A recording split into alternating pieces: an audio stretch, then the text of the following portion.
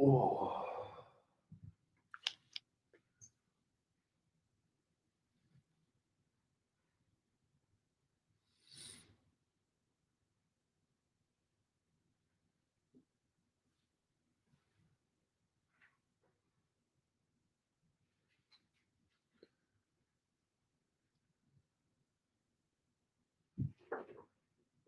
Oh, let's see. Let's get the link up.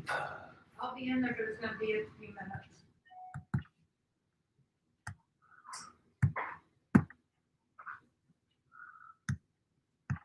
Well, we got one in here already, so the link up for them.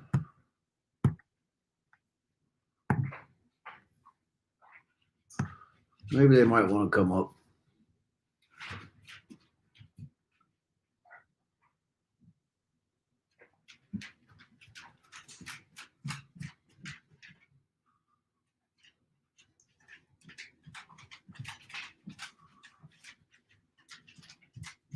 Hey, we got two. We're rolling now.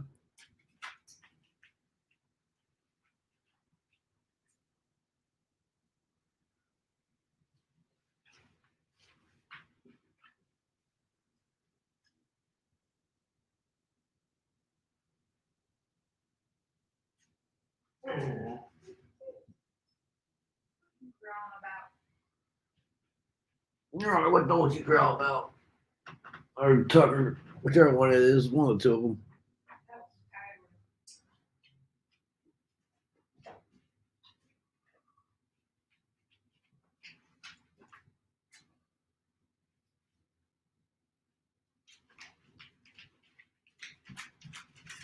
We're back down to one. Oh.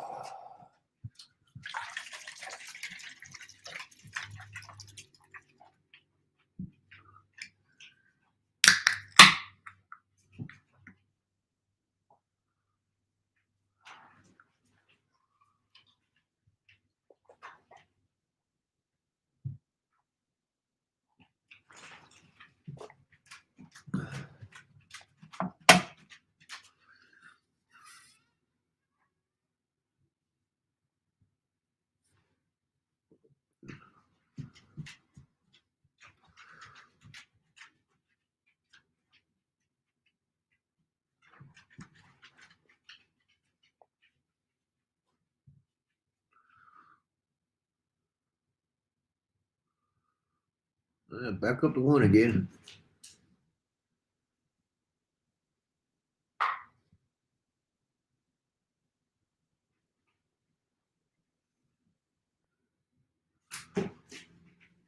Skylar quit.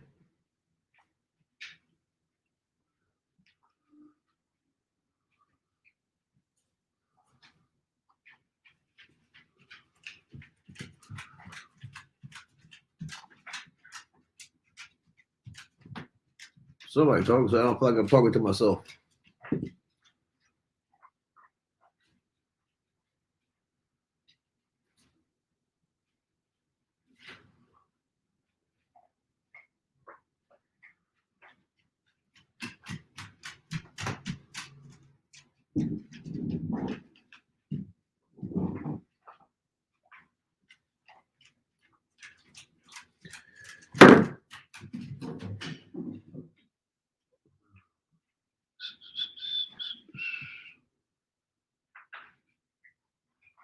Come on, people. It's still early, too. Remember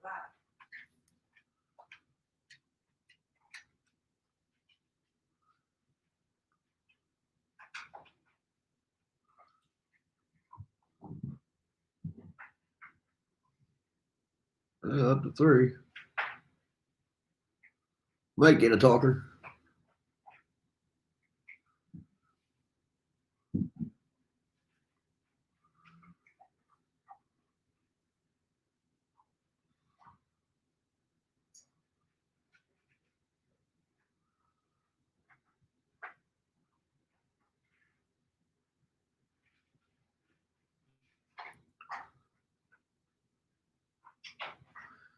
Come on up, people. Links in the chat if you want to.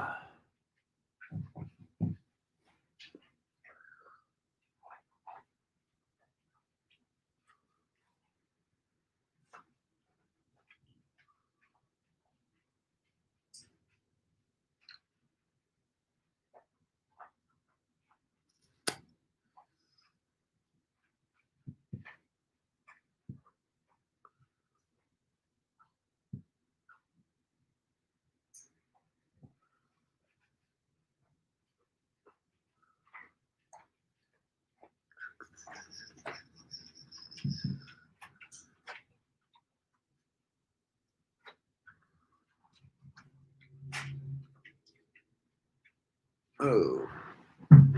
Check this out.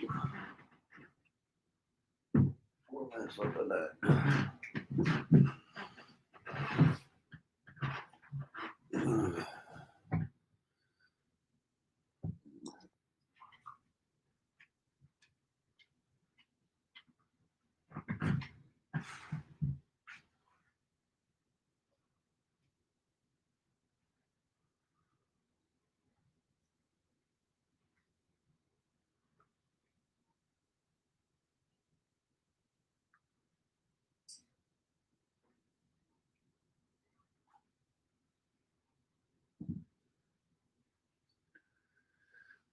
We got 3 in here watching. Come on, yo. Somebody talk.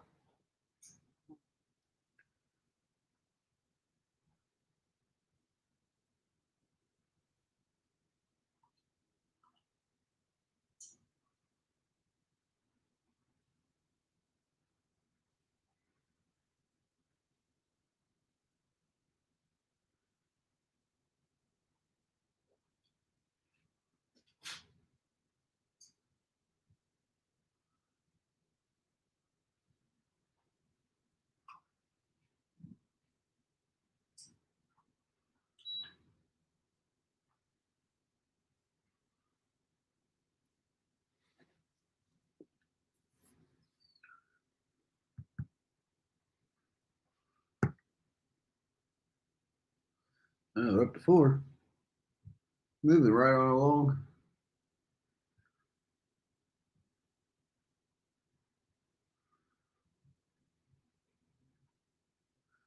What's up, you? Links in the chat if you want to come up. More than welcome to.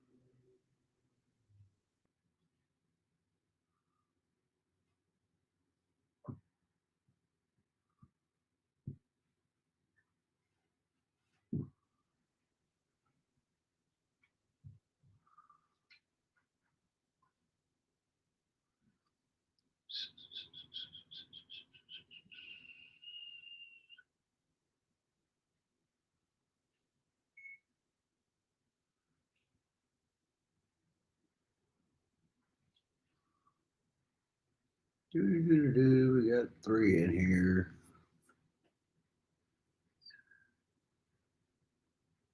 Now we usually just sitting in bullshit, man. That's about it.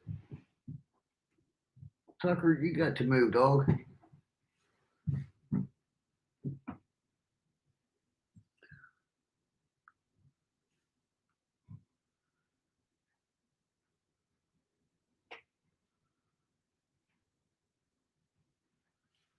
Just waiting for people to get in here, man. 10 o'clock is still early for a lot of folks. Hey, what's up, Palmer? How's it going, buddy?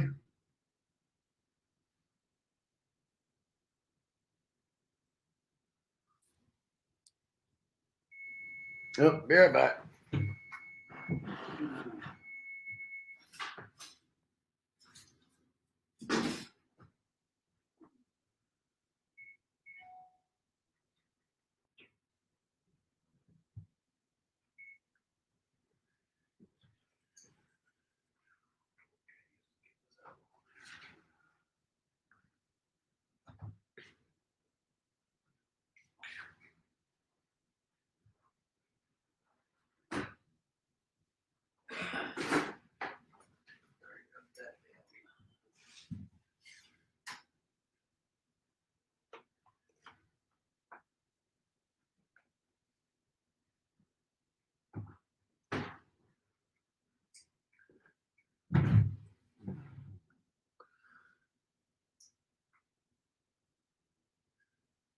Oh yeah, we're all ready for Christmas, Palmer.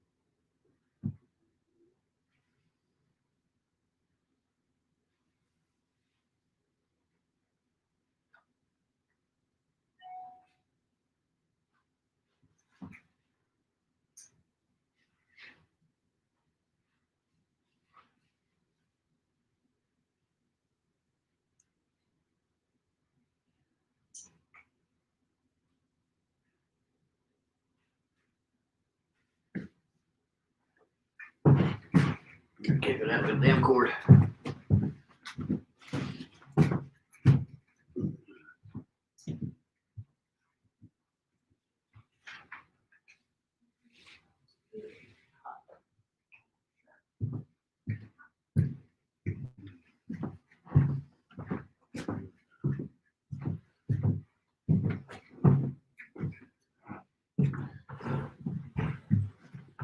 So, are you ready for old Saint Nick to come over to see you guys across the pond there? Palmer. I see you there, Robert. I'm working on it, buddy. There you are.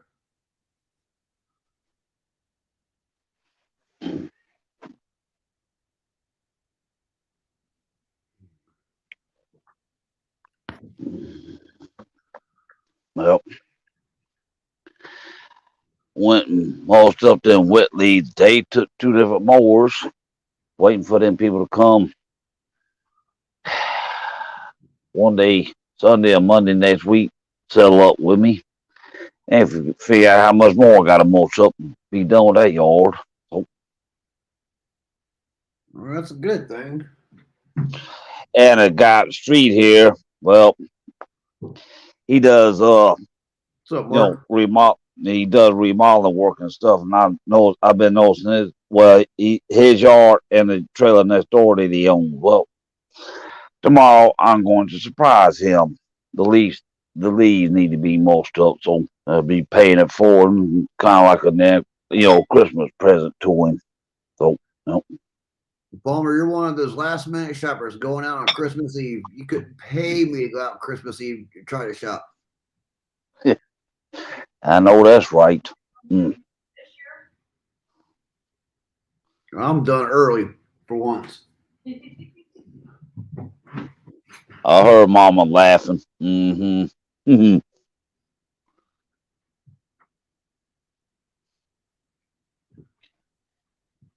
Wait for this pizza to get done so I can eat. Mm. I'm doing pretty good, Mark. How about yourself, buddy?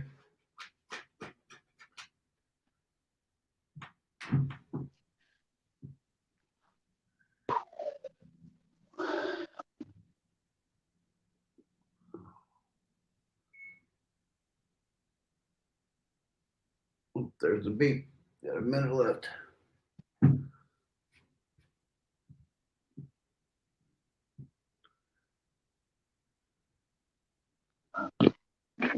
Man with the crazy voice. Mm.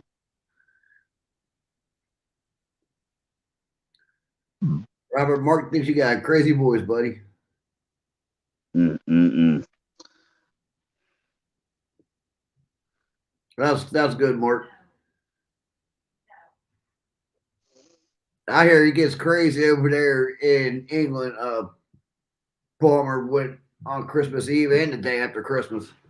2 days you couldn't pay me to be out.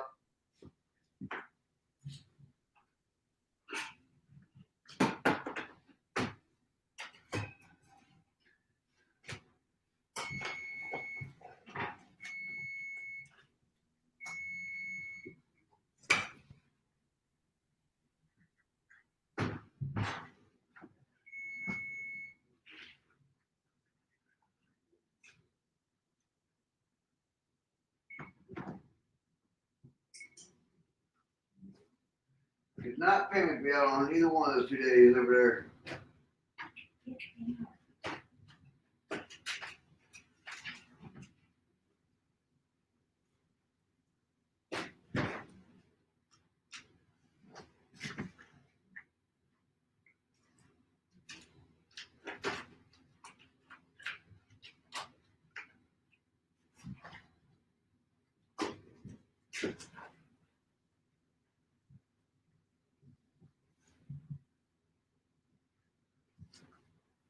Now it's starting to get that way over here.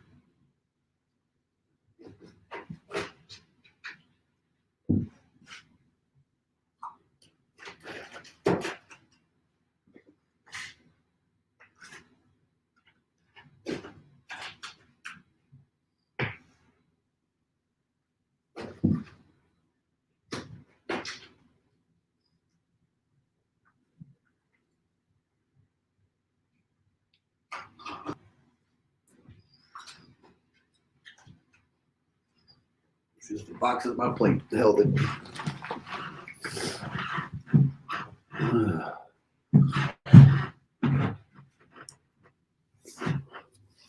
Uh-oh, we lost Mark or Robert.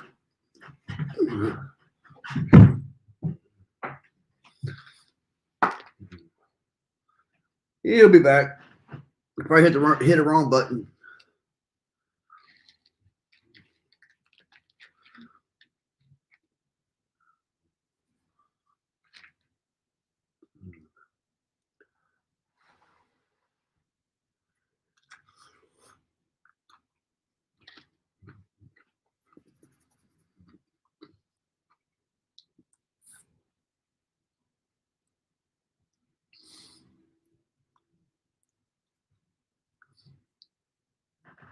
Yeah, Christmas Eve around here anymore is just as bad as Black Friday.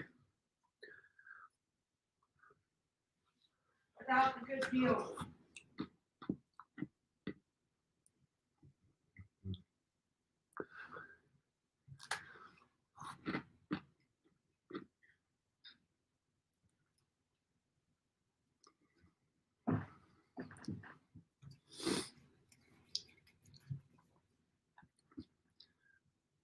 Yes, my wife said without the good deals.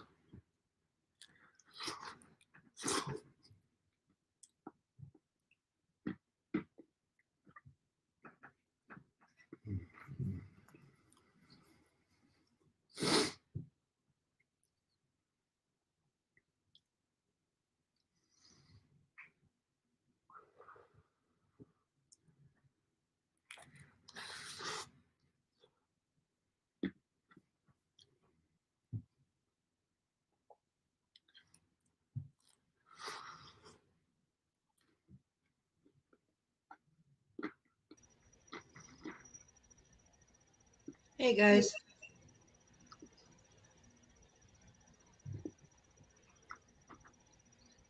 What's up, Pecto? Good evening.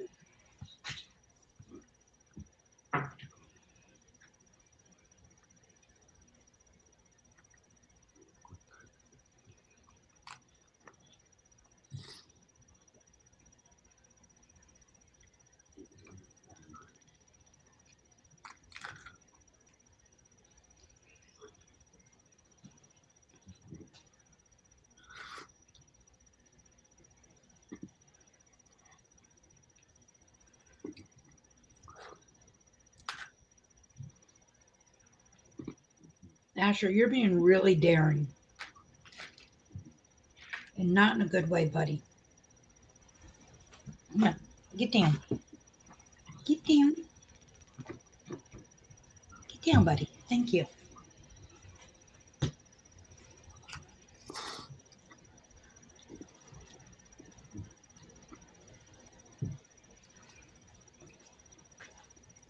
Hey, Tim, how are you?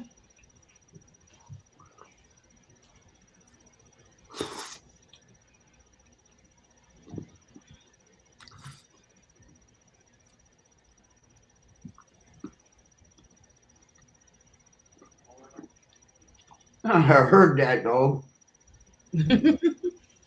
Your dog? Yeah, who else?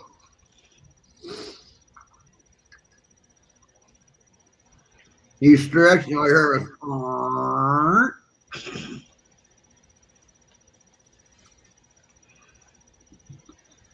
Takes after you.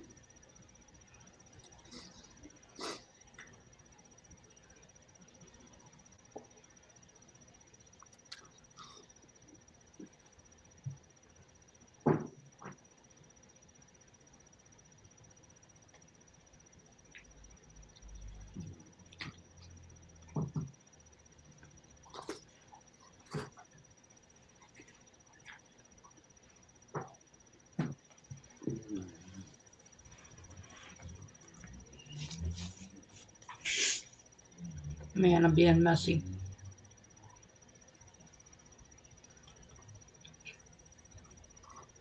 I should have undercooked this pizza.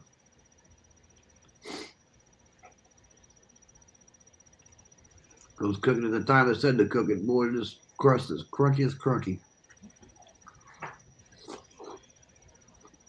I'm sorry.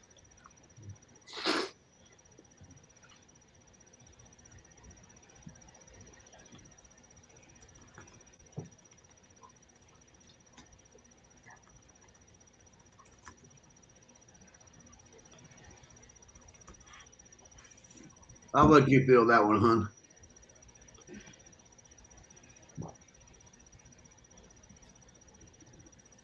Dave, I just haven't changed the channel's name yet. That's what that boils down to. Dave, it used to be Worley's Lawn Care, and we moved areas altogether. Like we had a big rebuilding year this year. And with that, we went ahead and rebranded as well. And so it became Tucker's Lawn Care. Um, Tucker is his dog, and he typically, on nicer days, not necessarily these cold, frigid days, would ride along with him in the truck and everything. And a lot of our clients really like Tucker a lot and love seeing him. It makes them happy and everything. And so with rebranding, we used Tucker as part of the logo, especially his markings on his back, because he actually has a black T that goes down his backside. So that's where that came from. What's up, Jim? We just haven't changed a lot of things here with YouTube yet. Reality is we're just kind of getting back into the swing of things with YouTube.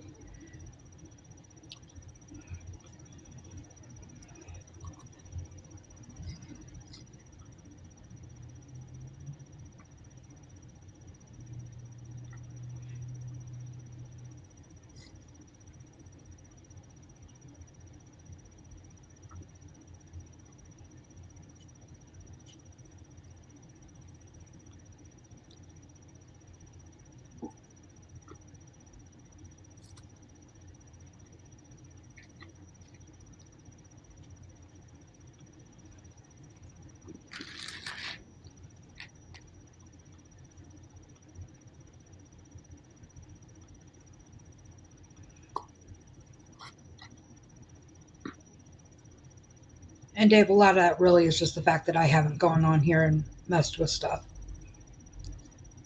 I've been busy with other things.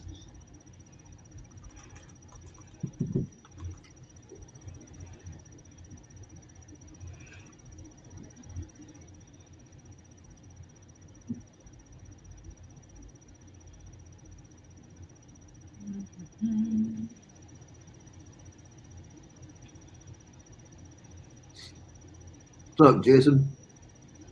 Just eating some dinner right now, right quick. Yeah, pardon our eating, guys. We've been gone all day again.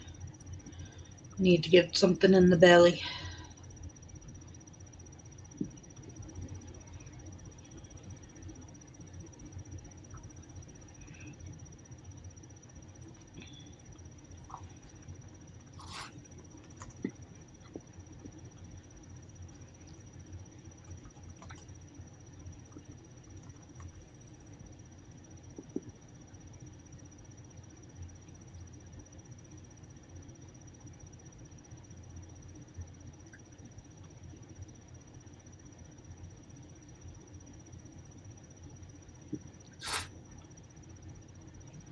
That's cool.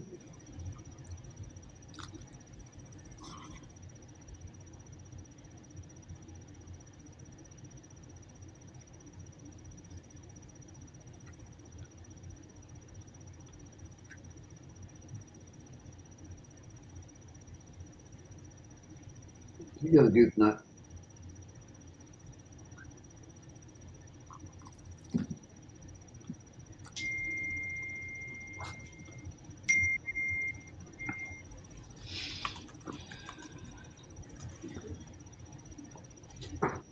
Oh, that's right. You get all my messages on there.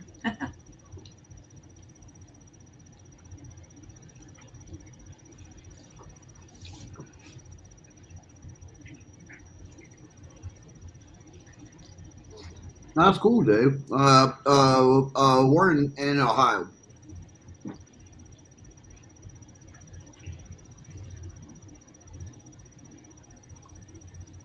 Yeah, it's been a real hell of a year for you, Jim.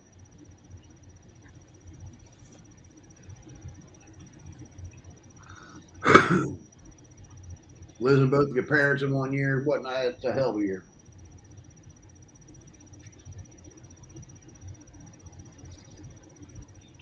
That's awesome, Dave. Welcome to the crew.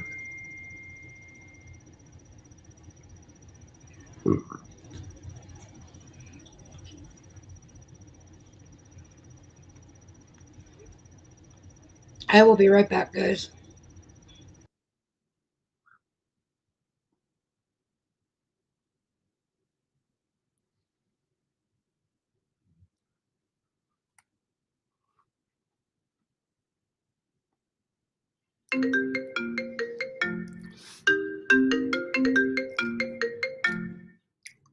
That just screwed me.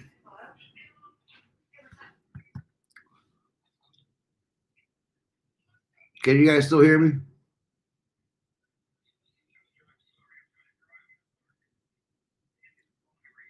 good. How are you? Oh, that's fine. Gator birds are up. You know, it's all good.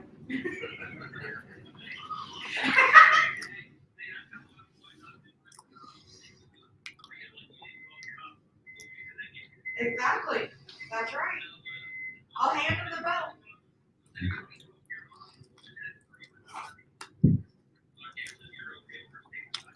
Yes, that's fine. Yeah, we are, Jason. Yeah, it's not a problem at all. That would be great. I appreciate But yes, Dave, welcome to our crazy crew. If there's anything I can do, just let me know. Okay? Sounds good. Have fun. Bye. Love you too. Bye.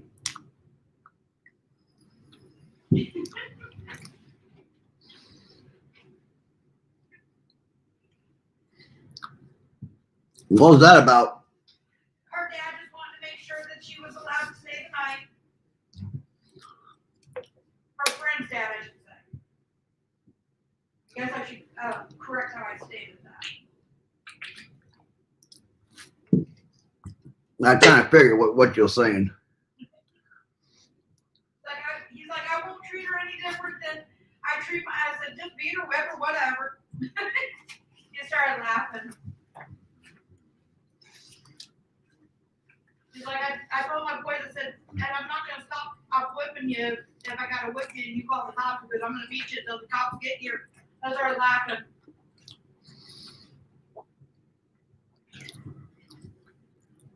Sounds like our kind of parent.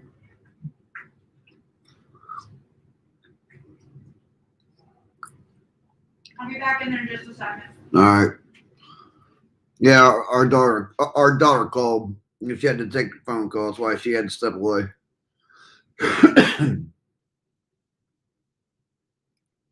She's spending the night with a friend of hers.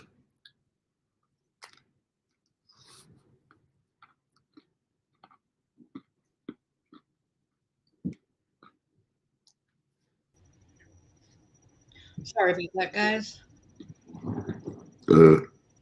Pig. Excuse me.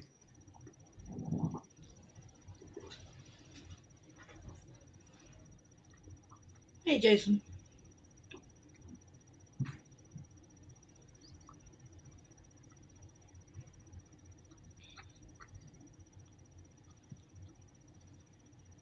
Man, thought I was done with the whole Christmas shopping bit, but apparently I'm not. Why is that? Because one last item was put onto someone's list.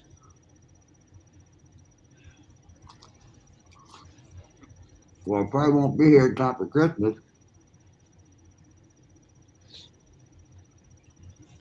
In-store pickup.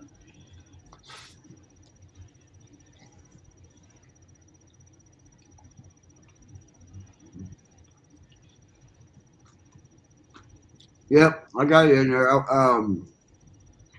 I got the other video on her computer. I got to get it posted. Sorry. I'll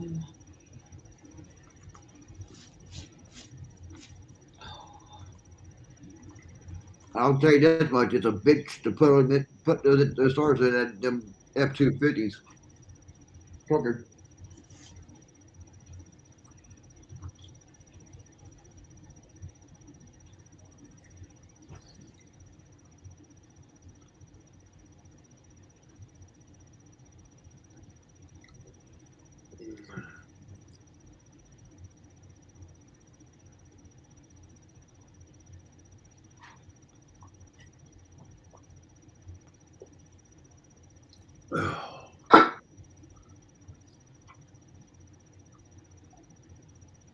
No, we won't.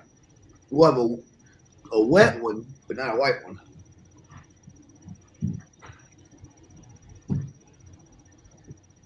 Thank you, Tim.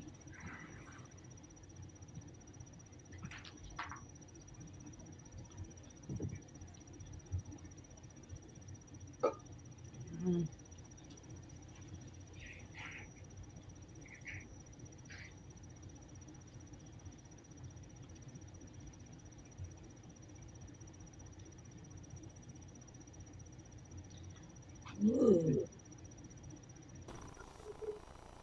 Welcome. Thank you. Good evening. There, respecto. Just time for me to go smoke a cigarette.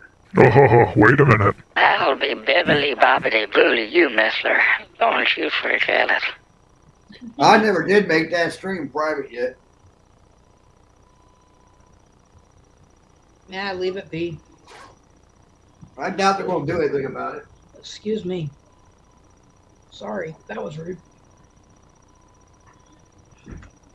Oh. Okay. What's happening? Not a whole heck of a lot. Worn out. Oh, Super excited though. Boy, I can't go telling it on here though. Ah. Okay, I gotta message you real quick. Just 'cause okie dokie. not business to be out there about for everybody.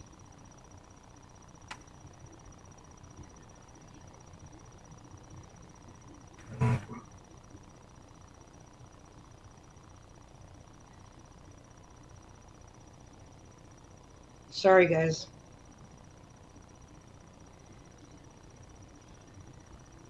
Oh, man. Here we go. Hello, trucking down under. It's good to see you again. No white Christmas here. It's going to be almost 70 with heat index. Very disappointing. Yeah. Dave, that massive cleanup was originally $650 and we ended up getting a $75 tip on top, or he ended up getting a $75 tip on top of it, for a total of $725 for that job. So it definitely pays out. It pays well, but it's a lot of work. He was very tired after all that, especially since he was solo. Fecto, in case you didn't know, Dave is new to the community, or newer. Hello, Dave. I thought I'd seen some comments starting a new business, something like that. Yeah, just is in Minnesota. Just started up a lawn company called Lawn Excellent. Envy. Bought a stand-on aerator for next season, so that'll be very cool. I figured if we're going to be live, I might as well have a fun alias to go under. Everybody like knows. Bippity Boppity Boo. Everybody knows who I am anyway, so no surprises. Yes. So, Dave, if you have any questions, please ask away. A lot of knowledge that'll be in this chat here soon, probably. So, Oh yeah. I've been running a lawn and tree business full-time for the past 3 years. So, that's my little sliver of expertise. Been doing it freelance and on the side for a lot longer, though. A lot longer.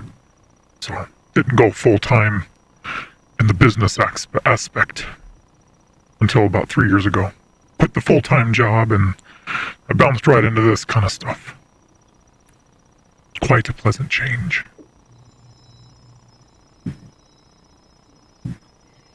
Yeah, we have been doing this, or I should say, really, he's been doing it. I'm more behind the scenes. I deal with the business aspect of it all.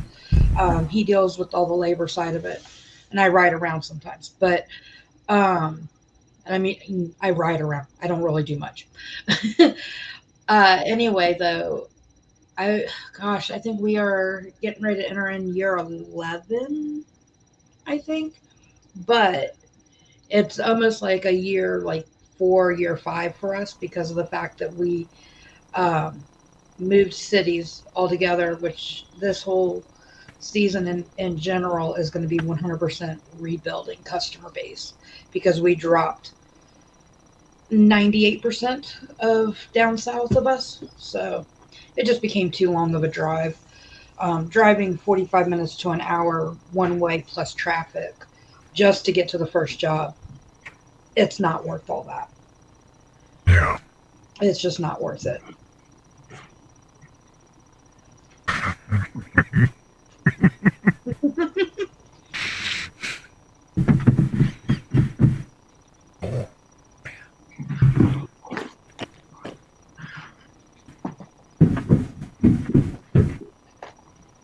Oh, those ain't sound effects. That's coming from upstairs. Slams and booms and all sorts of awful things.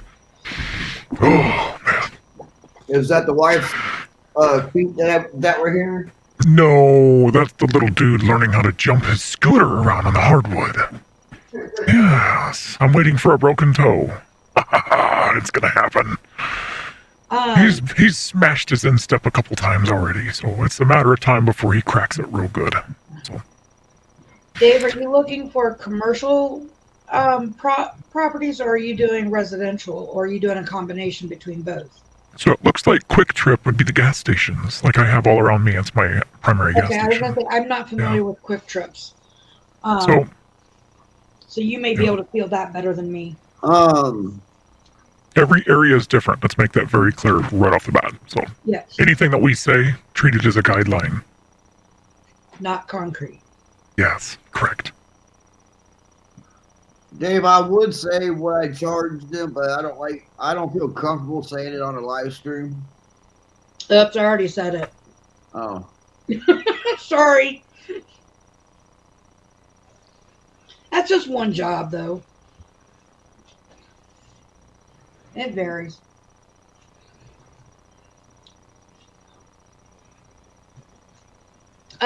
A lot of your commercial ones will ask for a bid, and then they'll look at like various offers and go from there. As far as a contract, we personally don't deal with the actual contracts because we're pretty much residential. So that part of it, I wouldn't be able to help advise you on. The one that would be able to advise them on with contracts would be Eden. Yeah, I was gonna say. So- Eden would be Okay, really- so I got a commercial account on contract, seasonal contract. I highly recommend a contract anything dealing with commercial accounts. If it's residential, just for regular mowing and basic snow removal, contracts are more than likely going to scare people away. That's just all there is to it. They're not going to sign a contract for small amounts of money like that, unless it's a giant estate or something like that. That's a little different, but commercial accounts need to be contracted. That way you can ensure you're getting paid on time and there's signatures and there's literature that states what is and what isn't, so nobody can pull a fast one. Because a commercial account, if they get ugly, they can send you in the ground real quick. So a contract, I believe, is necessary for commercial. Do you have a template or something that you could show him as a idea of like a contract for that? I do not. Unfortunately, I do not. I don't have like a guideline. I just did my own research and I got all that taken care of on the back end and then forwarded it to the client. So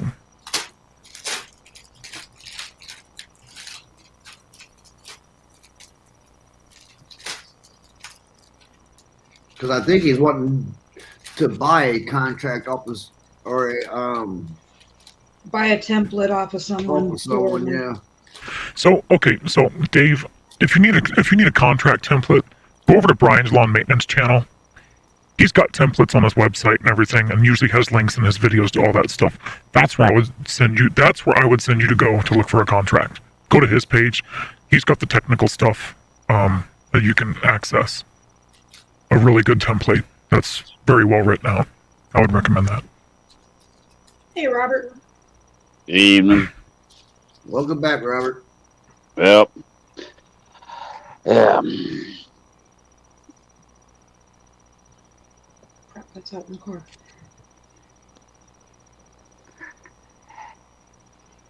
Yeah, got that other yard done today, Mama. And there's got a street here that give me a mower. I'm noticing his yard is needing leaves most of, so I'll pay it for tomorrow for him. So, Oh, that's nice of you, Robert. the man works when he can. He works with this guy who does all this remodeling stuff. Mm-hmm. But excuse me, in that world, there's so many people out there that do that. It's like, so, Yeah, that is very common. yep, just Yeah, like a in lot of lawn people care. do. Yep, just like in lawn care. Yep. Yep. If you bid it right, you get it. If you don't bid it right, well, nah. And them leaves today, that front part, oof, it took me several attempts. I was cutting it high, then I had to drop down. I mean, I'm like, but hey, no dust. There you go. That's a Yep. big bonus. Yep.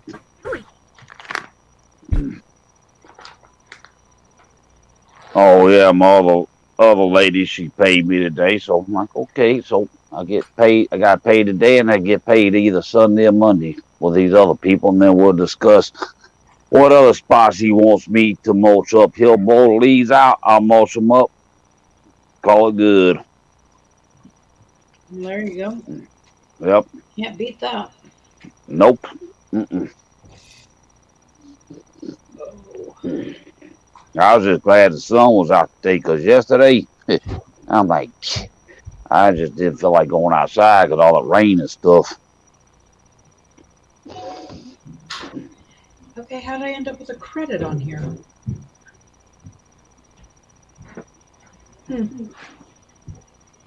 Sorry, looking at a bill that I paid, and I paid the exact amount, and somehow I ended up with a credit. Not quite sure how. Well, if the credit's good to you, you know, Take those tabs off of his cans. I mean, it works in my favor, so I'm not upset about it or anything. In fact, I'm no, not that's gonna say it. squat. But I'm just curious as to why I have a credit. Well, maybe, well, they might be feeling generous. Never know with Yeah, them the people. city's not going to feel that generous. Oh God, yeah, the city. Yeah. The water department, the whole water sewer trash bill every 3 months. I mean, it's Yeah, and then $10 credit, but it's still just yeah, interesting and trying to figure out why. yeah. If it's a small amount, they shouldn't miss it. But if it's anything over a certain amount, being kind of yeah, then they hit you with it like, oh, you owe us this much more because it's like, yep, Just let it build up. Slice. Yeah. Oh, I just poked him in the eye. Don't do that. I'm so sorry. I wasn't going to point at him. I know because he gets a little too excited there. Okay. Not as a whole piece, like break it up and split it between the two doggos. Come here. Come on. He's prancing. Tucker's over there prancing out there for a slice of pizza. Snoopy dog. Nah, looking at a video on YouTube today. It was the opening baseball season for the St. Louis baseball team. Well, all of a sudden, here comes the Budweiser Clydesdales around the field. I'm like,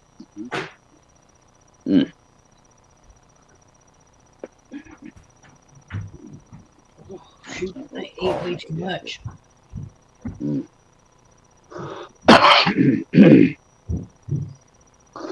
Nah, we had homemade chicken pot pie tonight. That's good. Yep.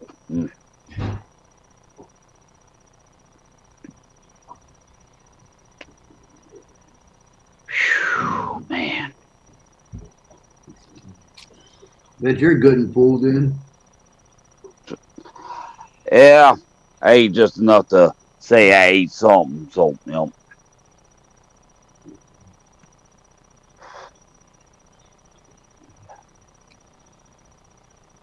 I'm wondering if there's such a thing as a homemade beef pot pie. You can make a pot pie out of anything you want to, really, Robert. Basically, just make a stew, a nice thick hearty stew, and then put it in your pie. Well, Pretty much. I mean, that's really about what it is. You can make a shepherd's pie. You can do all kinds of different things. well, yeah, I say this yet, because I say beef pot pie, you'd have to buy the beef tips, then either, boil them. Yep. But, when we made the homemade chicken pot pie night, we put veg all in it. So, I think the only vegetable they don't have in that veg all is tomato. They got the corn, the carrots, lima beans. So, What's wrong? You're so wrong.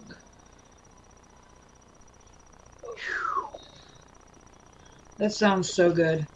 Way better than the DiGiorno pizza. Hello, Float. Links in the chat. You want to come up, buddy? What's up? Miss Float. I'm my buddy. I asked her. Yes, you're my buddy too.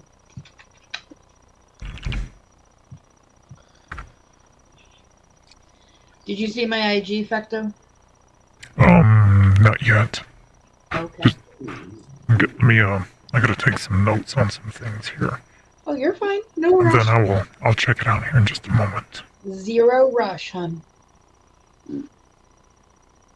Not all that important. Just something I was excited about. Boo.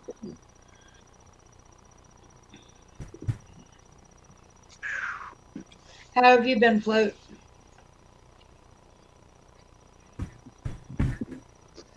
yeah, Flo, come on up, Bubba. Mm-hmm. Mm-hmm. Get some Birmingham, Alabama up in the house. That's where some of my kinfolk are from. You got claws like that. Ow. Baby. Stop. Oh yeah, I've been to Birmingham one time. We had to deliver some bleach from a bleach manufacturing facility over there, and I'm like, not a little road trip.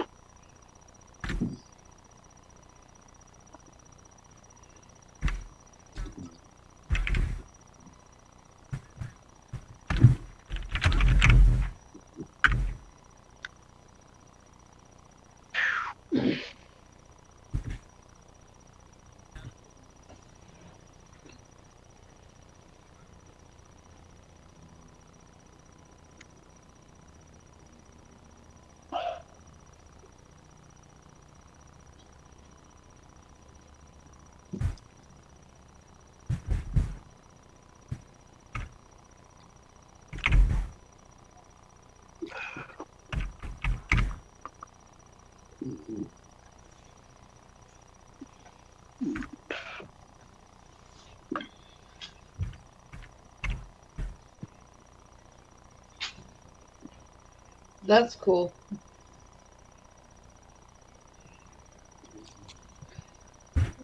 Asher, you're going to end up getting down here in a minute because you are digging your claws in, through my jacket into my skin. Or I'm going to sit here and clip your claws.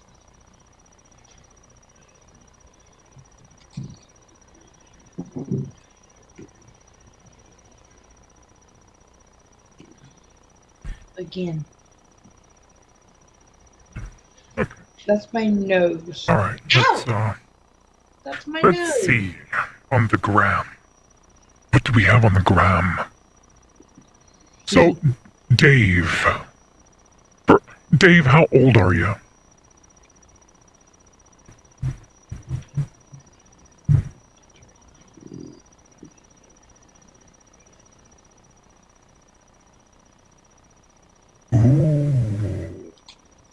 Ooh. Excellent. Isn't it though? Excellent. Super excited. Yes, it'll be wonderful. 35. Okay, so Dave, we're about the same age. So here's what I like to do. Are you like how to like pricing as well for commercial? Because I treat that differently from residential. I can help you out with commercial pricing. It's kind of what I go by in my area that works, depending on difficulty of the property.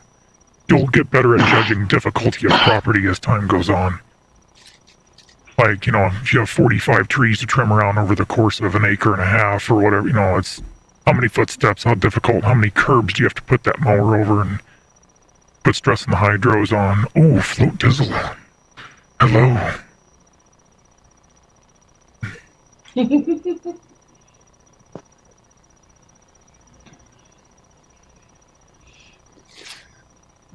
Okay, so Dave, go ahead and grab a pen or open Notepad or open up notes on your phone. I'm going to give you a little bit of a formula that I use to help calculate pricing, and then you can fine-tune it how you see fit for your area.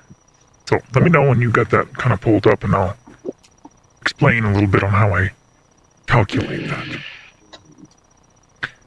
Okay, well, you could adapt this to residential as well if you wanted to. So,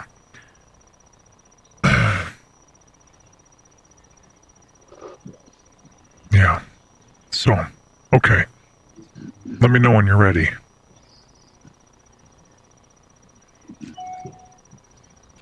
Okay, so this is what I do, Mr. Dave. So, for me to be profitable on a commercial, this is what I go by. I don't know how many employees you have, or if it's just you, or whatever else. So I go by, I judge it off of this. 12,000 square feet by myself, I can complete per hour. Give or take. Adjust that as necessary. And some people are like, I can fly to that in no time. Good, that means you'll make more money with this formula. Perfect. 10,000 square feet per hour per person. So if you have 2 employees, that's 12,000 square feet per employee. Factor that in if you have employees. Now, depending on the difficulty of the said property, I will charge between $32 to $45 an hour. Now remember, that translates to $32 to $45 per completed 12,000 square feet. So if you can knock out 12,000 square feet in 30 minutes, well then, you're making $64 an hour minimum right there per person on the property. So if it's just you could do 10,000 square feet and kind of go along that same pricing model and adjust it for your area, of course. But that's usually how I stay in a profit range on commercials. What's up, Joe? Mr. Gatewood, welcome. What's up, Joe? So give that a what's on try. that title, man? Give that a try, Dave. See what your accept versus decline ratio is and kind of adjust that formula. Like I said, it's a guideline, so fine tune that as you see fit. So if I have a property that's 24,000 square feet, so I would bid that for 2 hours of labor, and it's got some difficulty, so we'll do $35 an hour. That now becomes a $70 property. If I get that property done in 45 minutes, you can see where I'm going with profit. But the bid to the customer per a contract, that's it. Because we all have a bad day where it's going to take us longer. So you're kind of putting yourself in a salary on that property, so to say, when you do contract work. Yes, so give that a try. That's what I use. And remember, there's 100 ways to skin a cat. That's just the way that I like and what works for me. So.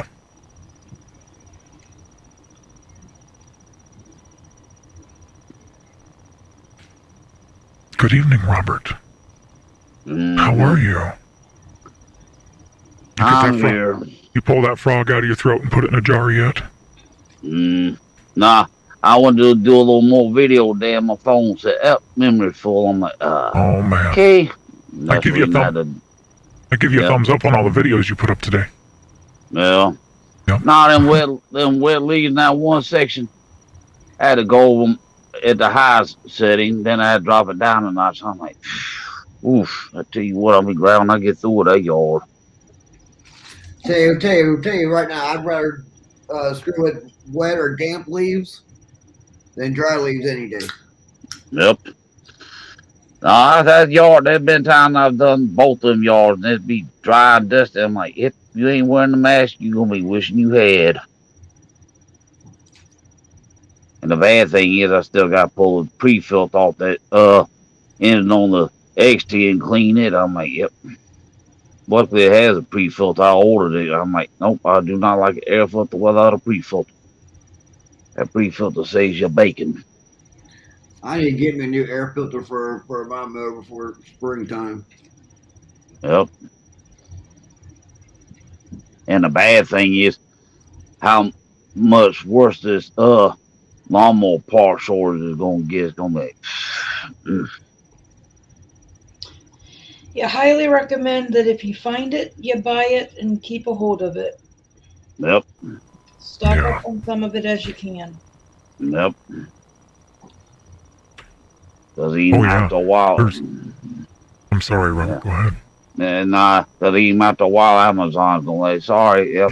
Then they're going to be like, yeah, we don't know when we're going to get them more in because I'm still waiting on them blades I ordered through Ace Hardware to come in. Man, Like, Oh, wow. it's crazy. Crazy. Yep. We got Amazon in this area. They're using U-Haul trucks now. Since the warehouse got destroyed, now they're in U-Haul box trucks. But no, Dave, there's excellent money in that. In fact, leaf cleanups, aeration, overseed, and all those services, that's where the money comes in to set you up for wintertime if you don't plow. Oh, yeah, what area are you in? What state? We'll just go. Minnesota. Minnesota. That's right, Minnesota. That's right. Okay, yeah. So you might actually get some work doing snow removal up there. Yeah. With this crazy weather, who knows? Yeah, in Minnesota, you should be getting you'll get more snow than us. Like I said, we're looking at almost 70 on Christmas. I lived in Alaska for 17 years, and that's, if you like plowing snow, Yeah. Get there. Yeah, Make a lot of price money. increases coming on everything. Very early for Thank you. Yeah. Yeah. price Inflation. in general Inflation is just scary right horrible. now. And what's more scary is when the inflation dies, Yeah. I'll use it. because then ain't nobody gonna have any money. It's bad. Save your money now. That's a big tip. Start putting it in the bank to prepare for the crash of the inflation.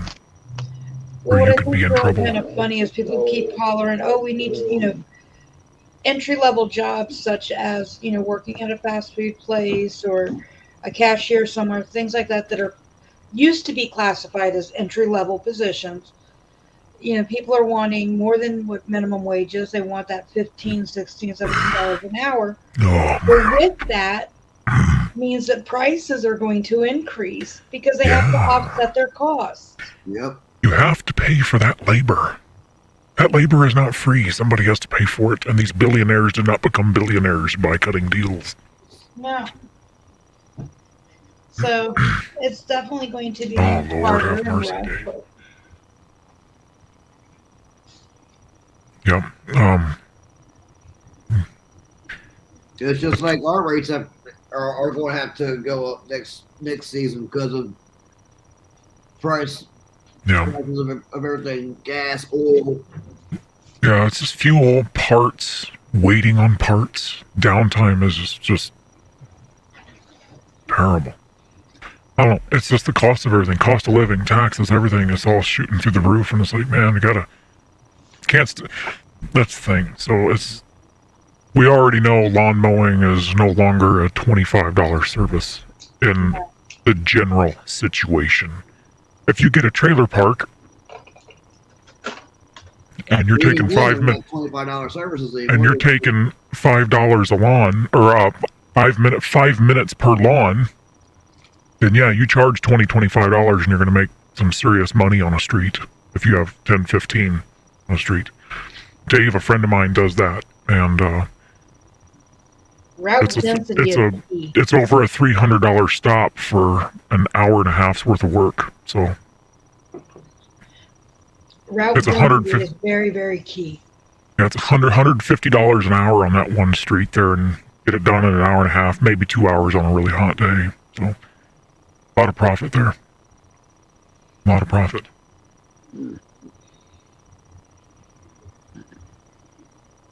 No. And if he's gonna be getting into snow removal, hopefully Minnesota doesn't get that what they call heart attack snow, that wet stuff.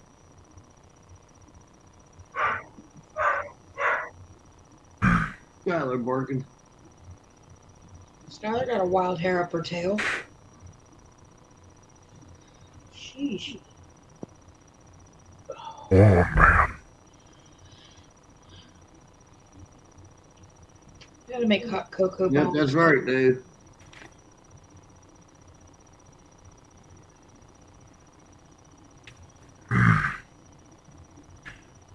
Make sure you got enough accounts to support you.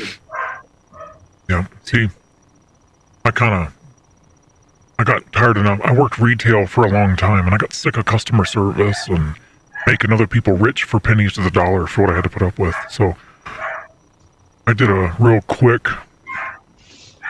clean cut on the 40-hour job, and went straight into the lawn care.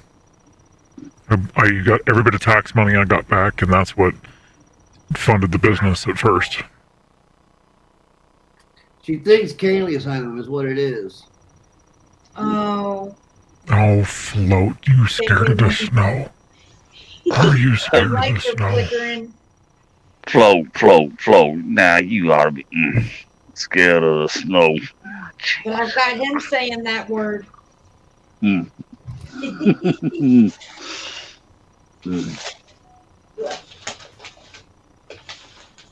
Nah, I You like talk the about- snow. now talk about route density. I don't have to worry about that because I stay in my neighborhood. I'm like, if I just drive my lawnmower to the house and cut the grass. Yep, route density is key. That's where you make all your money, is route density. Yep. If you can work a whole street and need to refill your mower with fuel by the time you're done with it, you've made some serious money. Hmm. Yeah, That's the only only thing. way. That's the only way I could do more than like 14 or 15 lawns in a day is if they were all on the street. That's the only way I could do it. What's up, TJ? No, these are artifacts. T.J. Merrigan. Surprised to see him in here. Oh, you down there in Alabama? Man, Float. Float, you ain't in Alabama. I thought you were in Tennessee. He's in Birmingham. Oh man, oh man, He's roll tide. oh man. Lord have mercy. Yeah, I just said that's the only thing. With me drive my lawnmower to my yards, I'm putting that much more wear and tear on the tires and transmission and engine oil because I've got hills. I've got some hills that make some people like. I don't even think I want to try to go up a. Going down the hill on a bicycle is easy. Going back up, yeah. Yep, Some of these that's hills where around all there. the that's where all the damage comes from is going back up them. Yep. Let me put me back down in Florida on some St. Augustine grass and give me about 6 acres. I'd be a happy dog then. Boy, like, ooh, look at all this St. Augustine grass. Yeah, buddy.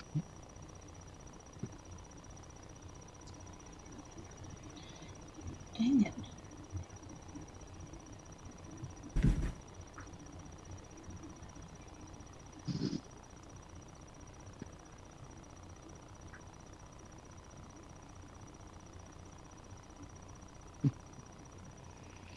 I just thought about something. I'd be down in Florida near a big damn body of water, and all of a sudden see Mr. Alligator coming up. I'm on my lawnmower. I'm like, okay, let's put this thing in hyperdrive and get up out of here.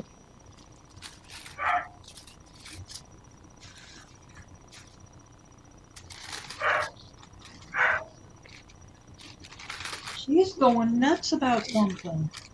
She's wanting in Kaylee's room, but Kaylee's not here.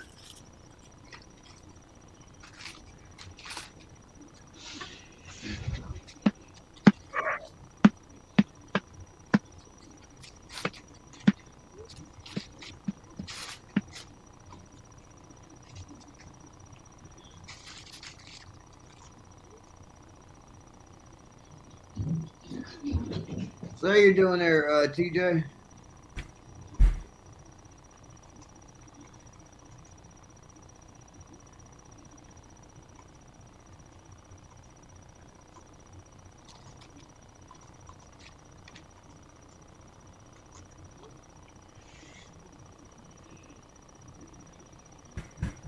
That's good.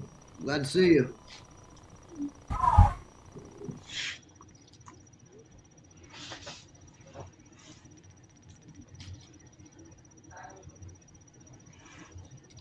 Sky Bubba's calling for you.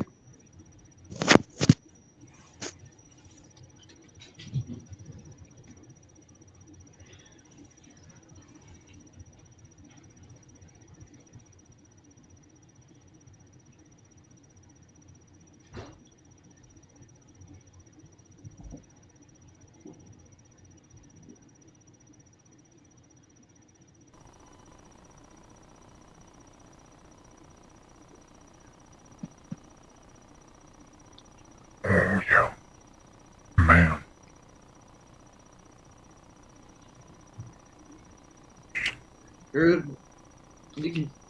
There's room on the pound won't come up, man.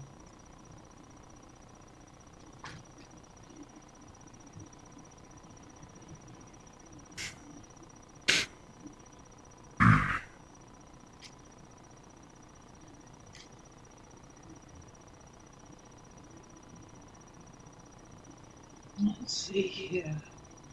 Yeah, there's definitely room, guys. Come on up. Don't be shy. Anybody and everybody's welcome. Ooh. I don't know what just squeaked, but that was kind of cute and funny. No, that was I'm trying to move this table. That's what It that was was. so cute. I don't know why, it just it was.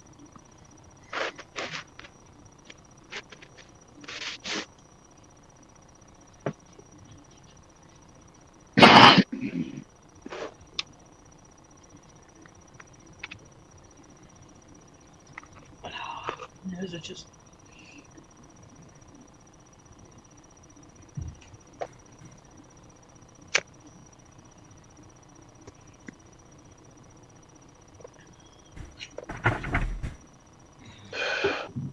Dave, remember too that you don't have to jump into every single aspect of lawn care and landscaping all at one time. It's something you can build on and add to as you get more and more clientele. You want to make sure that you're not going in debt before you're making a profit with Or everything. Yep. overworking yourself before Or, yeah, you overworking. can do it all.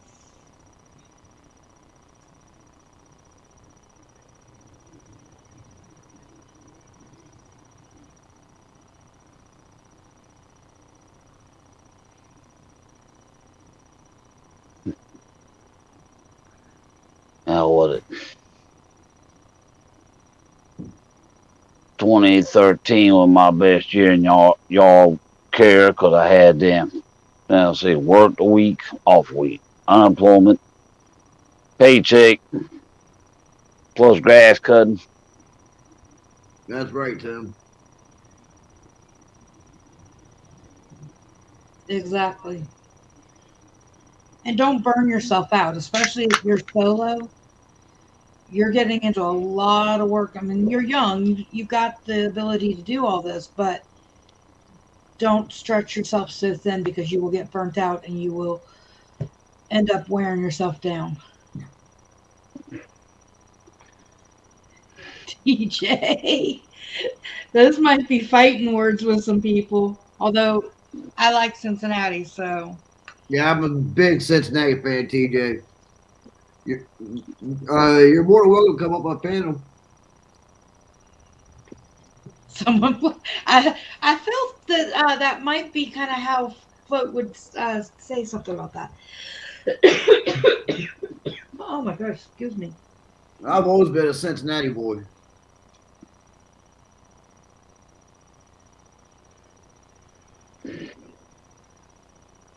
Nobody can block me.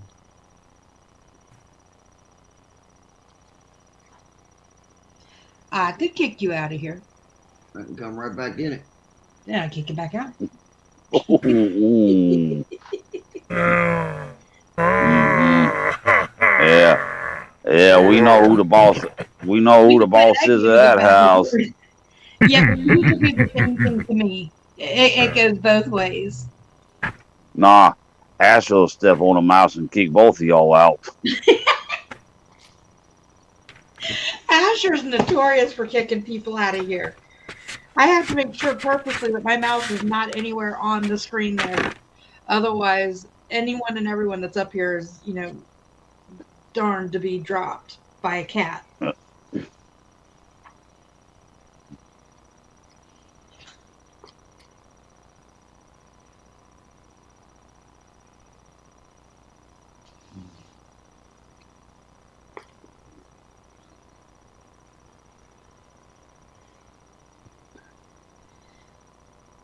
Oh yeah, and was it that guy named Dave talking about getting in lawn care?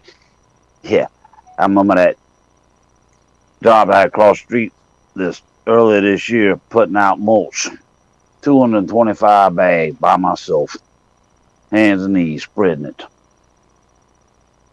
I remember that, Robert. You did a pretty Yep. good job on it, too. Well done. Yeah. Yep. Yes. Now I'm not afraid to put out pine straw either. Most pine straw put out, I'll put that out too, Oh, man. And lay sod, give me about 20 pounds of sod to lay by myself.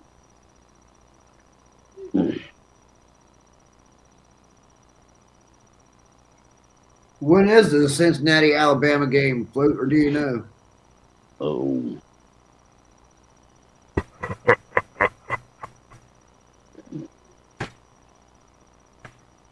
Because I'll make sure to go to a sports bar and I'll call Float. We'll sit and talk the whole entire time that the football game is going on. I guarantee you that it won't be on regular television.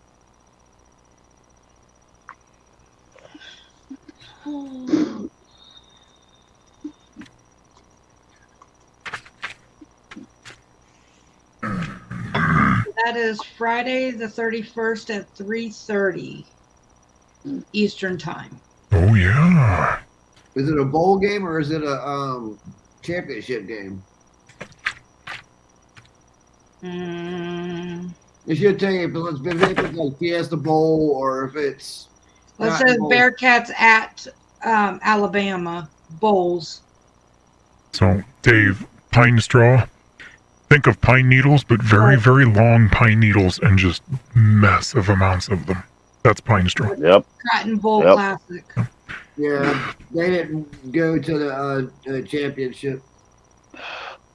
Oh, and as far as mulch goes, there's two ways to do it: buy it in bag or have it brought out in bulk. And the thing Bulk is the easiest.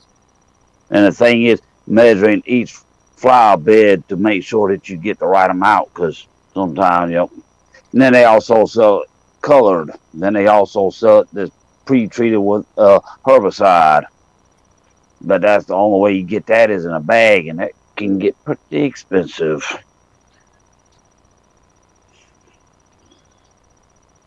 Now, some local municipalities have a service where they'll take the yard debris like limbs and stuff and chew it up and bring it back to the, say, like county dumps. They used to do that in Spalding County. You got it for free, but sometimes that stuff would have to be rerun back to the machine.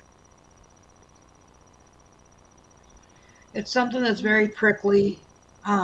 It's what usually drops from all your pine trees. It's hand raked up. You can always put it down at any time during the year. Because I think Usually they about have, 3 inches thick is typical for laying it down.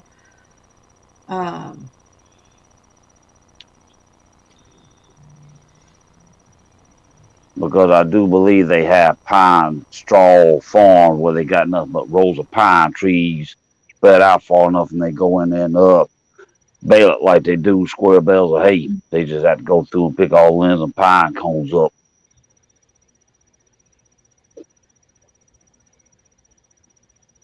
And every so often, Because I'm allergic to it, so. you do have to go back in there and take the old pine straw up. Just like with mulch, after a certain amount of time, you have to clean it. And then there's also the great bed redefining. Do it by hand or get one of them $100 2-cycle bed redefiners. The other thing is that mulch typically lasts longer than pine straw. So that's something else to kind of think about as well. Yeah. Pine straw, you're going to probably be doing more applications or refreshing, where mulch will last a little bit longer and withholds to weather better. No. And when I did that across the street, I ended up having to wear chemical gloves. And, well, if you don't have a pair of pants you care about, wear that, because it's going to be down your hands and knees. That stuff's going to stain the fool out of your pants. Yeah. Tim, I'm looking at what's called diamond art, buddy. It's a picture of a semi truck. I'm doing it for my uncle, which is a semi truck driver. So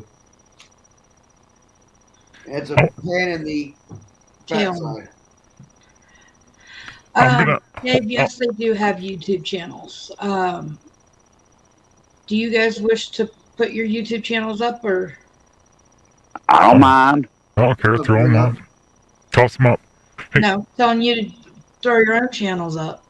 Oh, let's see. Let's see if I can find it. No. Yeah, if I have the host's permission, then I will throw it up in the chat. Yeah, go for it. You can do whatever you want.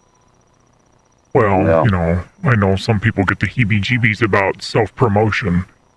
Victor, you're a mod. You can do whatever you want. Okay.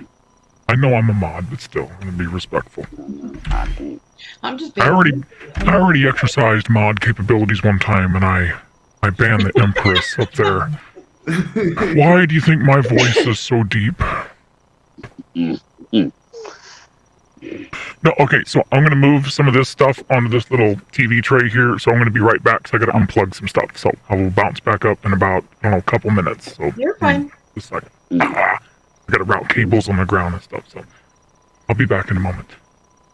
So, for those that don't know, Bippity Boppity Boo here is Barnes Lawn and Tree. So the link that is there in the chat, that is his. Robert, do you want to pop yours up in the chat, or do you need help with that? I'm gonna need help because I don't know how to do it on my phone without kicking myself off. Hello, Nancy. Okay. Let me see here if I can find your link. Okay. I'll leave the I'll leave the video. I gotta unplug the audio stuff, so I'll keep the video on. I don't know. Whatever. I don't. He's all mixed up, Mama. He's all mixed up. Oh, I'm all mixed up. Oh. Just don't let Ethel come out. Aww. Don't make me wake Grandma up. Oh God. Yeah, she's gonna What come about- for you, Robert. She's Hey, gonna come right don't- after you. hey. Oh, you talking about Grandma Dorothy? Whatever you want to call her. Yeah. All of them. Thank you, James. Oh, the homeboy is in. Yeah, beat me to that one. Thank you. Okay. I'm gonna mute everything so there's no awful pops, hisses, crackles, or static coming through. So, How are you doing tonight, Green Up? The link's up in the chat, guys. If anybody wants to come up, you're more than welcome to. Yes, I don't bite. Hard. I don't believe I just said that. Okay, whatever. Well, you know, I'm going Yeah. to comment to it, so. Yep. No worries, Dave. Thank you.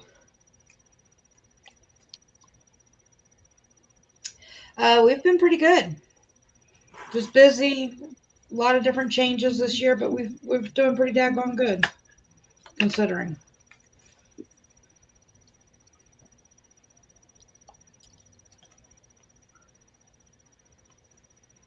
How have you been? Haven't seen you up here in a while. Well, we haven't been doing live streams in a while, so. Well, that is very true, too.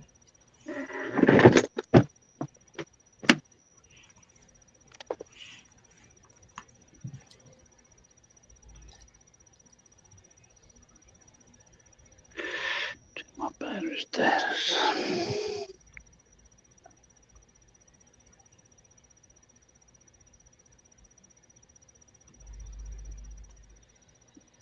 Oh. So have you at least cut back your smoking there, Brett, or has it still stayed the same?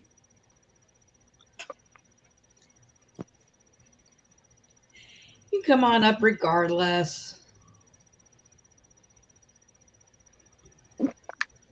Because if I misbehave myself, Mama can kick me to the curb real quick. Or she will tell Asher to do it. Asher, kick him to the curb.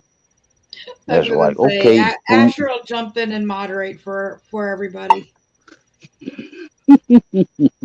Mm. Why? Because my cat is a dork and loves to kick everybody off because he wants my undivided attention. Nobody's allowed to have me but him. Mm. Hello, hello. What's going on, Brett? Howdy, stranger. Now, why in the world can I barely hear y'all? Is your volume turned down? No, I turned. Now, say something again. Testing. I can hear you, but yeah, I'm not sure why that is. Get you some earbuds to put in. Now that would be our loud ass dog. I'm surprised these three ain't crazy. Oh, TJ, I'm sorry to hear that. Trouble. That sucks, TJ, buddy. I'm sorry to hear that, man.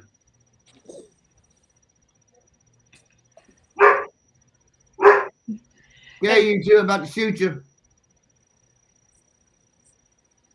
I'm really trying to figure out what the heck her malfunction is. I told you what it is. Well, I know Kaylee's not here, but that doesn't explain the barking. Might Yes, it does. she might be hearing something outside. Nah, she's probably hearing you. Right. Just giving you a heck. That dog hears everything.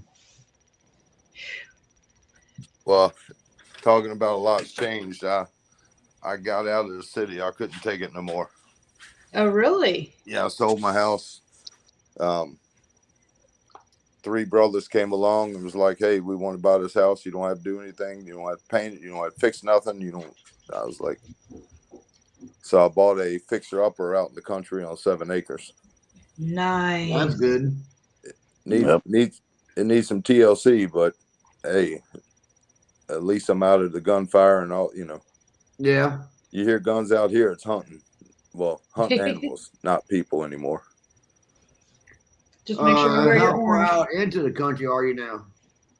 What part of West Virginia? No, Virginia, out in Virginia, Highland man. Springs. It's what can I say? Not deep country. Got the interstate about 3/4 of a mile away. That ain't bad. No,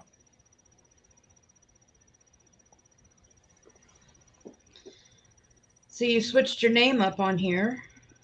yeah, redid the company and all that mess. Very cool. Yeah, same here.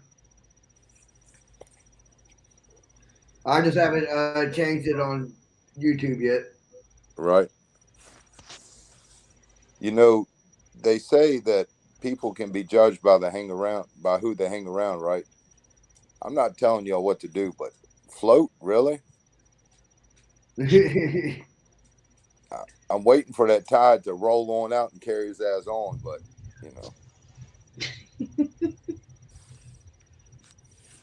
So what's your beef there?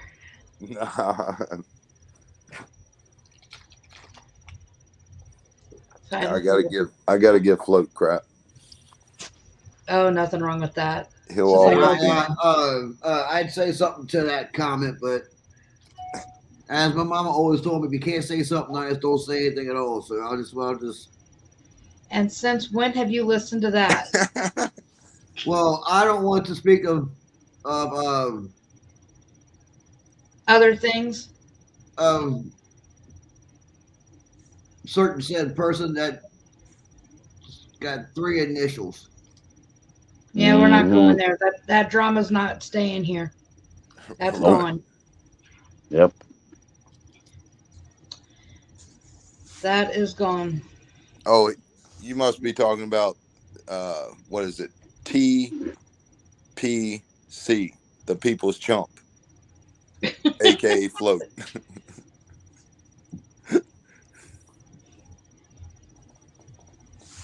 Now, Float's a good guy. Yeah. Yeah, he's a sweetie. Big old teddy bear. I'll tell you what, I wouldn't want to see a sucker mad for real though. Take There's a a few guys here that I would not want to piss off. Of course, they all say that about me too, but right. a lot of people don't want to piss mama off. I Oh. promise I'm not that bad. Maybe. What was that last video Float did? Somebody, I think one of the sons was moving away, wasn't it? I have no clue. Because I will be the first person to speak up here that I do not hardly watch any videos. Unless it's sent directly to me, I typically don't watch. And I mean zero offense to anybody. I just got too much other crap going on. Right. Especially right now, Christmas.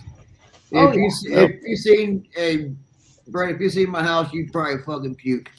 Because it puked Christmas in here. I had fun. We got a new Oh. place. I got to go all out and decorate. It looks good. Hey, I went all out and put a tree up. Oh, cute.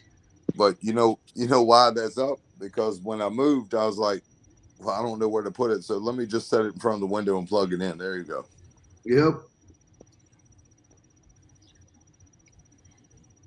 So let's see here.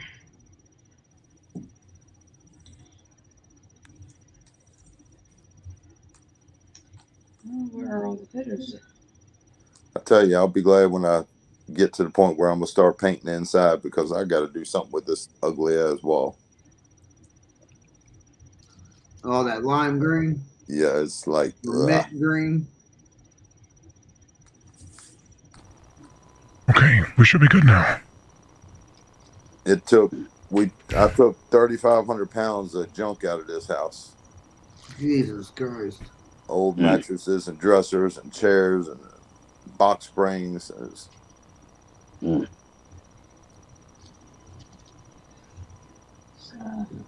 But you could fix it up and make it your own, and Absolutely. that's all that matters. Then comes springtime, be like, okay, how much grass do I really want to keep cut?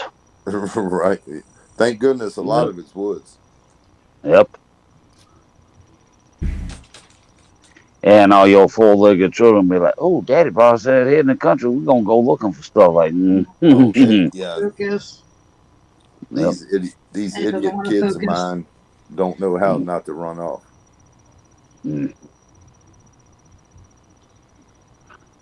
Yeah. And Main thing is, hopefully you're not allergic to poison ivy, because they go get out there and get that oil, and then they come back and you start petting them, and all of a sudden you look a couple hours later like, oh snap. Yeah, the poison ivy or that what is it, sumac? Yeah, poison ivy, oat, sumac. Yep. Where I live at, the only thing I ever got to worry about is poison ivy, luckily.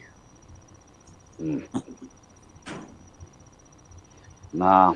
Ever since I moved here, About why it's cute Christmas. I think I've only seen one tree that looked like it had poison ivy on it. I actually like those decorations, Mama Worley. Thank you.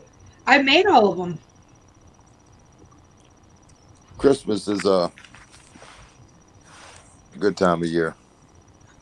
I absolutely love it. It's one of my favorite times. I've had a lot of fun.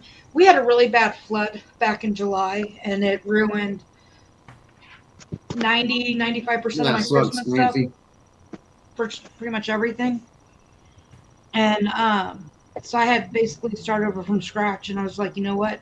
I'm doing a whole new theme, new color scheme, everything. And so I just started buying all kinds of stuff and started putting it all together.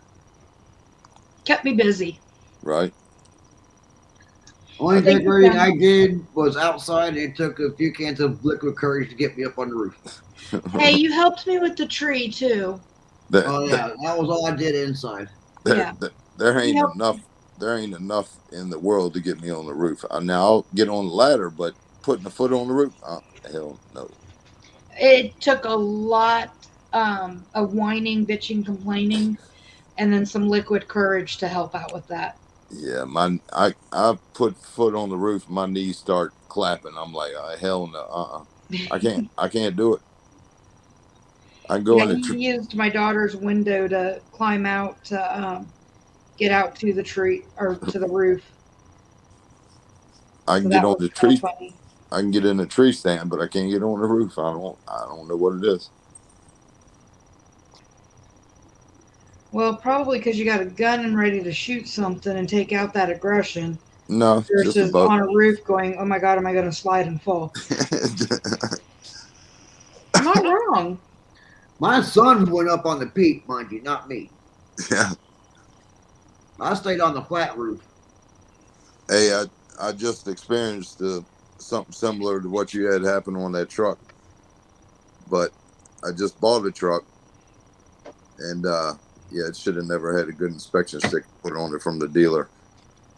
So I took it somewhere to have tires put on it and rims, so when they lifted it up on the jack, the the spring assembly on the front, Yeah.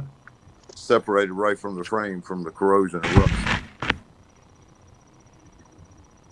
That's crazy. I was like, if I would have hit the wrong bump, Yep. you know, It's been over with. yeah.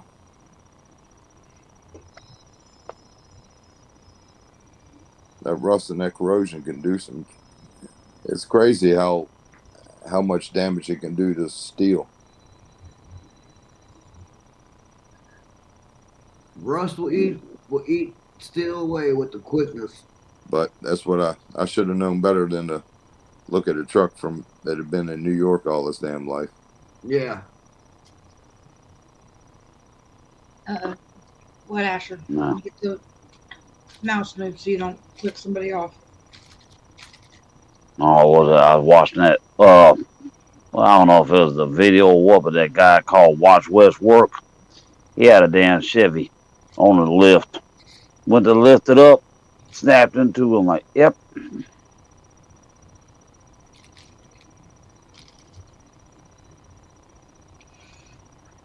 Yeah, I watched a guy on YouTube, South Main Auto, and he does inspections all the time on cars up in New York at Avoca. Right. I can't tell you how many cars a year he condemns Jesus. because of rust. Right. Yep. Oh, wow. I tell you, there's some states that don't have state inspection, and Well, that's the same here in Ohio. We don't have it.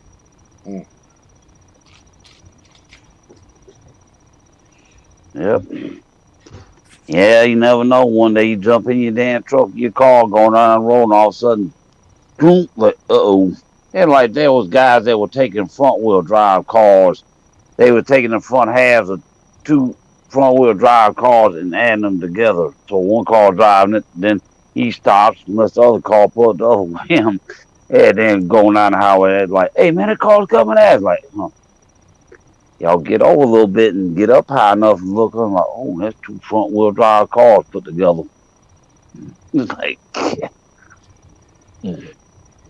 That's crazy. yep. Oh, just like that guy, Ginger Billy, some of the stuff he does with vehicles, but he's getting all these Ford Festivas. I'm like, where you finding all these Ford Festivas at? It's like, turn that car back in the, what, 90s or 80s. They only last so long and they quit making them. Hey, Andrew. He must be sponsored by Ford or something to be getting all those old Festivas. He used to be some kind breathing specialist. Then he said, well, I'm not just do good at comedy. I think he does comedy tours. I don't know. It's like I said, he lives somewhere in South Carolina.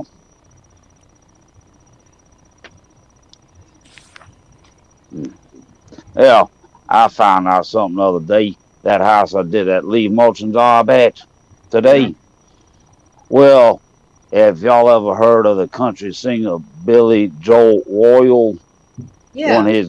One of his guitar players owned that house back in the day. I'm like, That's cool. yep. Asher. Dude. You're like, Mom, I'm fitting to get up here and kick somebody off. I've got to do this. He's up on me and won't leave me alone, and he's nudging my chin and everything else, and then he's nibbling on my chin as he can. I'm like, stop. That actually starts to hurt. them cat claws don't feel very good either. No, I'm seriously about to get the clippers and clip them yet again. Come on, y'all. The thing I have to watch though is that he's my sneezer. He likes to sneeze, and when he sneezes, it's snotty as all Goobers get out. everywhere. It's gross. Right. Like I've never seen a cat with allergies like him, and oh my goodness, the snot goes flying. It's gross. But it is what it is. What do you say, Andy? Yeah. Ouch. Oh yeah, and a cat Close. about like a dog. If you hit that damn wrong spot on that toenail, ooh wee. Well, But yeah, cat, you can get a bleeder and all that. but a cat, well, they ain't so gold nuts on you. Damn clear. Yeah, mm-hmm. That's the reason I take my little one to the vet, because her nails are so dark. Like, Yeah, I don't like doing the darker nails. Our cats, all of theirs, luckily, are clear, but the dogs, I won't do theirs. I'll take Yep. them and pay. I'll pay to have that done. yep. No way. That and they're big sissies about it too. Especially Tucker. I thought Skylar was going to be the bad one, but boy, Tucker is horrible. You think you're killing him? Yeah, hear all that yelping and stuff. Like, it's like, Hey, Float. Consider that it's Christmas time and be nice to people and quit being a chump.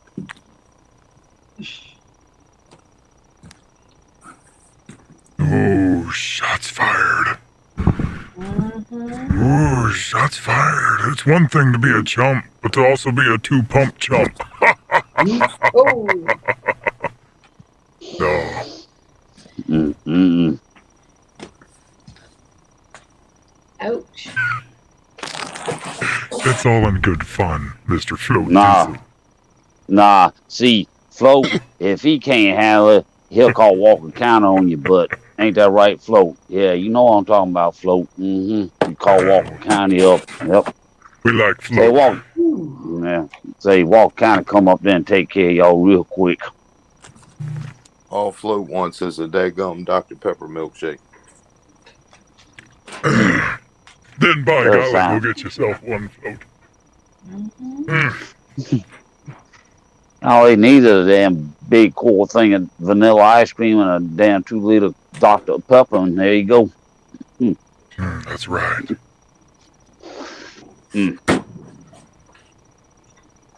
Oh, was it that flavor of Dr. Pepper that time? That cream soda? Yeah. Oof. Nasty. Nope. Oh, that's, It's just like them 2 new flavors of Pepsi. I'm like, sorry, this ain't happening. No. Here's one for you, Float. That ginger flavored Mountain Dew with some vanilla ice cream. There you go. oh, no way, Robert. Oh, my God. Oh, Nah, Fecto. no. No, Fecto. Your favorite vanilla float involves Fireball. Yes. Yes. Yes. Now you're finally talking. Oh, no, see, I'm going to have to go there, and I don't mean no disrespect, but he is going to need to get a damn Vienna sausage vanilla float. Ugh. Yeah, you went there. I couldn't help it. You went there, Robert. Yeah. What? I'm sorry. I did have to kick the Vienna sausage I habit. wondered when it was coming. I was waiting on it. I honest to God, I was waiting on All it. right, Beck, I get my eyeballs a break. Let's smoke a cigarette. Oh, Robert. Oh, my God. Oh, I got another one, but I'm gonna keep. Oh, those Nope. Vienna sausages are yeah, sleep. No. In fact, though, I'm going to buy a can of them. I'm going to empty out the juice, Ugh. and I'm going to pour Fireball in there and replace it. No. That's not what's gonna happen. But I No. forgot how am I going. Well, I forgot You know once you what? damn. You're Once you such peel a- a toddler.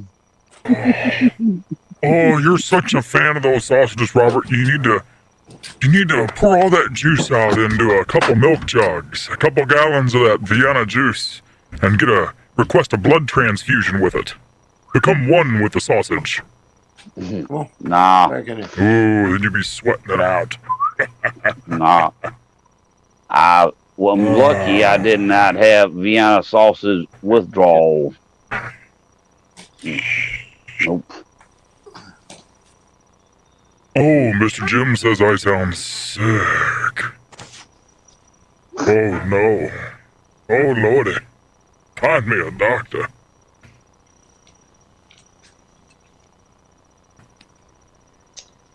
Oh boy. What's going on, Andrew?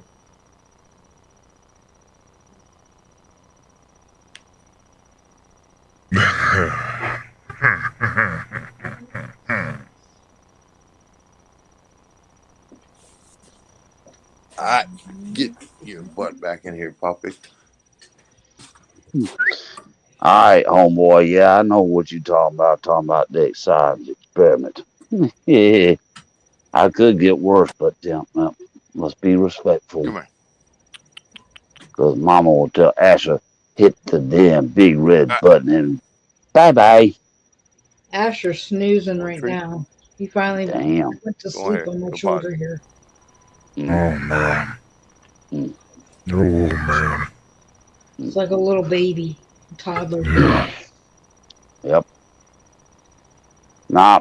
Once he saw you, Mama, he's like, "Yep, I like this human. I'm going to make her mine." Anybody else Come here. thinks about it? Yeah. The gal that I got him from thought that he would take a while to warm up, and I picked him up, and he instantly curled right up into my neck and whatnot and started purring. There I we said, go. "Yep, he's mine." Yep. Yeah, cats are just like dogs. They know what humans they like and what humans they say. Like, nah, I don't like you. Don't touch me. Touch me and I will scratch your eyeballs out. Mm. Oh, there been videos on YouTube where people apparently somehow bonded with a lion, then they all of a sudden were separated for years on end. All of a sudden they come back together and that lion just walks up and them like, yeah, okay. That's just too much. That's just too much cat for my taste. Mm-mm. Man. Yeah, I can say this. I don't remember it, but they said when I was younger, we had a koala bear as a pet. I'm like, where's the pictures at? I'd like to see this.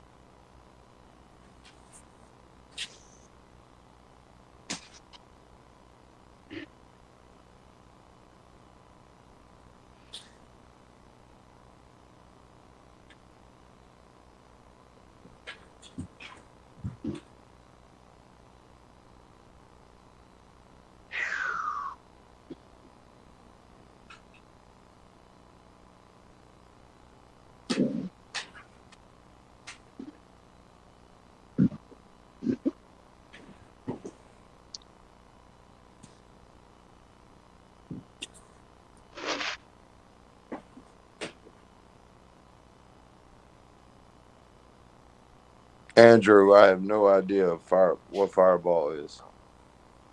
Oh, Lord have mercy. God Please save us explain. all. Explain, Facto. Explain. You're the connoisseur of. Yep.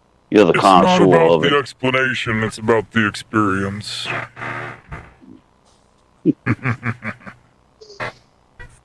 Mm.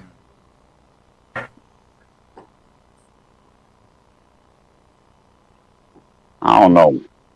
That little sip I took out of this bottle. Now, if this had been refrigerated, if I drunk this after it just came out of the refrigerator, it probably would have had a lot more kick. What's that? Robert? This Fireball, I bought 2 little balls at the store. They were $1 a piece. I'm like, and they were refrigerated. I'm like, okay. So, Yeah, some people like their Fireball cold. Oh, Andrew, you talking about whiskey? Yeah, yep. I gave alcohol up about 20, almost 30 years ago. Well, man. Hey, who is Grass Cutter Palmer? I don't recognize the name. That's Tim Palmer from across the pond over in England. Oh, okay. Hey, Grass Cutter.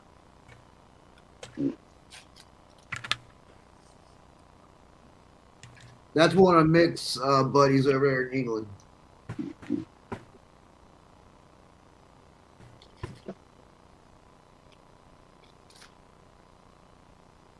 Yeah, speaking of across the pond, it's been a while since that guy called Machinery Restores put a video up. He has taken on some stuff that like he had bought stuff back from the dead, repainted and all this other stuff, repowder coat and all that. I'm like, phew. Get your hackles down, boy. Ain't nothing out there. Good God Almighty.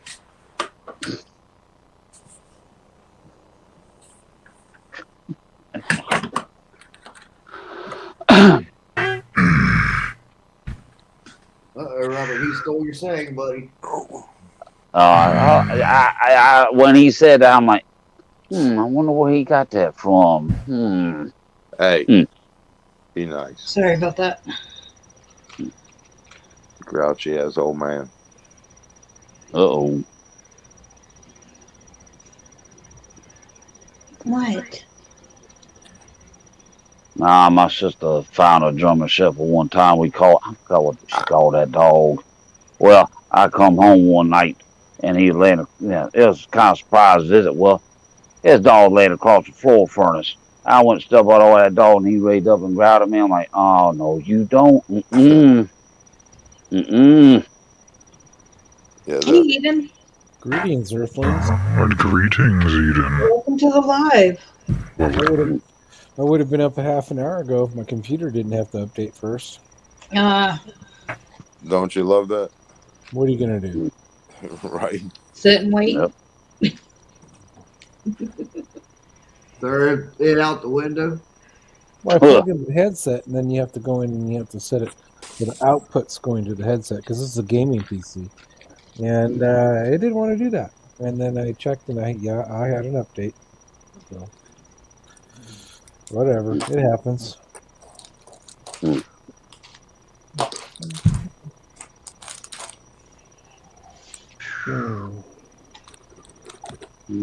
How you doing, Eden? Oh, I'm just sitting here chilling.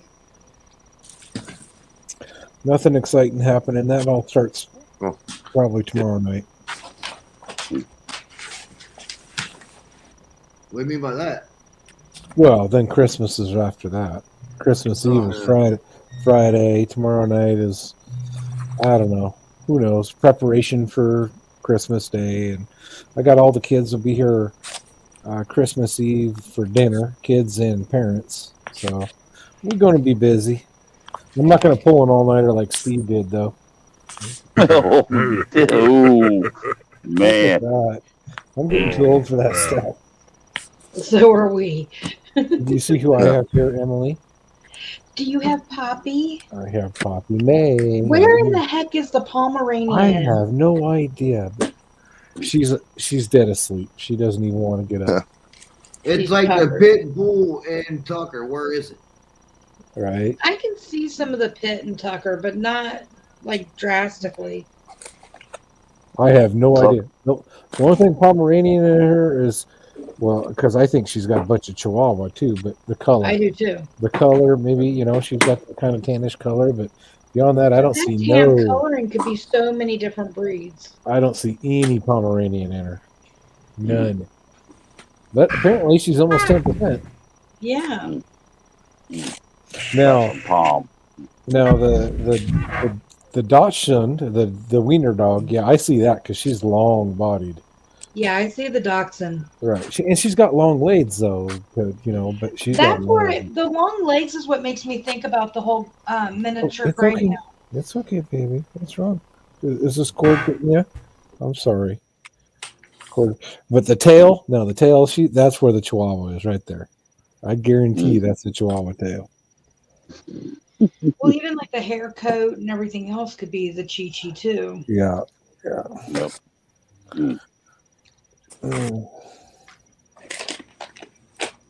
But the youngest daughter tonight said that she was Scooby Doo's cousin, so now we're calling her Poppy Doo. Nah. Yeah, we had a dog one time that was part. I swear that dog more. He was part Chihuahua and part damn Jack Russell Terrier. I mean, Scoot. I'm like, what the? Poppy's fast, and man, that dog can flat run and jump. Yep. Man, she can jump like nobody's business. Mm. I think she's 12 pounds now, and I bet you she could probably hurdle a 4-foot fence, not even touch it. Yep. That's not very big, 12 pounds, but she can jump. No problem. Yeah, Scarlet can jump too. She can damn near get the the bow on our archway in the dining room here. Wow. Yeah, we'll see what tomorrow brings, Emily. I don't know what's tomorrow's guess. I know. I'm anxious. 'Cause Well, I have Chi-Chi on my list. The miniature greyhound, or as your daughter said, the Visla, I think is how it's pronounced. Visla, yeah, Visla. Yeah, I could see both of those. I got I got terrier and chihuahua left on my list. But the problem is there's 3 or 4 more things to go. Yeah. I tell Oh, you, was it? them Vishlas got energy for days. Oh yeah. Yeah. Who we got down there? Matt? What's going on, Matt? James is here. Hey, Matt. Andrew. I'm coming in late, so I gotta catch up with Nancy. Holy cow, hi Nancy. Oh, what's that other dog from Germany? Rottweiler. Mhm. Yep. I don't see any rhymer in her. No. She's too small, the stature and all that just doesn't equal I got up. my Of course, they're native German at home. I got my German bear hunting dog around here someplace. Mm. Where's Cody? Oh, he's on Mom's chair. That's where he's at. I find out the difference between a German Rottweiler and an English. The German, the hair is straight, while then English Rottweiler is curly hair. I believe that's correct. Cody, yes, James. Cody is sleeping in Laura's chair because Laura already went to bed. I don't care what Poppy is. Poppy May is just a good little doggy, and she's learning. And she's trying so hard. We just get a little excited because we got a lot of puppy in us, but she's a pretty good dog. And, Just wait. and at first you didn't want to keep her. Steve, I didn't need another dog, man. I've got 2. I don't need another. But the daughter adopted her. So yeah, daughter takes care of her, takes her to work every day, and she works down at the dog groomers. So she goes down there, and all the other employees, they bring their dogs in, so they have their own little fun play day all day long, and they got a whole room they play in, kind of cordoned off from everybody else. And That's awesome. Yep. Then she comes home and she gets all excited again. Poppy got to come see me at work today. She was all whining and excited. Got to see Daddy.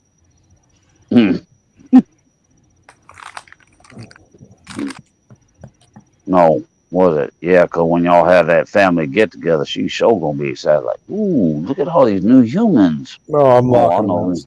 I'm locking them outside. Oh no, yeah, right. Pip, That's good. You're doing okay, buddy. yeah. Pip, look at you like you put me outside, and you will wish you hadn't. Oh, Jim's here too. Hi, Jim. Already said hi to Matt. Got Andrew. Trucking Down Under. I know his first name. What is it? Mark. Mark. That's it. Mark. Hi, Mark. Any of y'all started getting snow yet? Yeah, we've got not a lot. We've got about 3 inches on the ground, maybe. Right. It finally got cold enough that it snowed, but it melted off. But it finally got cold enough that it snowed and it stuck. And so anything that comes down from here to the, end of February now is just there. It's not going anywhere. We're frozen. We got permafrost now. It's supposed to be 65 here. Christmas Day. Man. 60. We're supposed to be a high of. I got to look it up. Make sure I don't misquote you. We're gonna be in the 50s and rainy. It's gonna suck. So we're low 30s. It looks like New Year's Eve on the 31st, we're 18 degrees for a high and 8 degrees for a low. 8. I don't want the temperatures, but I would like it to snow. Oh, and the 30th is 17 degrees for a high and 6 for a low. That's stinking cold, man. I think though. I don't like the I cold that think. much. Nah. Sorry, See, Robert. nah. See, you move where Fecto's at, and Fecto just goes there and like, okay, now everything's perfect. So as Emily knows, I lived in, well, she doesn't know, but she does know. I lived in Eugene, Oregon 25 years ago for 1 year. And I mowed my lawn on Christmas Day. I don't like that. I told Hello, you. Matt. He can't stand it. Stop talking about this tropical weather on Christmas. I want You want- whiteout conditions and 30 below zero. Oh, hey. Now, that's too cold. No, there is no no. I don't want No. 30 below, but I do want a white Christmas. There you go, Jeff. Cold and colder, buddy. It's coming. I know. That's right. The white That people is are going to hide, appropriate. and the Eskimos are going to come out and build igloos. Man. Nah, if you want to have year-round tropical, you move to Hawaii. Then you see all these palm trees with Christmas lights in. Like, what the? 103 in your language. Mark says it's going to be 103 in our language. You mean Fahrenheit, Mark? That's what you're trying to say, buddy. 103. Mm-mm. That's funny. Yeah, well, that's because you're down in the southern hemisphere, Mark. You're in summer. Delivery. We're in winter, man. Man. Yep. Oh, man. Victor, you couldn't cut it down here. As soon as July hits, you like, darn it, where's the air Nope. conditioner I at? wouldn't be able to deal with it. Nope, that southern heat. No. Come on over, Jeff. We don't have the humidity. Yeah, see, you're talking about, yeah, okay. Yeah, I'd be all right over where you're at, but We'd be fine. oh, man. If you get a little overheated in the summer, I'll just give you more beer. You'll be just fine. Don't worry about it. Oh, Cold beer. man. Cold beer. Oh, man.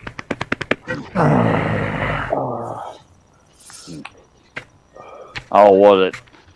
There's something on the Weather Channel talking about there are parts of the world right now they will not see daylight for at least 6 months. It's like, what the? Oh, James, you're more than welcome anytime, buddy. I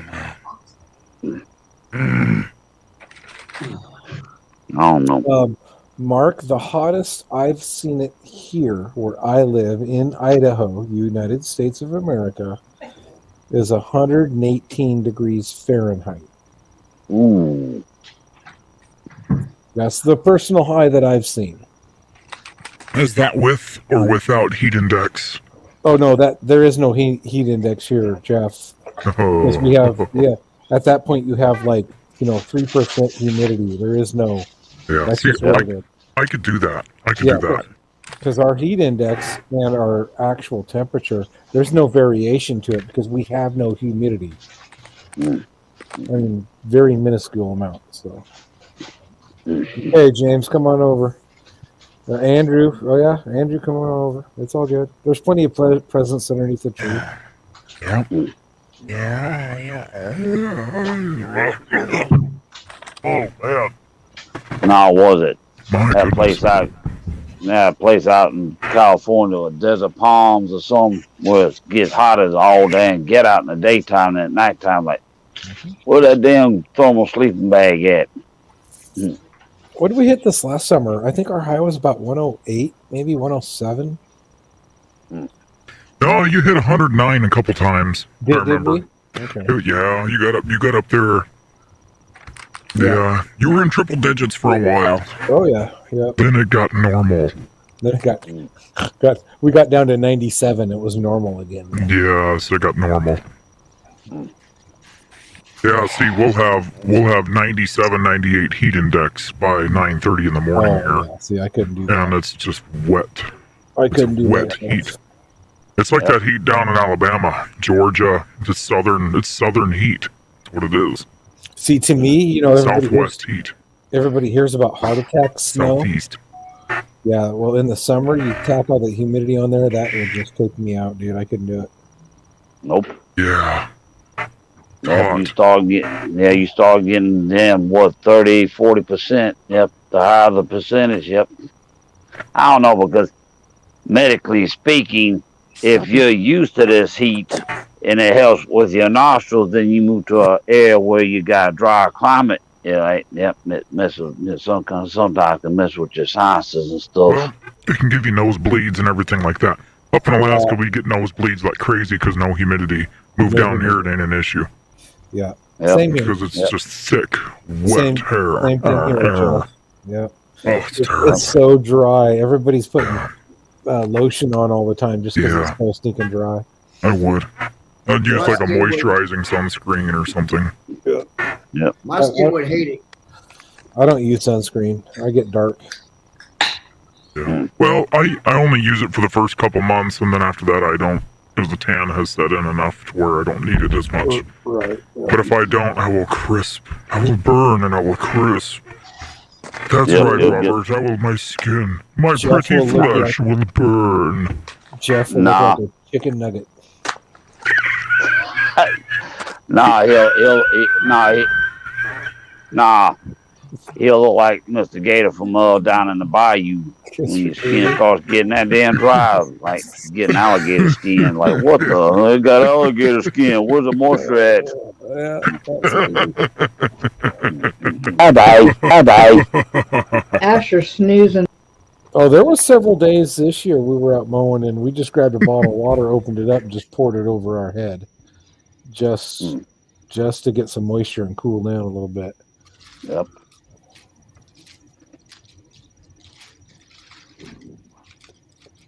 Take a break in the truck and cool down with the AC going. Mm. Man. Mm. Well. Oh, only and eight- speaking of how long they think it's gonna be before you get your baby back. They don't know, so they have to get. Let me see. They have to request an inspector to come out and look at it. The inspector has to come out and look at it and okay the repair or the replacement of it. What's Then going on? once it's okay, then he says I have to go find one, and Oh, that I great. think that's going to be the problem. Yep. Jesus. So I don't know how long it's going to take, Robert, but I'm honestly would be surprised. I'm not surprised. I'm seriously hoping they have it done by the end of January when I'm leaving. Yep. We'll have to wait and see. Yeah, because on there, well, I'll just say this. Somebody would recommend go to a junkyard, but yeah, going to a junkyard, yeah, it's kind of like, yeah, that's real sketchy. Yeah. Well, they've got 30, what do they got? 36 days. And then I need my truck. Because So we're what's taking going on with your truck? they pulled the pan and it's full of metal. Oh no! Oh no! So it's Yeah, you know.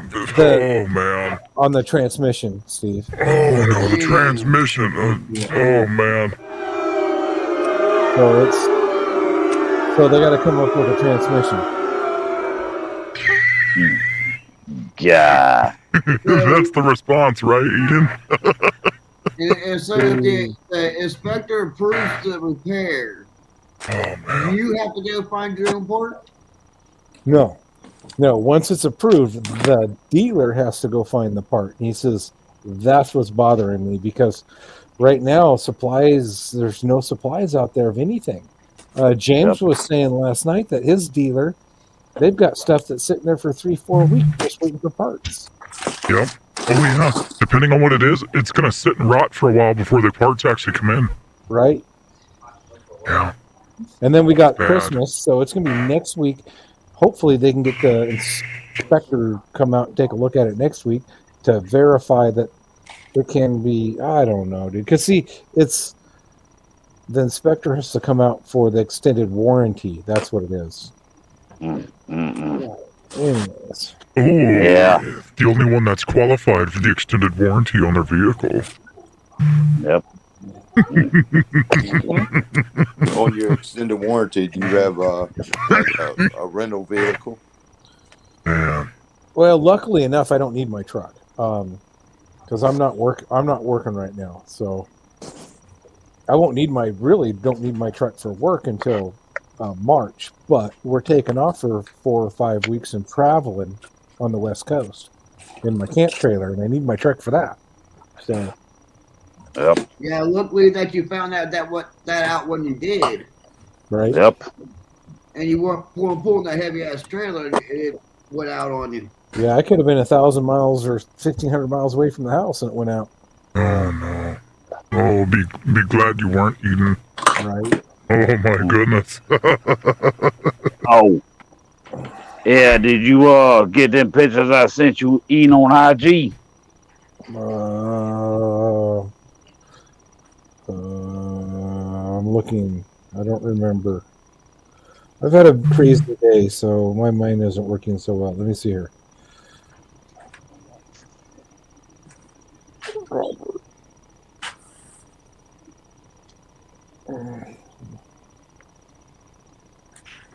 Yes, I did the truck, and I would jump all over that if that was here. Holy crap!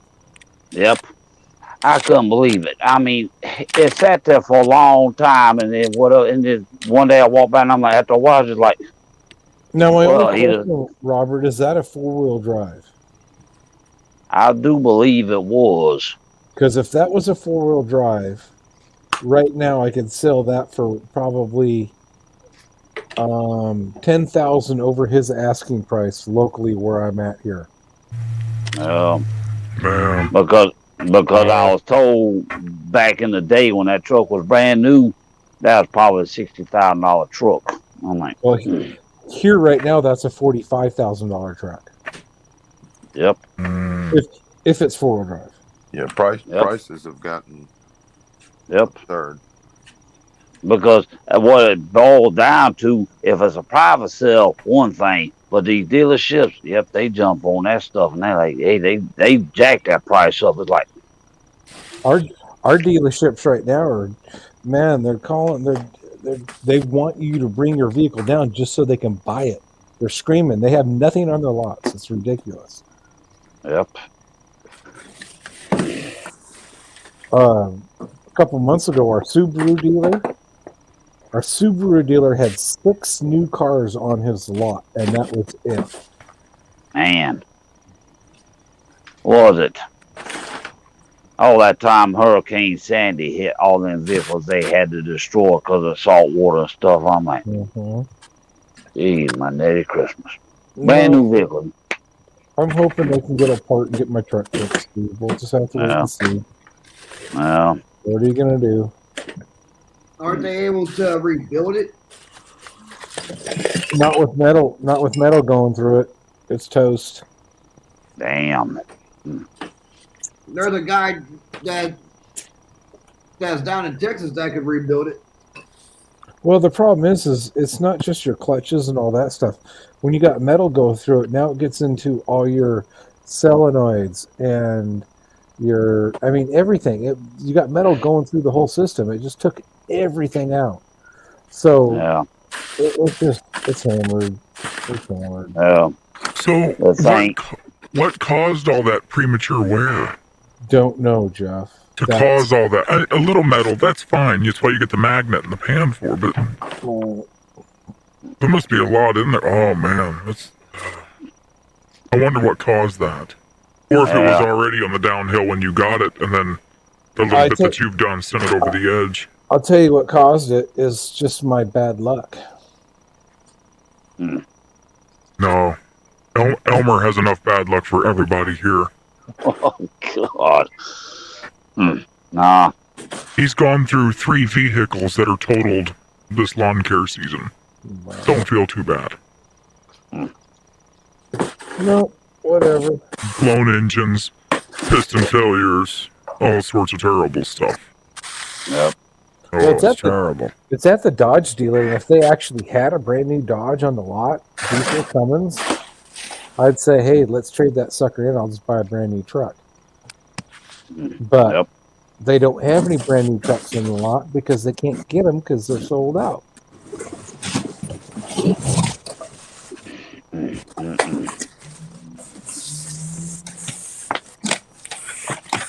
I don't know.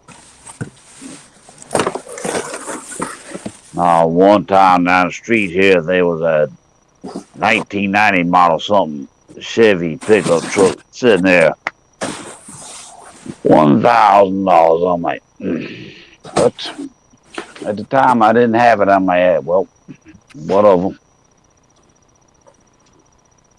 Hey, Dad, Eden. and China's holding on to all those computer chips right now. Mhm. Yep. Because now they got the Olympics coming and stuff, and they trying to like, And Well, you also can't dismiss the fact that Chinese New Year's coming up too, and that'll be 2 weeks of basically the whole country shut down. Or, Yep. because China shuts down everything for about 2 weeks for their New Year. They don't operate nothing except emergency services. That's it. Yep. It's just like, There's something to be said about. I mean, I like to buy American. I just do. I try to buy American everything. But Laura is on her 4th Toyota 4Runner, and the last one her 4th one that she's had in her whole life. And when one goes out, she gets another one. And her last one was in 1990. I can't even remember. Late 90s, and we traded it in, and it had 243,000 miles on it. Yeah. Her one that she currently has 145,000 miles on it, and it's still perfect. Runs perfect. Yeah. Toyotas last a long time. I like They Toyota. do. They're They just do. expensive. They're expensive. They They're are. not cheap. Nope. Them Japanese vehicles, well, I don't know how Japanese they are now, but Right. the old school ones used to be imports. Mhm. Yep. That guy watched Westworld. I just wish Toyota made a diesel and put it in their Tundra. Then I I'd be thought all over Toyota it. was coming out with their diesel. I'd be all over that. Wasn't that in the pipe? I have not seen it, Jeff. Do a search on that later on, Eden, and see about that. Because I thought Toyota had a diesel engine, a new one, in the pipe. Well, they have Hundred don't have a diesel. they have a small diesel they use in like their smaller rigs overseas, but not like a big diesel for. I mean, a V8 diesel. I thought they had one in the pipe That's to launch. Nissan. That's Nissan. I didn't know nothing about Nissan. I thought it was Toyota. I know Toyota's got a new. the Type XD. Toyota's coming out with the new V8 engine. I thought they also had a diesel in the pipe as well too. I don't know. Mm. Who knows? What do I know? Because it's just like, they have to build that. It's like, was it that damn Volkswagen, that TDI that had an issue with the diesel engines? I'm like, because if they gonna be built and sent here, they have to meet all these stringent damn EPA guidelines. It ain't even funny. It's like, shh.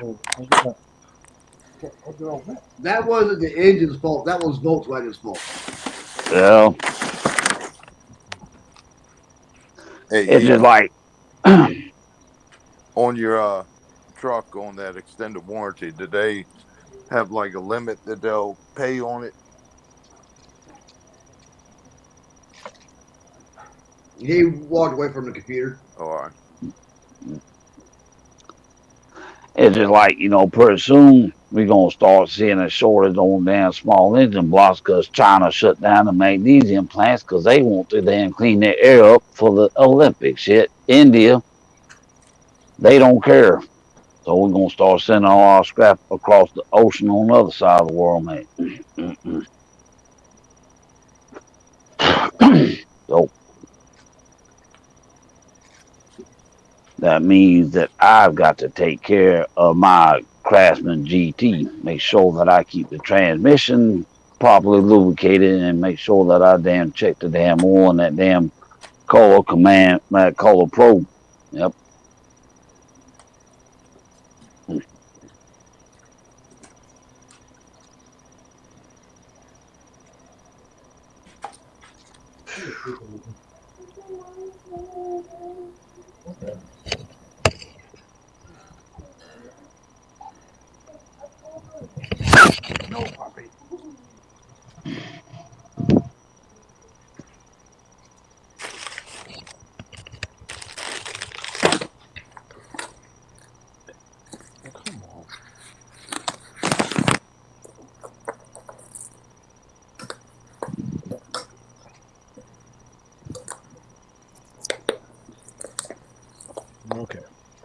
Had to go get some sugar cookies.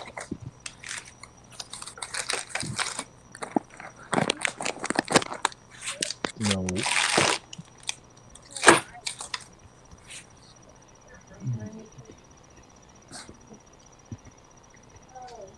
Hey, Eden, on that extended warranty that you got on the truck, Mm-hmm. did they have like a limit of the amount of money they'll put on it? I don't remember that part. Because sometimes I'll they'll tell you what I put do like remember. a It value was, yeah. or the value of the truck. And with that being said, you might want to try to find out how to get a updated value on the truck because of the truck prices, because that could raise, That's crazy. you know what I mean? That could raise the amount that they would have to put into it. Right. So when we bought the extended warranty, because we bought the truck used from a dealer, we paid for the money for the extended warranty, and it was 3 year, 36,000 mile, bumper to bumper. Right. We got the best plan they offered, and so I don't know. I don't know if there's a value amount that they stop you at. I'd have to go look at the paperwork. I don't Right. know.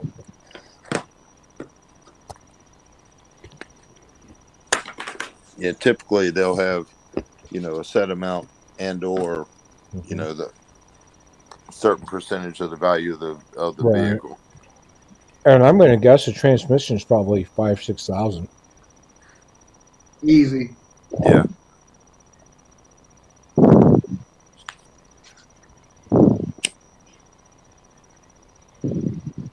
And honestly, with the way parts are, it would probably be easier to find a used transmission with a warranty on it, which is what they might end up doing. Well, that's on them. I'm going to just wait and see what they come up with. Yeah. So, I'm sure they have remanufactured, rebuilt transmissions. I'm sure they get them from someplace. Right. Now, whether they have any in stock, that's something different. But I don't know. It's kind of a freak deal because you don't see. Back in the day when we were growing up, Chrysler transmissions sucked. But you don't see a lot of problems with the Cummins, the transmission behind the Cummins. And mine's a little older. Mine's an 11. So No. mine has a 6-speed behind it. And I've never really heard of any transmission problems. So, Especially a catastrophic failure. right. Well, so I went and looked at a Dodge 2500 that had the Cummins in it just because it had the Cummins in it, right? Mm-hmm. And I went and drove that sucker, and that transmission was shot. And I pulled up a Carfax, and at 80, it had 167,000 at this point, but it showed on the Carfax, where it shows that it's been serviced or whatever. At 89,000 miles, it had already been replaced. Really? But that wasn't the Allison transmission either. That was just the regular Dodge transmission. But apparently there's like 3 different ones that they use. I don't know. I love the truck. Pulls like a monster, man. You put weight back there and it don't even slow it down. Right. I'm going to be right back. I'm going to plug this phone in so it don't die. They're sugar cookies, Andrew, with frosting on them.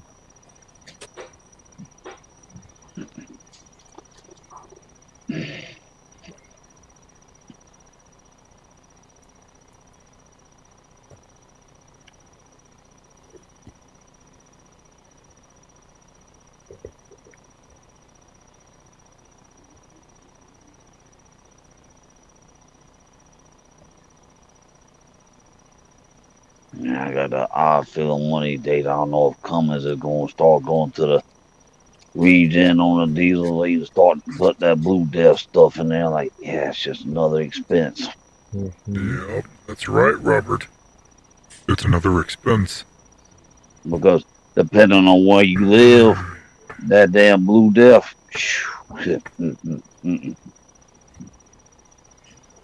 Oh yeah, and they were starting to carry that at Home Depot, and I'm like, what the?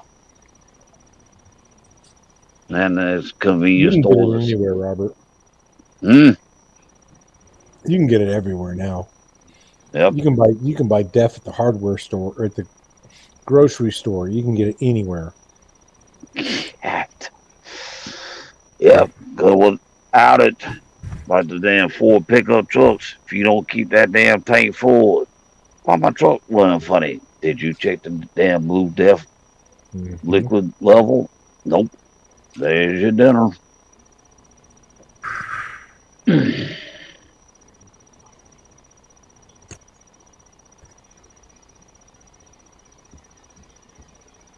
Nah, Eden, I got that other yard done today, with leaves and all. And tomorrow I got this guy up the street who give me that power crap. Well, both his mobile home and the one next door that he owns, I'm gonna pay it for, and I'm going up in there with the X10, most all his leaves up for him. So, yep. Yeah, I watched your videos, Robert. You had to jump off and put the belt back on. All right, we're good to go. Let's roll. Yep. That's that's the problem with that. They is an adjustment, but it's adjusted all. I'm like, that just is like. But when I finally get my blue Craftsman back, that pan on that XT is going off, and I'm putting ag tires on it XT, so it's gonna be another full tractor. Yep. Now, if I knew I could find some 12-inch rims that would fit that, I'd get another tire like what I have in my room. Like, there we go. Now we're rolling with something, but but then I probably had to change the darn front tire size too.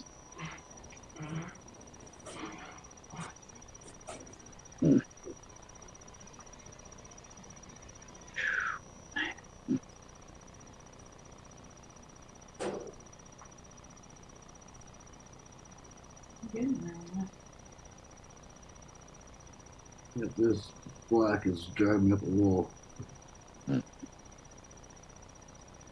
Actually, it's just the damn letter. The M's and the N's are. Yeah, they blend. There's so many of them. It's like the O's and the P's. Or the O's and the D's. You know. Yeah, O's and D's also blend. Pluses and And, T's. and the fact that they're both the same damn variant of color.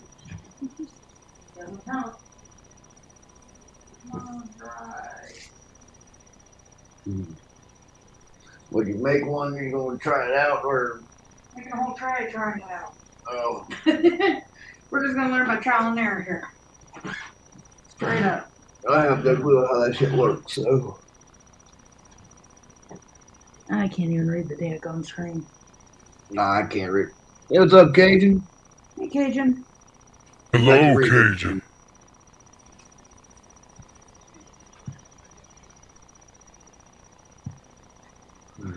I'll go back and dry for a few anyway.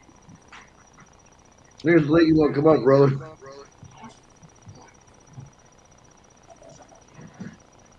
Well, my eyeballs suck. Let me tell you.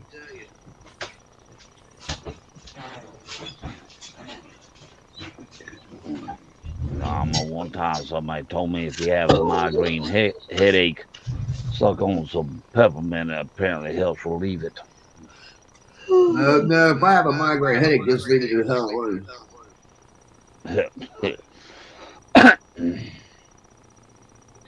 I had one time, and I tell you what, boy, woof. I'm like, but people have them every day, like, ugh. I live with a constant headache, yes. But that's just life.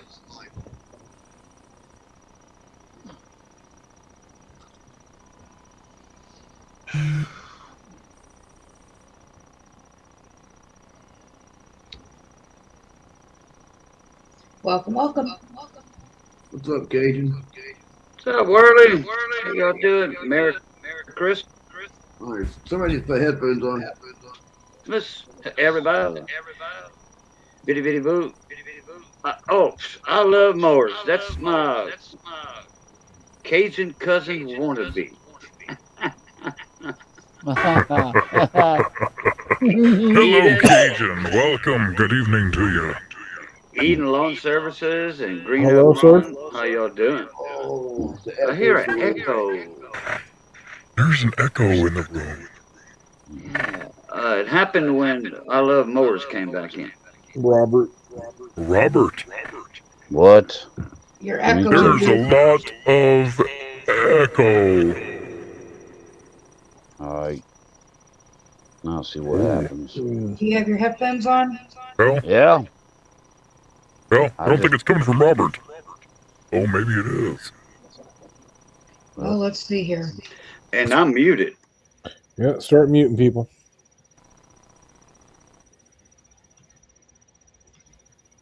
No, it ain't me. Did we lose it? I don't know. Okay, I'm gonna try to talk while Mowers muted. Well, he's not muted now. There's Yeah. still a I headset. am muted. Okay, let me see if it echoes. Nope. Yeah. It's I Love Mowers. Oh, Robert. I wonder if it is Robert. Robert. I don't know. I don't notice it now. Correct. I think it's Jeff Boodham. Oh, I can make myself echo like this if I want to. I know. That's why I said Boodham. Lots of echoes. Oh my gosh, Jeff. Luke, I am your father. Oh my gosh. Oh, Eden. It's been a I lost a contract today too. Oh no. What? No. Oh yes. Yeah, so How'd you good. do that? It was a rough day. I'll explain it in the group, That's fine.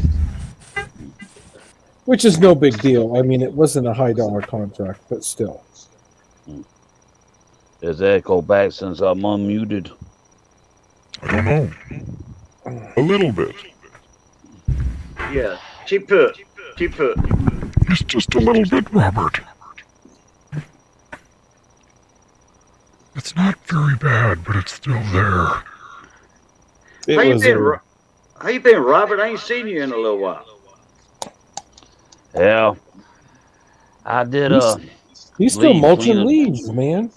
Yep. Jeez. And I'm like, God, I need more leaves to mulch. I need more leaves. Where's the leaves at? I gotta mulch leaves. Gotta make myself Yeah. stay busy.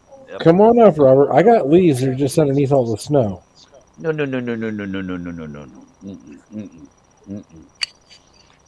I'm not. Sorry. I like snow, but oof, yeah. Do you like snow, Robert? Yeah. Everything was sure? great. It was great till that one year when we had that bad ice storm and the city of Atlanta couldn't make it. Like, cat almighty. Yep. Oh no. What's up, Andrew? I don't know, Pardon me? between living down here in the heat or living in Tornado Alley or living somewhere where it's not so humid. It's like, Move back to Louisiana. oh man. Oof. I would be in the damn swamp butt zone. Swamp butt zone. Yep. Now I can see myself back down in Louisiana. Hey, Mr. Gator, how you doing? I'm just gonna cut the grass. You can go on about your business. Well, you might make some extra money getting a gator skin and selling the gator meat. Oh yeah, there you like go, Robert. yeah, like the Yummy. swamp people. Them people, boy, they the bigger the gator they bring in, the more money they make. That thing fact. is, yeah, and the thing is, what would they get paid if they brought in an albino alligator, which is very rare because you don't turn an albino alligator out the wild. They don't like that. Hey, you don't belong, buddy. We're gonna chew you up and spit you out. Change your DNA, huh? Yeah. Well, yep.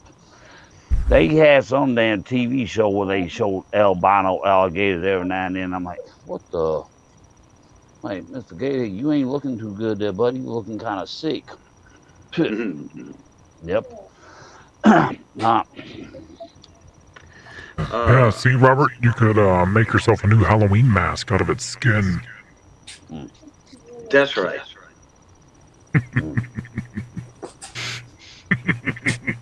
nah. Now, they on Swamp People. You're talking about that earlier. He was Gator Queen Liz. They brought her back on the show, Yep. and her husband Justin Shope is my second cousin. Man. Oh, and one of them stars died in a car wreck. One of the guy's sons. Yeah, I'm like, cat almighty. Oh, wait, which one? I forgot who it was. I'd have to look it up. Well, I said one of the son died in a car wreck. I didn't hear about that. Yeah. Well, it's not Troy Landry. Yeah, that was one of them.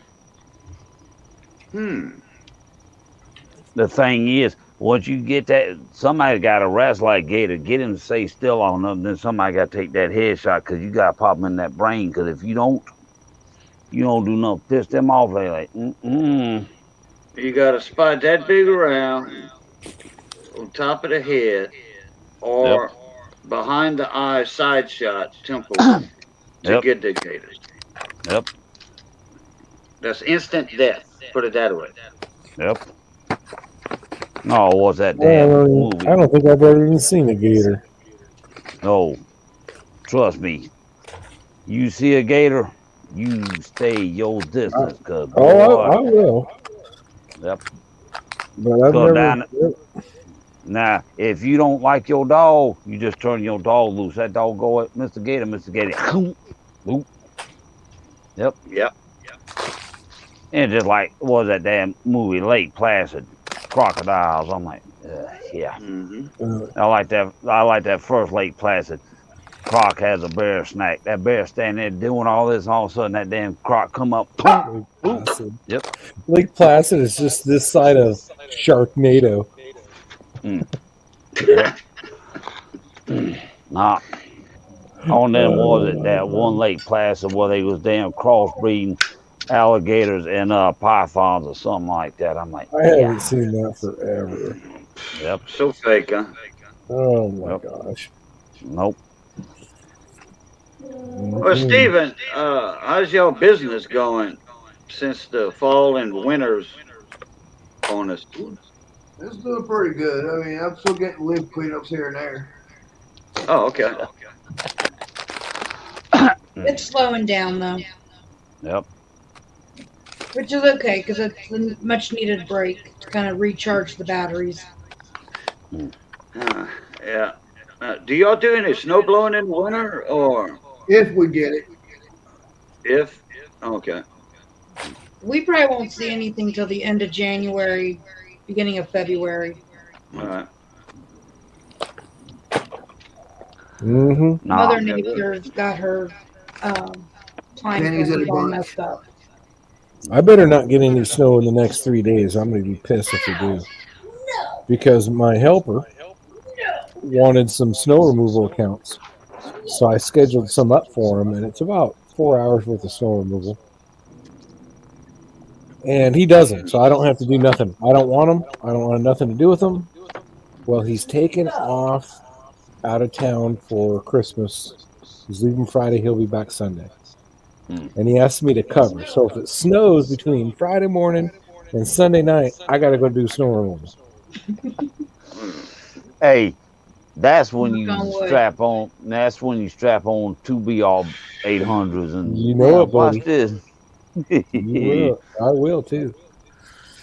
But it's some residentials and then one big commercial account. It's just all sidewalks. There's I don't know. Yeah. A lot of sidewalks. So. Yeah. And then he got to spread salt. Oh God. So I told him, I said, put all the equipment on your trailer. He just lives 6 blocks from me. I said, if I need it, I'll just swing over there and I'll grab the trailer and I'll go do the snow removal. So he put the salt, spreader, snow blower, the shovel, everything's on there. Thing is that trailer something that the damn 4Runner could handle.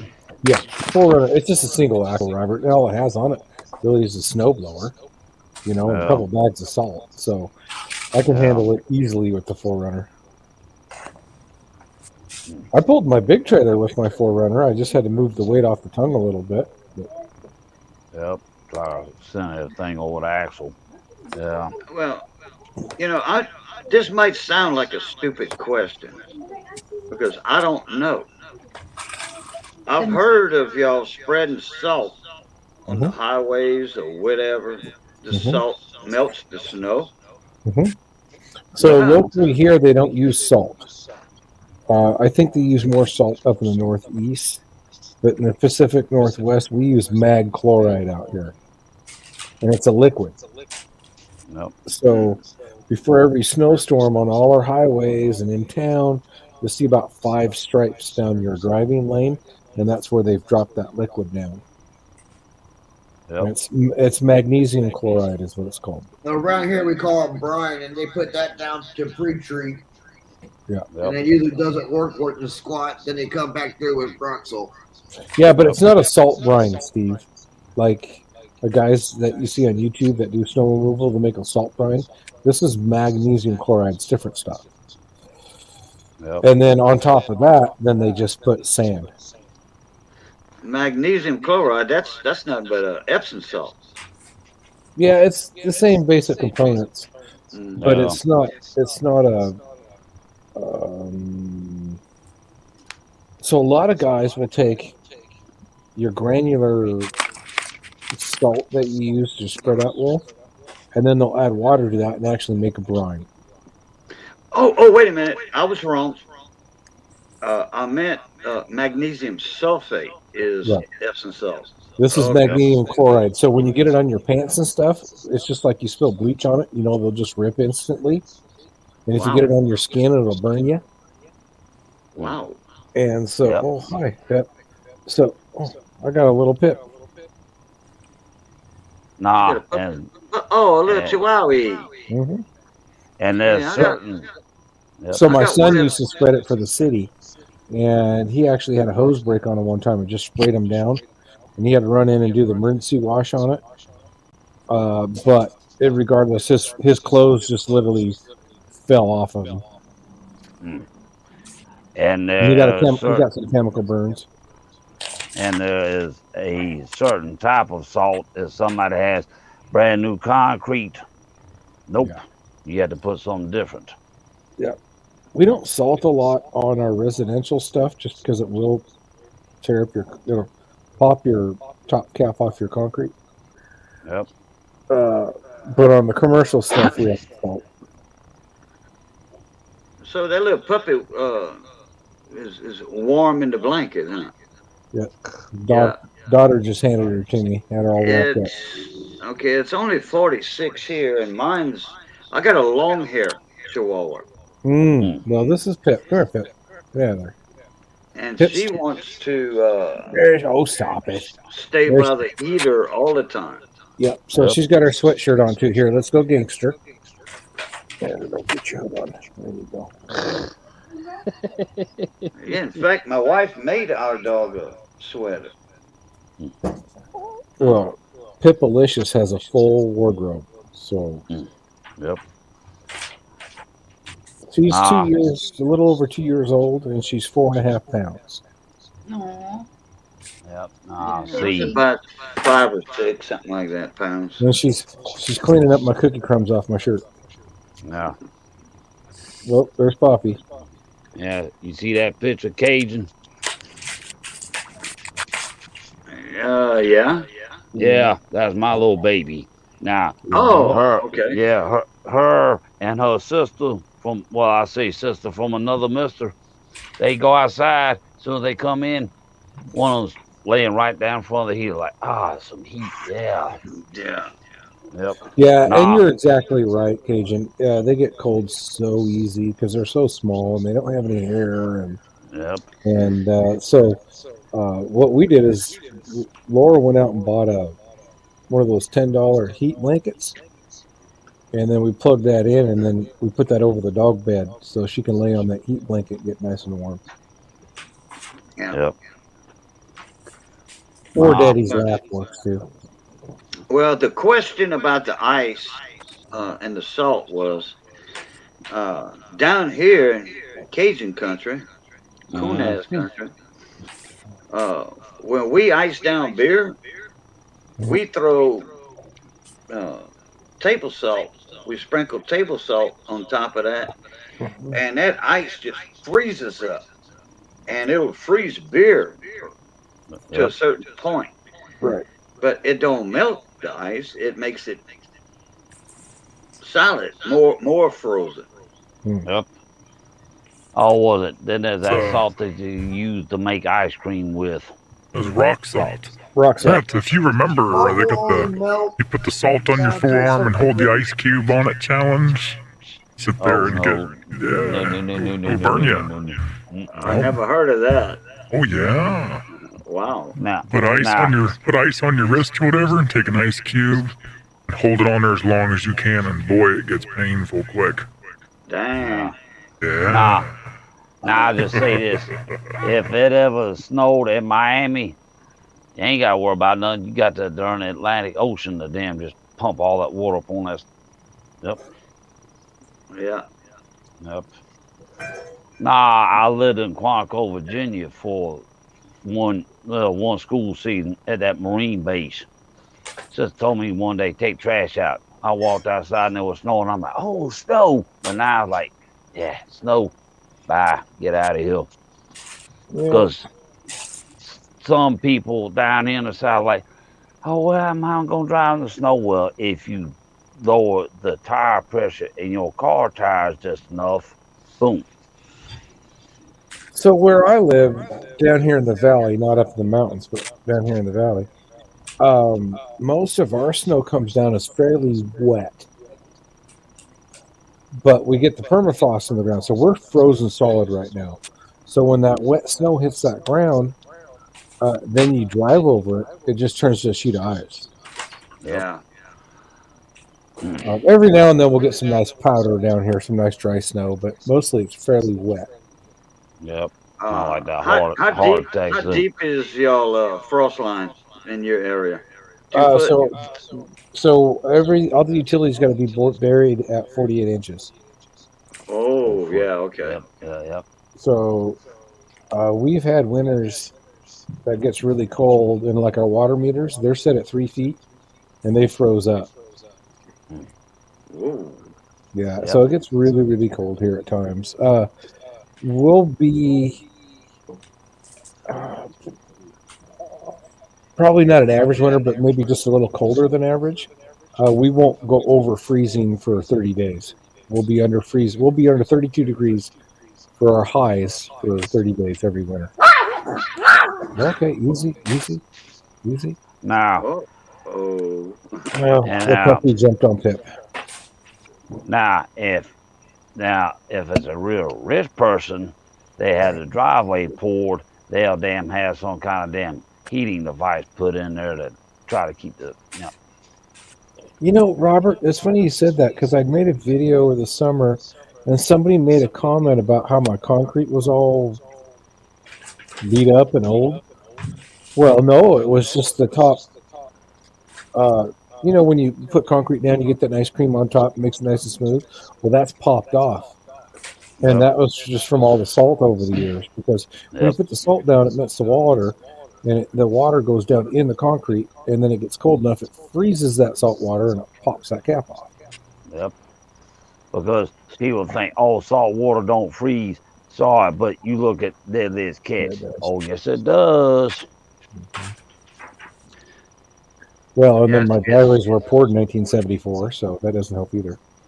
Yep. That's like shrimping down here. We'll use a brine tank to IQF shrimp. But there's a trolling motor or impeller that's constantly moving that heavy brine water, that heavy salt water. Yep. It's constantly circulating. That's the word I was looking for earlier. Circulating that. You throw a crawfish sack of shrimp in there, 40 pounds of shrimp. In 20 seconds, that shrimp is frozen solid. Oh, yeah. Individually quick frozen. Yep. That's why they call it IQF. Then you throw that in the freezer hole of the Come boat. on. Yep. Come on. Nah. Come here, people. And at any given time, you can open that crawfish sack up and get you 4 or 5 shrimp out, a couple dozen shrimp to make a meal with. You know, and each individual shrimp's gonna come out that easily. Nah. Somebody not happy. Because Yeah, it's gonna be daddy here in a minute.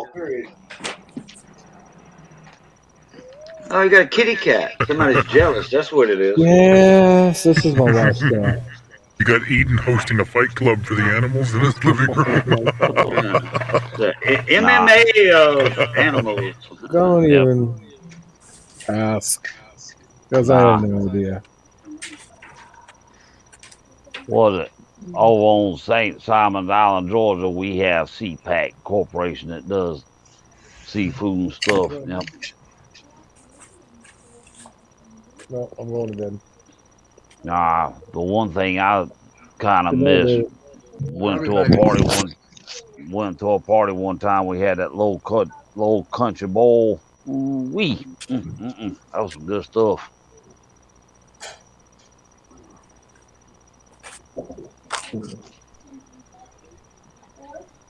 Oh, and there was a church in Griffin. They used to have some kind of fancy thing going on.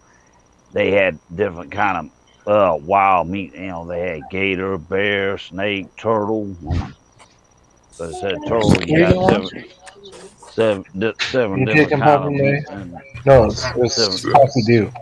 Sounds like they had all your favorites, Robert. Because they said turtle has apparently got 7 different kind of meats in it. But now, there are people down there in the swamp, they go down catfish noodling, stick their damn arm up in that damn under that water and bring a catfish out. Like, yeah, you got to be brave to do that crap, because you might then just come back with Mr. Gator attached to your butt. No, we do some noodling here. With a turtle on your end of your hand. Yeah, alligator turtle. Ooh, Yeah, loggerheads. Yeah, Yep. caïman, we call them in French. Alligator turtle, caïman. Yep. My oldest boy, when he was younger, he was about 90 pounds, dripping wet, and he pulled a 34-foot catfish out of a hole. A 34-pound catfish? I mean, 34-pound flathead catfish. I said foot. Okay. 34 feet is the length of my truck and trailer. Yeah, that's right. Oh my gosh. And the bad thing. Anyways, the only way he caught him is he got his hand in the mouth. He opened up his mouth and he jammed his hand clear through the mouth and grabbed the gill plate. So the mouth was clear up just for him. And he pulled that thing up, but it was so heavy he couldn't hardly pick it up because he only weighed 90 pounds. Oh, okay. He was 11 years old or something. He wasn't very old. Yeah, we do some noodling here. It's fun. I've caught some big catfish on trot lines and tangle lines. I've caught some big ones. I used to do a lot of catfishing, but not anymore. We caught some big ones. The biggest we caught was about a 67-pound flathead. They're big fish. Yeah, that's a good sign. And then of course every now and then in our area, not so much here, but west of here you get a lot more of them. But occasionally we get them here, sturgeon. So we caught a couple sturgeon. Have a good one, Matt. Good night, buddy. Have a good night, night, Matt. All right, Matt, take it easy. Nah, but they say the bigger the catfish gets, the harder it is to clean.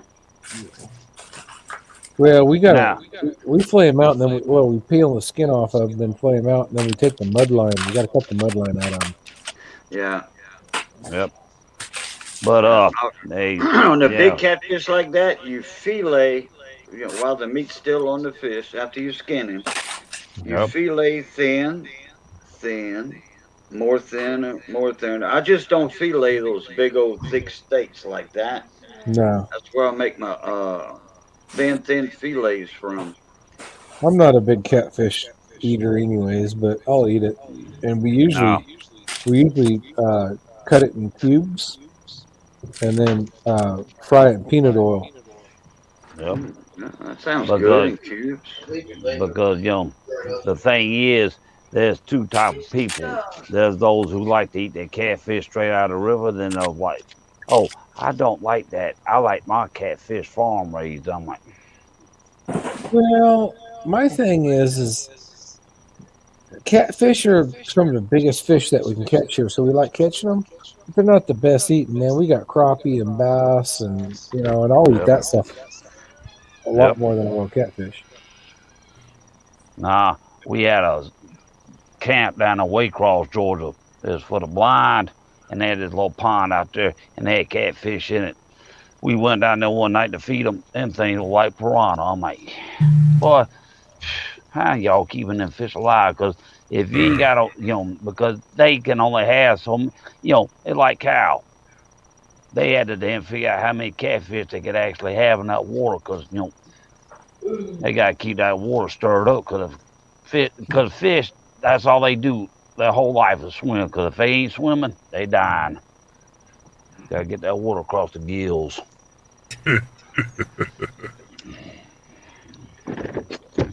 Nah, I remember one time down at Warm Springs, I seen somebody skinning out a rattlesnake they killed. I'm like, okay, yep, rattlesnake. There ain't nothing wrong with rattlesnake if you're hungry. Yep. Now, in Louisiana, you ain't a true Cajun down in the bayou if you don't go hunting down in the swamp for some crawfish. Oh, I love crawfish, man. Oh, crawfish? You got them here too. Heck yeah. Yep. We just go into the little creeks and stuff and pick them up, no problem. You don't have to live in the swamps to catch crawfish. You go in the rice fields and catch them. That's where you can go to any creek and catch crawfish. Yep. But nah, my grandmama, she was raised down in Louisiana on a rice farm. I'm like, nah. And that's something I ain't never had, and I wish somebody would do it. I want me some damn shrimp and grits. Oh, Robert, shrimp and grits. Oh, Lord have mercy. Oh, that's awesome, man. That's awesome. But the thing is, everybody down in Louisiana like, well, I like my white grits, and they're like, oh, I like my yellow grits. Like, now, the one thing I can sure enough say, you can tell somebody's a Yankee. You put a bowl of grits in front of them, they reach over for that damn thing of sugar. Like, yep, he's a Yankee. Like, yeah, damn, you just ruining damn grits, boy. The hell wrong? I'm raising my hand right here, Robert. You got to put butter on it. Damn straight, Bubba. Real butter. I've only had grits a couple times in my life. Yep. Now, hey, Robert, I'm no Yankee, and I'll tell you one thing right now. I put sugar on my grits. Now, that's just like putting sugar in your cornbread. I do that too. No, yeah, they got that Jiffy cornbread mix that tastes like a cake. I'm like, yep, nah. Yeah, but I don't know why everybody says that. Okay, and you look, I use Jiffy mix. There's no sugar in it at all. But what it is, it's the white cornmeal. The white cornmeal instead of yellow cornmeal. That's the difference. But I did this one time, and people probably thought I was nuts. But one time I did put ketchup on my eggs. I'm like, when I was a kid, I used to do that every morning, almost. Heck yeah, syrup too. Oh yeah.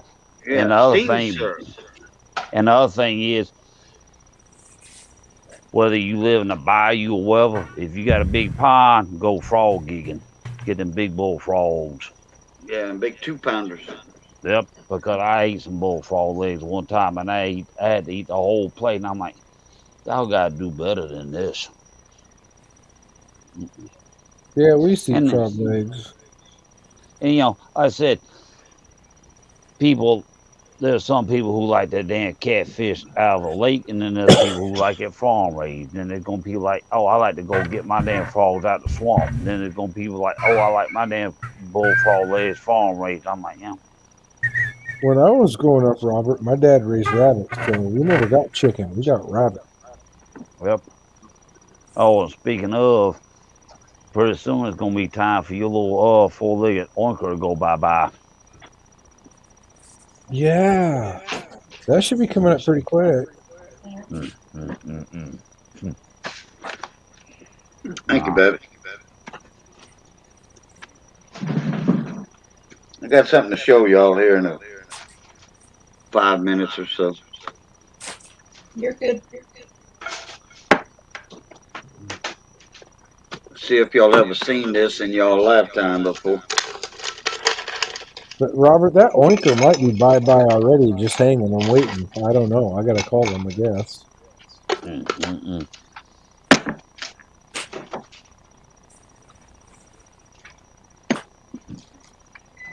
What you doing, baby? What you doing? We just ordered another half of beef for March delivery. I'm a carnivore, man. I gotta have my meat. Yep.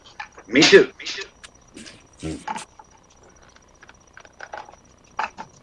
Oh, Cajun, do you know what Jay's Crazy Cuts is located down in my favorite state? Jay's Crazy what? Cuts. Jay's Crazy Cuts. Him and his wife Christine do lawn care on YouTube. Jay's Crazy Cut? C-U-T? CUTZ. Crazy Cuts. Oh. Yeah. Crazy Cuts. Yep. They're down in Louisiana, aren't they, Robert? Yeah, they in Louisiana. Just no, they not. I'm not familiar with that channel. I'm sorry, but are they in my area? Because I'm in Southwest Louisiana. Yep. I'm not by New Orleans. That's almost clean across the state from me. Yeah. They said one time, but I forgot. But now they got another YouTube channel called Extended Cuts.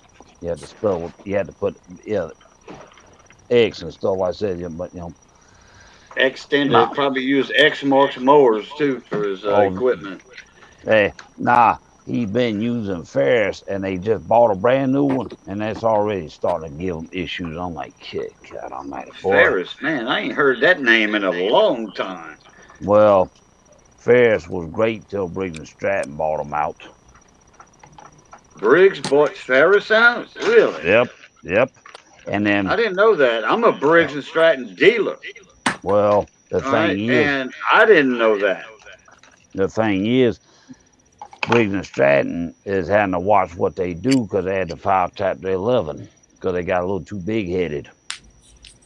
Yeah, I know. I remember when Briggs and Stratton, I got to notice in the mail and an email that Briggs and Stratton are going through the revamp, Chapter 11, and not the total bankrupt, just to get their stuff in order over a certain amount of years. Yeah, I did get that notice. Did because you see where what is it? The Stanley family and all that bought Hustler. Oh, and was it? Familiar with that. And now was it DeWalt? They bought Cub Cadet. Cause now you can go to damn Home Depot and see a DeWalt stand no more. Like, what the? DeWalt bought Cub Cadet? Yep. I heard stories about that. They bought that from MTD because MTD, MTD is like AYP, American Yard Products. Because AYP I think they got bought out by Husqvarna. But see, Ferris. AYP is owned by Husqvarna. You're correct. But the thing is, also, Briggs and Stratton used to provide the engines for hurricane blowers. Them stand-ons, well, then they got damn bought out. I'm like, I do know Briggs bought Murray out. Because a few years back. Because Murray now at Walmart, gas powered lawnmowers are called Black Max.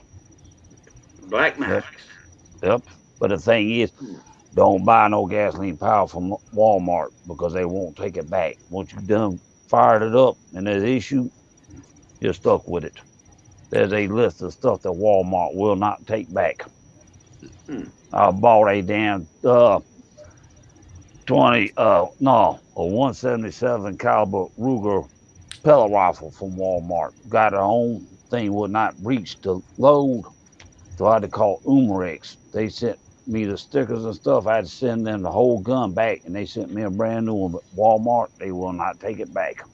Yeah, Walmart's chintzy now. I might go 8 times a year to Walmart. That's it. Yep. I do not grocery shop there. We have our local slaughterhouses down here. We got more slaughterhouses for fresh killed meat.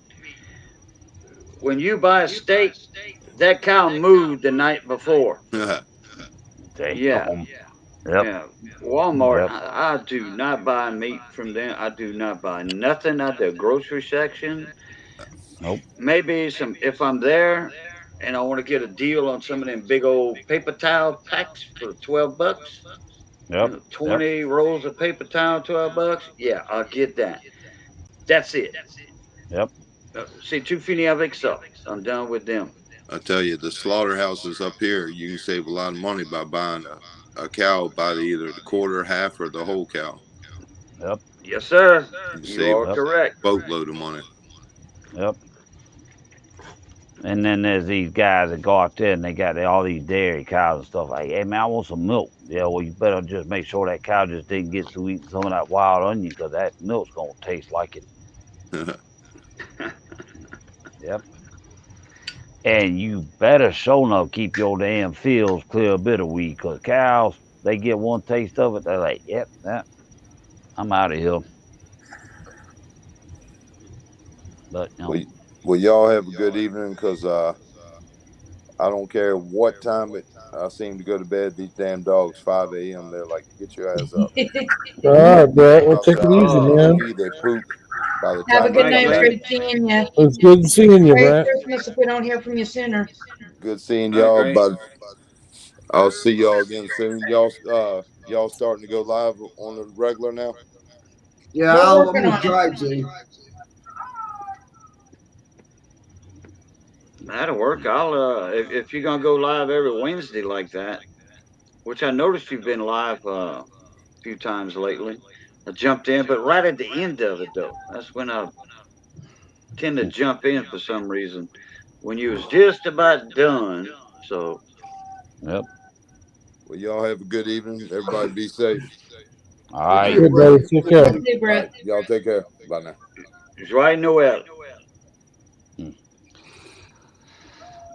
Nah, the one thing I would love to do is be down there in the bayou and find some damn cypress or some live oak or some damn Spanish moss going on, and the moon be out just right with just the right amount of fog. Boy. Take some videos and Yep. Mm-hmm. the scenery. Yeah, the scenery is awesome. Yep. Because in the swamp. Because only reason we have Spanish moss around here is because it's down South Georgia. You try to bring it up this far up in the state, it will not live. And now, you want to get rid of some insects, start a fire and throw that Spanish moss in there. It'll smoke. Yeah. Drive Oh, all yeah. in. Yep. Yeah. We'll make a lot of smoke for sure. Yep.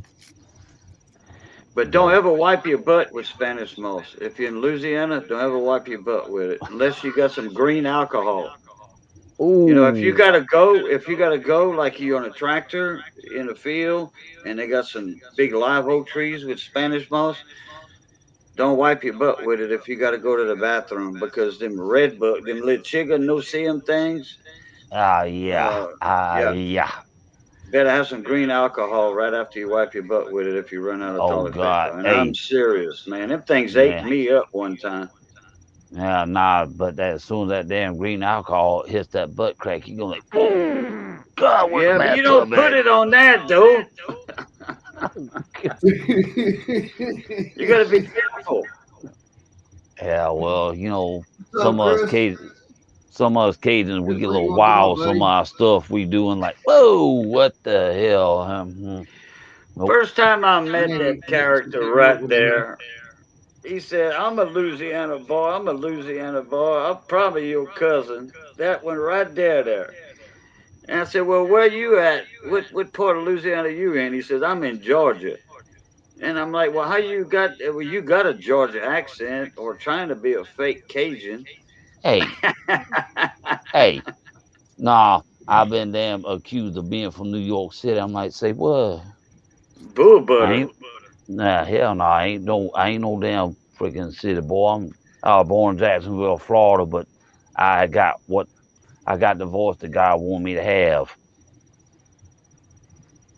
So, nope. Boy. Nah, like I said, that time we was in the Okefenokee Swamp that time. I knew where I was at, and these people acting the fool, shining a light in the gator's eyes, and bringing the eel up out of the damn water, and the eel bit the line in two. Everybody scattered. Some guy grabbed a fire stick. I'm just sitting there like, yes, people, you in Okefenokee Swamp. You in Mr. Gator Country, so you best behave yourself, because it took us 3 hours to get to this little spot, and it's nighttime. Yeah, nope. Yeah, buddy. Yep. Because it takes a special breed of person to make a damn alligator into a pit, but they still got that wild side. Now, like you go down there in the Everglades and you find a damn nest full of damn gator eggs. Always remember, mama's around somewhere waiting on you. You took the words out of my mouth. Yep. But mama gator see you messing with them eggs, she's on you like damn stink bug on a turd. There's a guy that has a YouTube video. I don't remember if he's in Louisiana or Florida. He's got a damn 5-foot pet alligator. I mean, he's holding this thing. It's on his around his shoulders, petting it. He brings it places. It does not bite. It's a domesticated alligator. That's 1 in a million right there, partner. That's 1 in a million. Yep. He can keep it. Nah, was it that one time, on American Chopper, they was somewhere and they was some alligators and they had this one called Pops and old Senior was riding that joke. I'm like, yeah. I show Mr. Gator respect because Mr. Gator wants to take you under the water and do that death roll, you through. Yeah, especially a big mama Because, or a big papa. Because the thing is, what is it? The power of the jaws is when they closing it. Yeah, yeah. They can, like a pit bull. Yep. Yeah. Once you open it, put a stick in it or something, they done. Yep. You know what? I'm gonna Google pet alligator. Yeah, I think I'm gonna jump off here, guys. I'm about done for the night. All right, Okay, later. have a good night. Got work tomorrow, and then I'm off for a few days. So, All right, hey, take it easy. All right, Doug, have a good, man. all right, we'll catch you guys later. Yep. Later. All right, Joyeux Noël and Bonne Année. Merry Christmas, Happy New Year. No, what was that other guy, that green up lawn care? Does he have a YouTube channel? Yes. I tried typing that in and think I don't know if he's producing content or not. So when you type stuff in on YouTube search, you got to type in if it begins with a capital letter, yep.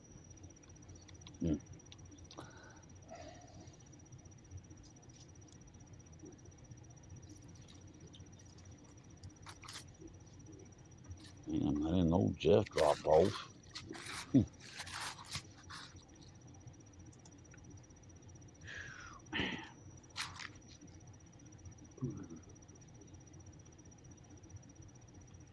I found it.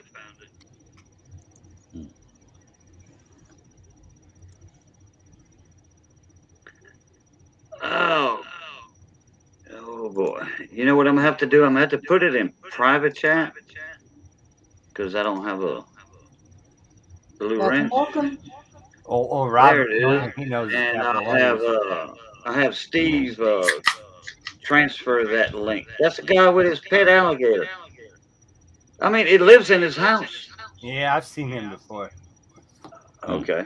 The guy's kind of nuts. if you catch my drift. Well, yeah, you could call people some kind of nuts or crazy, but he's been having that alligator since he was a little bitty, you know? Yep. So Yep. it's like Yep. having a tiger Yep. at Tiger Truck Stop. We had baby tigers when I had my two-way radio shop. When I was an electronics technician working on VHF radios, boat radios, CBs, cop radios, we had Yep. little tiger cubs being born. It was Tiger Truck Stops. They had a mama and a daddy, and they had little ones. Mm. They tame as all get out. I ain't taking the chance when that alligator bites and rolls, though. Yep. Now, Like, my cousin had an alligator, and it got to 4 feet. And I'm like, what are you going to do with it? He goes, I'm going to keep it in the basement. And I go, you have fun with that, man. Yeah, I think Hey. it's how much they eat per year for they get big. Because this guy, he says they keep him small. He's like 4 foot, 5 foot. Well, it all depends on what breed they are, because there's different breeds of the alligators, too. So some of them are smaller, but some do get bigger. And a lot of it is on how much they eat. But damn, you want him next to your nightstand asking for food? I don't. They've been having this guy for years, though. Well, did you? Yeah, he put the. No, he didn't. Yeah. Steve, did you put the link in chat? Emily can do it. Yeah, It's up mine. there. It's done. I put it up. yep. But no, I mean, like my cousin's like, he's like, you could touch it. And I'm like, nope, I'll stay way back from this damn thing. And it was Sorry, tame. I'm doing some other things too. I wasn't paying attention. It's like somebody I know has a pet skunk. It's the skunk. It was a rescue. And this damn skunk will crawl on you and take shit out of your pockets. Yeah, they're a weasel. They're in the weasel family. Yeah. They are known for thievery. Yeah. They are. Yep. Yeah, just like Mr. Coon. Mr. Coon walk up and take your damn Oh stuff yeah, out the your pocket. raccoons around. Dude, the raccoons around here are steal you blind if you leave food outside and walk away for 10 minutes. Yep. It's gone. Forget about it. Oh, okay. James put it up and Steve did. Yeah, that's that link for that pet alligator. He's Skylar.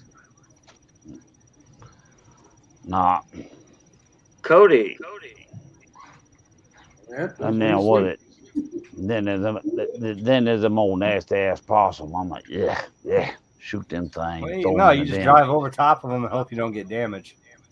A possum. Yeah. I mean, armadillo. Nah, Oh, we got- armadillo. I got Yeah. possums up here. You're not cold Yeah. yet? You hit one of those No. damn things. What's funny, Well, I hit the good damn riddance, thing. good It's on the side of the road. I go to walk up to it, and the damn thing's pissing at me and runs away. Because that hard Yep. shell, the tire just went right over it. No, Yep. armadillo. Yep. We got- Possum on the half shell. Yeah, Yep. well, I have possums where I am. I don't have armadillos. So it hit Nah, him just but- right. It hit him just right, man. And I'm like, Yep. man, he's Possum? dead. Yeah. Damn. And this Nah. damn thing got up and just walked away. And I'm like, man, Yeah, no, Lord was armadillo. this you to say. Nah, because the armadillo, if you don't shoot him right, for a 22, that damn shell will bounce off. That bounce off. I'm like, yep, nope. Oh yeah, this is armor.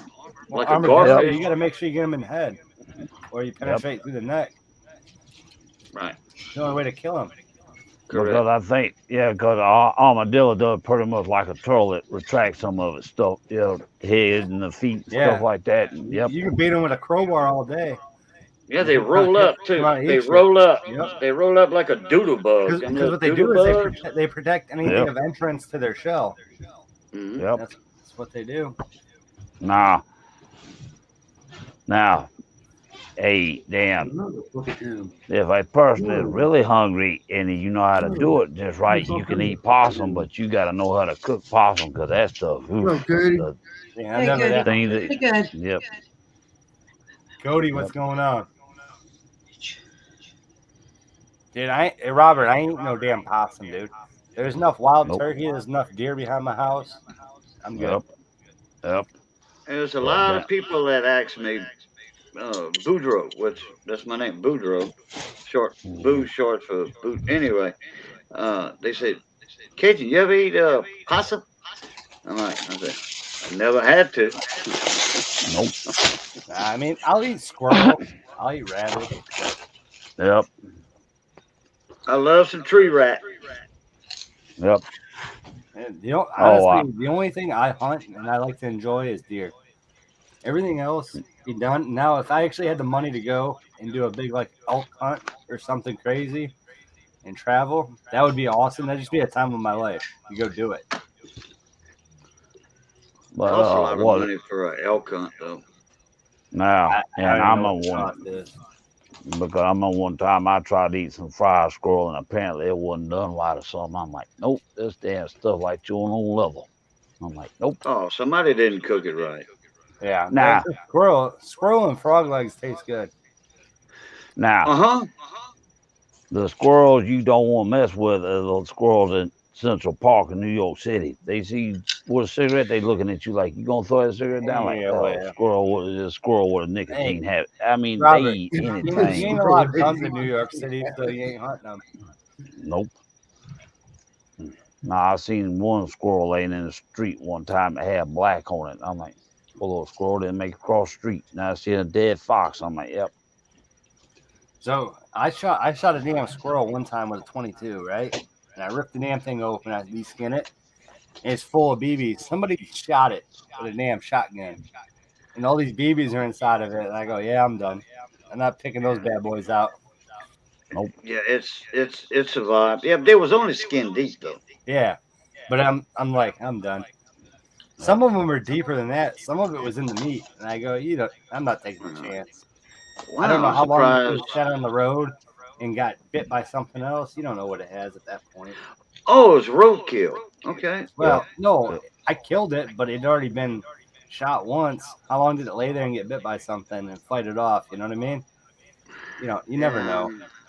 Yep. Dude, squirrels are a dime a dozen around here. I used to have a bunch around my property, and they were coming into my attic. They had a hole that the squirrels made before I bought my house, and I'm like, and I can hear them scampering in the attic at night. Yep. And I bought me a little Walmart Crossman pump like this, the long handle pump pellet rifle. Yep. Yep. I took care of them squirrels.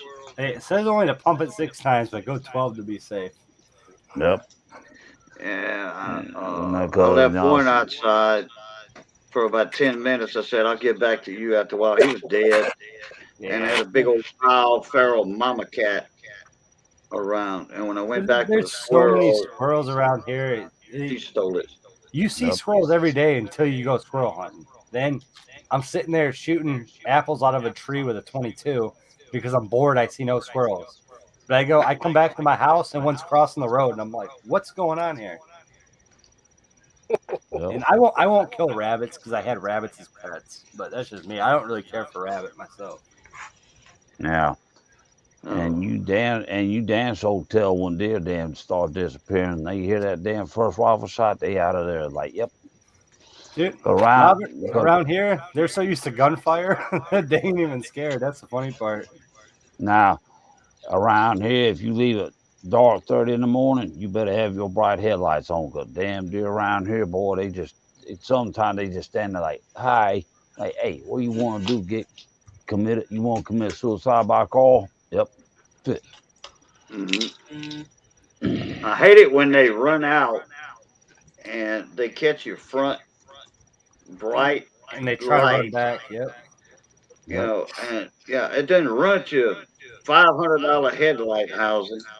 Yep. Your fender, and yep. You go to look for the deer, and you can't find it.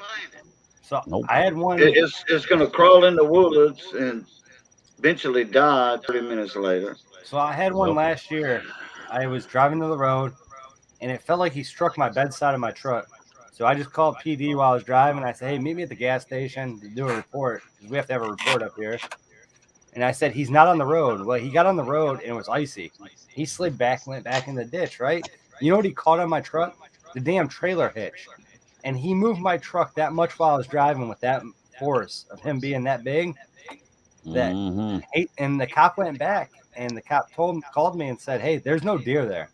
He's like, but I seen the fur on your trailer ball hitch, so it's recorded. He goes, I said, I thought it hit the damn bedside of my truck the way it shoved my damn truck. Yep. And I looked in the mirror, and all I seen this damn deer doing was going in circles on the ice, and then he took off. Yep. And I go, God damn it, brand new truck. Bedside's done. I said, just meet me at the gas station, because there's no, that road is dead. There's no lights on it. I wasn't even getting out with a flashlight at that point. Like, just meet me at the gas station. And we got there, and the cop's like, I don't see him in the side of your bed. And I go, well, and I pulled out my flashlight, and I said, oh, he hit the trailer hitch that I have. It's a big-ass kennel hitch. There was blood and fur on it. And he goes, well, I'm going to go look for it to make sure it ain't in the road. I said, well, here's my number. Let me know if you find it, because up here, if you hit them in the winter, you can keep them. If they're if they have to euthanize them. So I said, let me know, because I'll take it. It's free deer. Yep. Free meat, yeah. And he called me. He's like, dude, that thing. He goes, there's 3 puddles of blood in the road. He goes, I see exactly where you hit it. You told me right at the mile-an-hour sign. He goes, and I'm 10 feet behind that. He goes, and I see 3 piles of blood. He goes, and it went back off the road. He goes, I was scanning the woods. He's like, that thing probably lived. I go, fucking Eden lived after he took his knee on a damn trailer hitch. So I mean, that deer probably lived too. Hey, come on. It was like boom. And I'm like, what the fuck? Yep. Nah. And the thing is, somebody wants a little deer as a pet. Yeah, you better watch it, because once he turns into a full-grown buck and it starts the rut season, you just better just let him go, because that damn Robert, around here you can't have them. Like this one girl put a leash on one of them that was a pet, and the game warden came and took it, euthanized it, because you can't take a wild animal and turn it into a pet. Nope, it's against the law. No, I'm on We got one fucking time. Santa downstairs now. Jesus Christ. No, one time at work, there was a deer jumped the fence. Well, it apparently broke his leg. Well, the state of Georgia was not allowed to kill any animal on the property, so they had to call somebody else out there to take care of it. I'm like, yep. So, Robert, we have Russia Road Airport here, which is a small town airport for private people. And they allow 20 people a year to hunt in there because the deer come over the fence. 12-foot fence, right? How the hell did the damn deer get in there? They can jump it. Yeah, they do. Be They do. surprised. There's been cameras showing them jump it, and they do a lottery every year. You buy a ticket for $20, and you can win a chance to hunt in there. And I got to hunt in there one time, and I never seen a goddamn deer in the damn woods, because there's wood lines and then there's the runways. Now, if they know that there's going to be a lot of deer crossing a major highway, they try to make some kind of crossing under the highway for them. So, yeah. Well, because but see, I got there that year. I got there really late because I was busy at work. I didn't get there until the last day of deer season, but they said that Lorraine police came in and euthanized a lot of deer, and they sniper trained and shit with the guns, and they donated all that for Home for Harvest or whatever it was around here. They actually paid to have it all processed by a butcher, and they donated all the meat. So yeah, homeless shelters and stuff like that. Yeah. Yep. There's a lot of hunters down here that donate a whole deer that they waited for during hunting season. They'll donate the deer to the whatever it's called, something like you just said. Yeah. And there's many hunters that do that. So your soup kitchens get a lot of deer stew or whatever. You know. Yep. So there's also, like, where my wife's from in West Virginia, sometimes they, like, they'll donate cow meat and stuff to the local place up there because they have steers on their farm and they'll have extra and they'll just donate it because they like to give back to the community. And they live in such a small, they live in such a small community that they like to go get it packaged and they'll actually pay the packaging and they'll give it to like the older people. Hey, here's steaks, here's ground beef. Yep. Yeah. Oh, I said homeless shelters earlier. Soup kitchens. No, it's the meat that they donate to families. Yeah. Yeah. But there's like also food there's banks, also food homeless banks. shelters. Yeah. But there's some of the food shelters around here, they'll take wild game too. As long as it's preserved right and it's done by a certified butcher, they'll take it. Mm-hmm. Because when you cooking deer and stuff, you gotta know how to cook it. Because some people are there, Yeah. you know. You can almost eat deer raw. You just gotta make it good so that it tastes good. That's what a lot of people don't understand. Those deer steaks, ooh wee. Yep. Yeah, Missy, she can beat up a stove real good, my wife, and she loves cooking deer meat and eating deer meat. I've never had it. I can't say that. I've had deer chili once. Dude, Well, my then, wife yeah. won't eat deer You've meat. had deer jerky too. Well, Yeah. deer jerky too. Dude, that's the whole point of why I kill my deer is for the deer jerky and the steaks. And then my wife won't eat deer meat. Well, she doesn't eat cow meat anymore either. Ever since she's went down to West Virginia and seen the steers I buy. But that's beside the point. She's like that's. And even before the cows, she never ate deer meat. You know why? Because that's Rudolph. That's Bambi. I go. Your parents got you on the Disney network way too early in life. It's time to survive. Yeah. Don't And kill James, Bambi. next year, me and you have to get together during hunting season. I'll have to get my hunting license, come up there. We would actually go down past you if we were gonna hunt together. Or wherever. I can hunt down 75 miles south of Columbus. I got property down there. That's where I would hunt. It's in nowhere, no man's land. Y'all got any Well, wild hogs up there? No hogs. No wild. But I've never been hunting before, and I like to get my license and bring my son out and whatnot. Steve, it would be fun because I don't chase the big old guys anymore. My days of that are over. I take whatever is nice and younger and better. Like my days of hunting the big antlers, dude. I have antlers for days. I don't need anymore. Yeah. Oh, yeah. I've learned. You can cook them antlers in a Cajun gravy all you want for a week.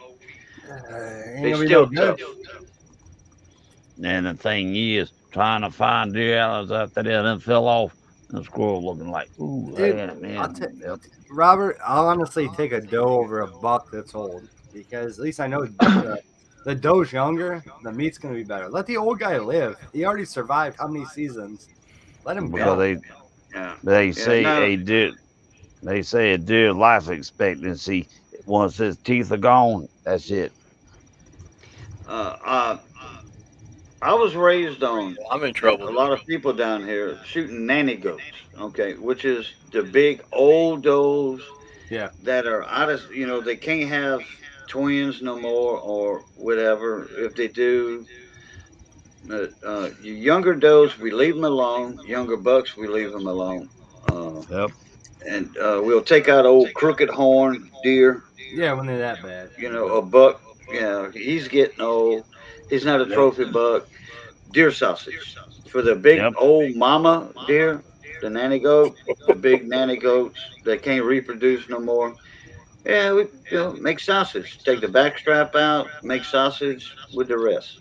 Well, and once you put that back strap in with sausage, and you keep rotating it and then grind it again. Oh man. But I got better recipes for backstrap. I don't care how old that deer is. That backstrap's still tender. No, but there's one time me and my buddy we did one. We split one because he bought a second ticket because we were allowed that year, and we got one. And he goes, "I'm just grinding this whole damn thing up. We're gonna see what kind of sausage we get, right?" Oh, it was the best sausage ever. And now you know what he does? He don't even give a shit about the back strap. He's like, I want that damn sausage in my fridge. But he also gets another deer every year because we can hunt twice a year. Here. That's it. Oh yeah. We got my birthday, which was December 18th. I could have went out, but I didn't get to go out. And I get to go out, I think, in the end of December or the early January. That's it. Wow. Well, y'all rules and regulations up north are totally different than down here in South Louisiana. So what's funny is where I live, I could shoot a big ass buck off my balcony. I've showed these people on the live streams the bucks that walk through here. I can't shoot from where I live because I live in a city. Now, if you go over the railroad tracks, which is 30 feet, you can hunt over there. Well, those bucks stay over here all this time, and they don't go back for a long ass time because they know. Yep. And I would never hunt here because this ain't my shit. I like to go out in the woods, or like my brother has property, so I got property there. I could hunt all the places. I just don't have the damn time for it. My son, my youngest son, is an avid bow hunter. He does not use a rifle. He'll use a double barrel 12 gauge shotgun for deer, but that's the max for him. His only gun, or a single barrel, but he'd rather use a double barrel and unload one barrel, then the next one to make sure it's a good kill. He don't want. He's the type of, he's a sportsman. He lets the deer get close to him, especially with archery, bow. He owns property up in Arkansas, and that's all he done is bow hunt up there on his own property, which is adjacent to a wildlife management area. So he's got it all coming in. Yep. Yeah, you get all them hunters walking through the woods in the WMA, and they running the deer out because they don't know how to hunt or whatever. Yep. So, but I'll tell you this. 2 years ago, I went out in the woods on private property with somebody I know had. You can still hear me. You're just muted because you're trained. You're like me. You live by train tracks. But so I got done hunting. It was raining. I was pissed off. I get back and I sit on this lady's stoop, like her back porch, take off my gear. And this buck starts walking right out of the cornfield. And it's walking, and my bow's right here. I loaded the damn thing up and shot it. And I go, all my buddies are like, how long did you sit in the tree stand? I said, way too long because I was on TikTok screwing around. I go, because I didn't see a goddamn deer the whole time, right? I said, I went to go take my boots off, and this deer walked by, and I killed it with my socks on. And they go, what? And I go, she actually had it on her surveillance cameras. I was sitting there taking my socks off. I was pissed off. It was raining. I was mad. And I see this deer out of the corner of my eye. I'm like, no way. And I'm like, I'm just going to take it from this step. I grabbed the bow real slow. Set up. Shot, right? Well, this damn deer takes off. And I go, damn it, I missed, right? It gets in the cornfield. And you know what it does? It goes to take a hop and it's right over. And I go, I had doubts though, because I was out of hunting mode at that point. I was out of the mode at that point, like I was taking my clothes off and shit. What's up? I was like, hey, I might have missed. I miss once in a while. Andrew, shit. They let the crew leader up here tonight. I ain't got a cigarette though, bud. Okay, I gotta say hi to two people. Mr. Boone, well, I seen you jump up. I was waiting on a chance to tell you hello and Merry Christmas, Mr. Santa. And Andrew, how you doing? Good, yo. Well, Andrew stole my presents, so. These ends, I swear to God, are going to be the death of me. That's good old Andrew for you. He sneaks up and takes everything. Now, is that the same Andrew that I know from all the other channels I'm in? Live stream? Likely. Okay. Unfortunately. Right. Yeah. He's Mr. Google. All right. Yeah. Oh, what was that you was gonna show us, Cajun? Oh, I'm gonna have to another 5 minutes. I think I'm gonna show them to y'all. Another 4 or 5 minutes. People were asking you what you were selling the other night. Who, me? Yes, you. What I was selling? Yeah. People were asking what you were selling in your live stream. Selling my what to? I think somebody was asking what kind of coin you were selling the other night. Or showing. Oh, I was showing off some coins, but we were doing coin supplies. I think talking about coin supplies. Talking about that. Yeah, wasn't selling the coins. Somebody asked me if I still had some coin supplies in stock. Yeah, I think you're talking about Raging Cajun. He wanted to know if I had any coin supplies. Oh yeah. Somebody else was asking if I had any coin supplies. You know, yeah.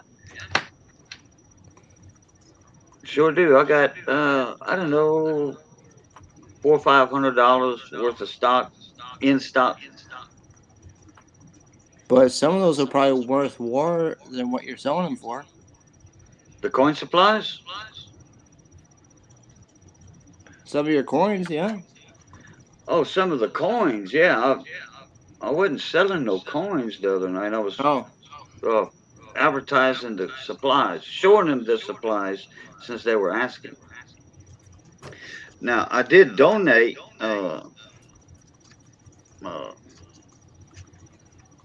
silver $50. Here it is. To on Pulley Bear's live stream, his New Year's live stream for Pulley Bear is Garage. That Kennedy half right there, that's going to be a door prize, and that's uncirculated. That half. Oh, that's worth something.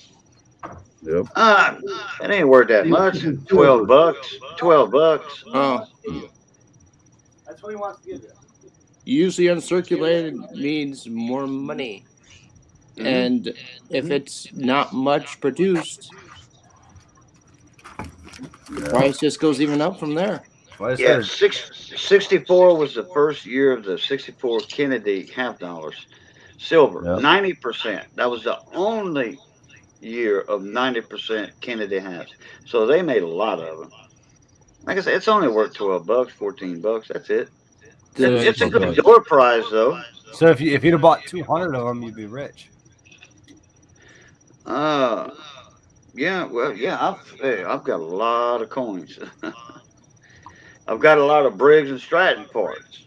You know, I'm not just a hold on to that shit because coin everything's collector. going up. You know. Briggs and knows? Stratton, Briggs and Who Stratton knows parts what are gonna the be coin- worth more money than coins. I'm gonna tell you that. Who knows what the price on the coin market's going to do?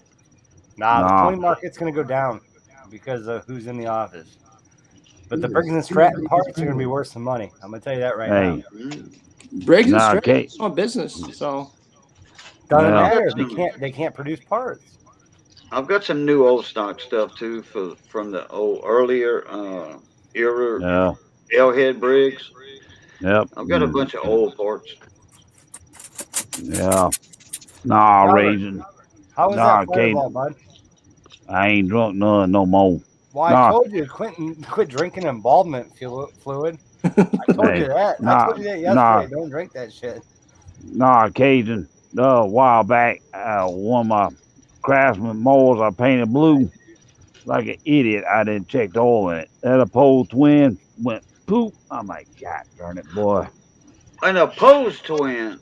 Yep, an opposed twin. Man, come on, the Nope. opposed twin like that.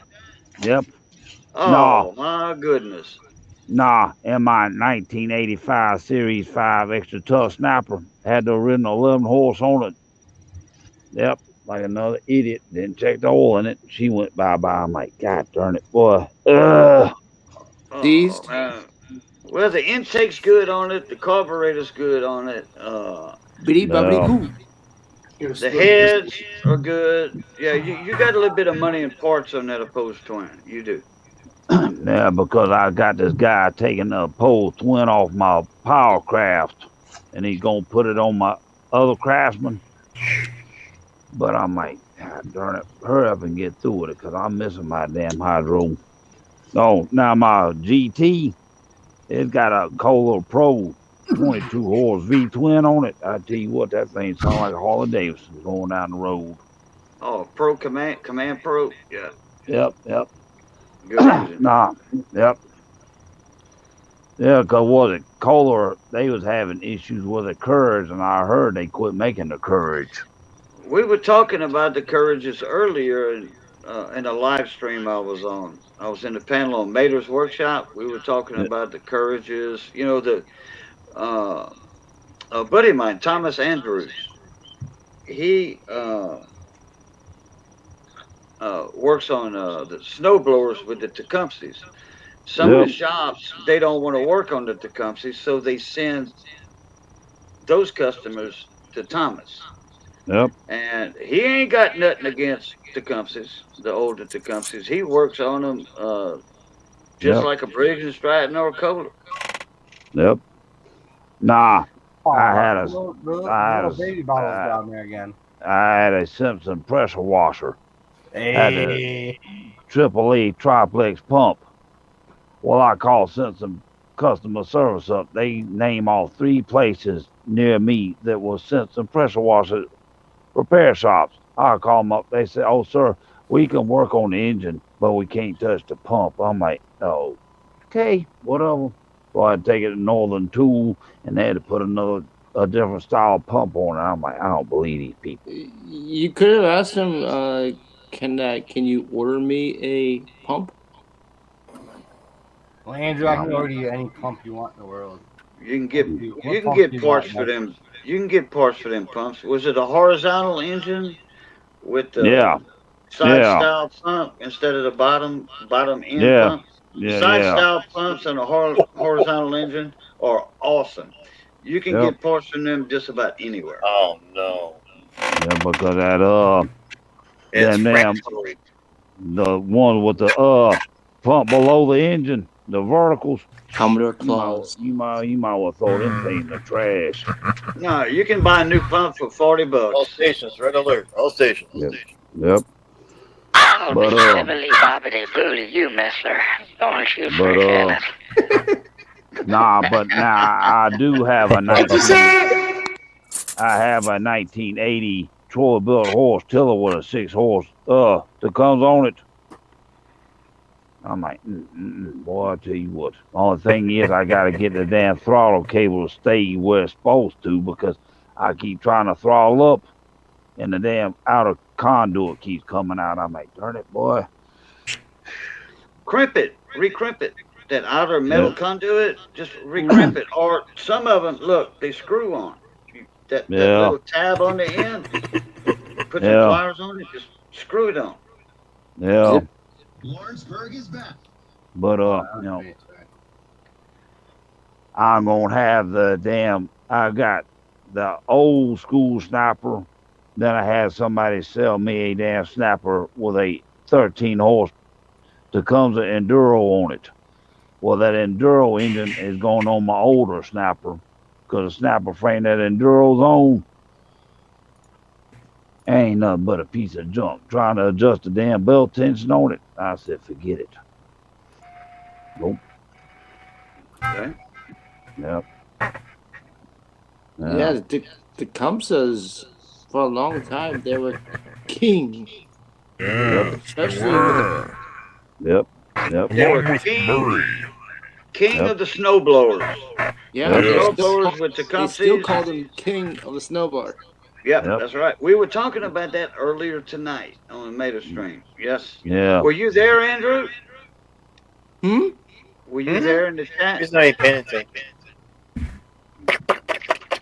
This evening? But, nah, see, because they called it, they called the Tecumseh the Snow King engine, like I said, it's just, Well, Craftsman was pretty big in the snowblower game, too. But oh, yeah. Back in the 90s and early 2000s. Oh, yeah. Yeah, and Honda made the most, Honda probably made the most kick snowblower on the market back then, too. I'm not familiar with snowblowers because we don't deal with that issue down here y'all do up north there. I used to live in upstate New York, and we had a Tecumseh Aaron's 24-inch snowblower lasts a good 20 years. Oh yeah. Aaron's a good brand name. It is.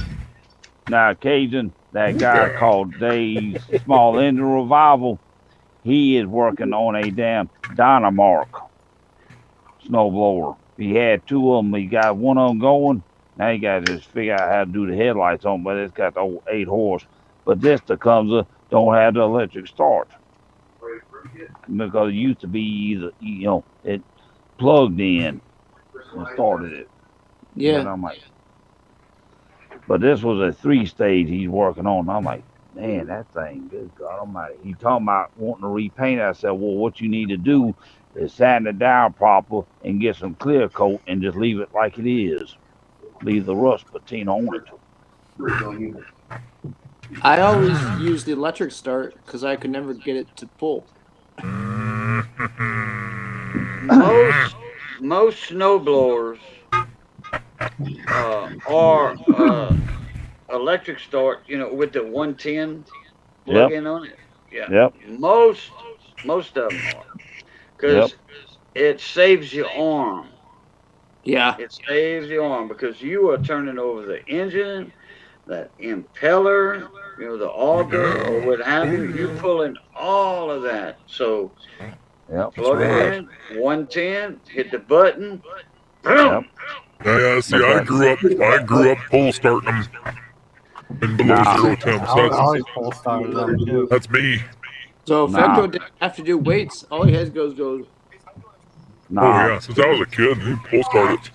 Nah, Cajun, I even got a damn. Oh yeah. What they call it, a 4-way, but it's a damn Craftsman yard vac. And you can tell when you pull starting that. Yeah, but it's really a 3-way. But if you can tell when you pull starting that thing, then I got a Craftsman limb chipper. Then I got a Craftsman limb chipper leaf shredder. You can feel when you pulling that thing, that flywheel. But now my damn DR Ranger chipper, it's belt drive. So when I pull that in and over, I don't feel the resistance. But I'm like,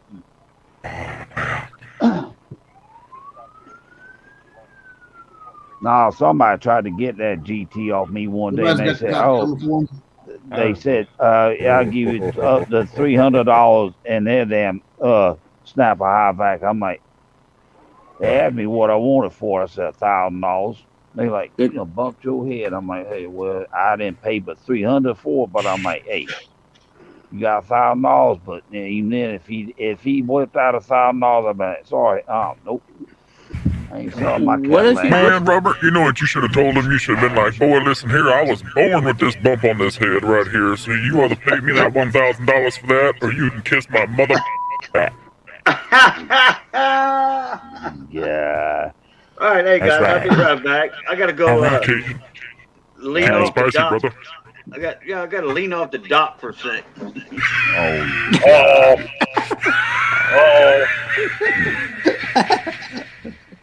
You're docking it. Jim, you're fucking silent over there. Did you forget to turn on your fucking microphone? Not done. Hey, James, the cops are coming for you. Hey. You're just I too was busy saying hello playing to a lady driving the wrong way on the fucking highway. And you know what she says? This is how I get to work quick. You know what she said? I drive on that's the wrong side of the highway. I get to work quicker. That's what she told him. Who is this? That in your chat, Steve, I posted that car smashed up. That state trooper. He was responding to that, but he was looking at his notes. Oh on his man! fucking laptop.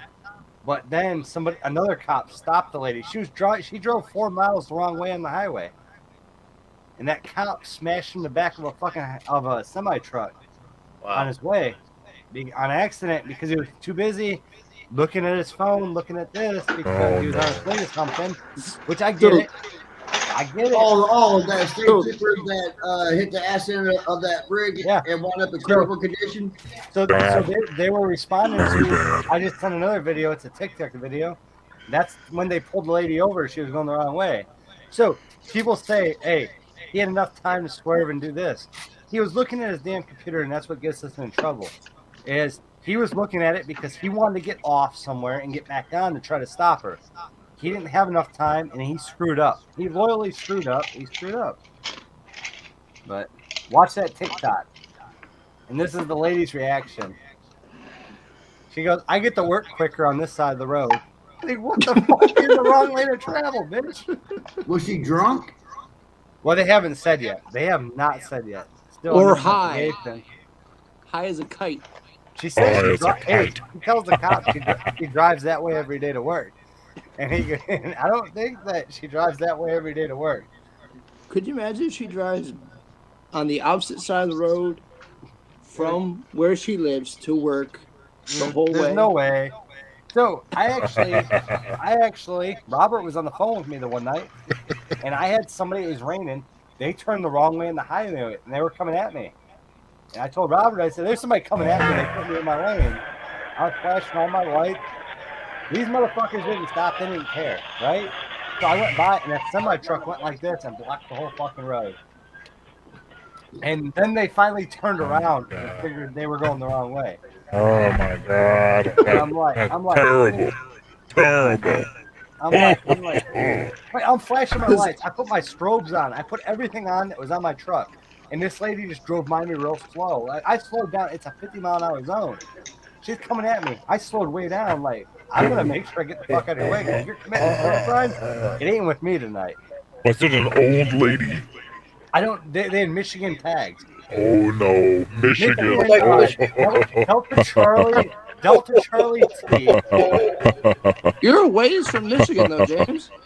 No, he's not. Delta Charlie That T. far. And then there was 3404. I still remember the plate number because I called it out to police. When I seen it coming, I dialed 911 right away.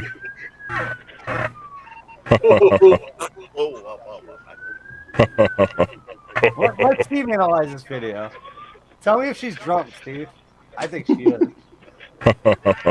I think she was leaving the fucking bar, going home from work.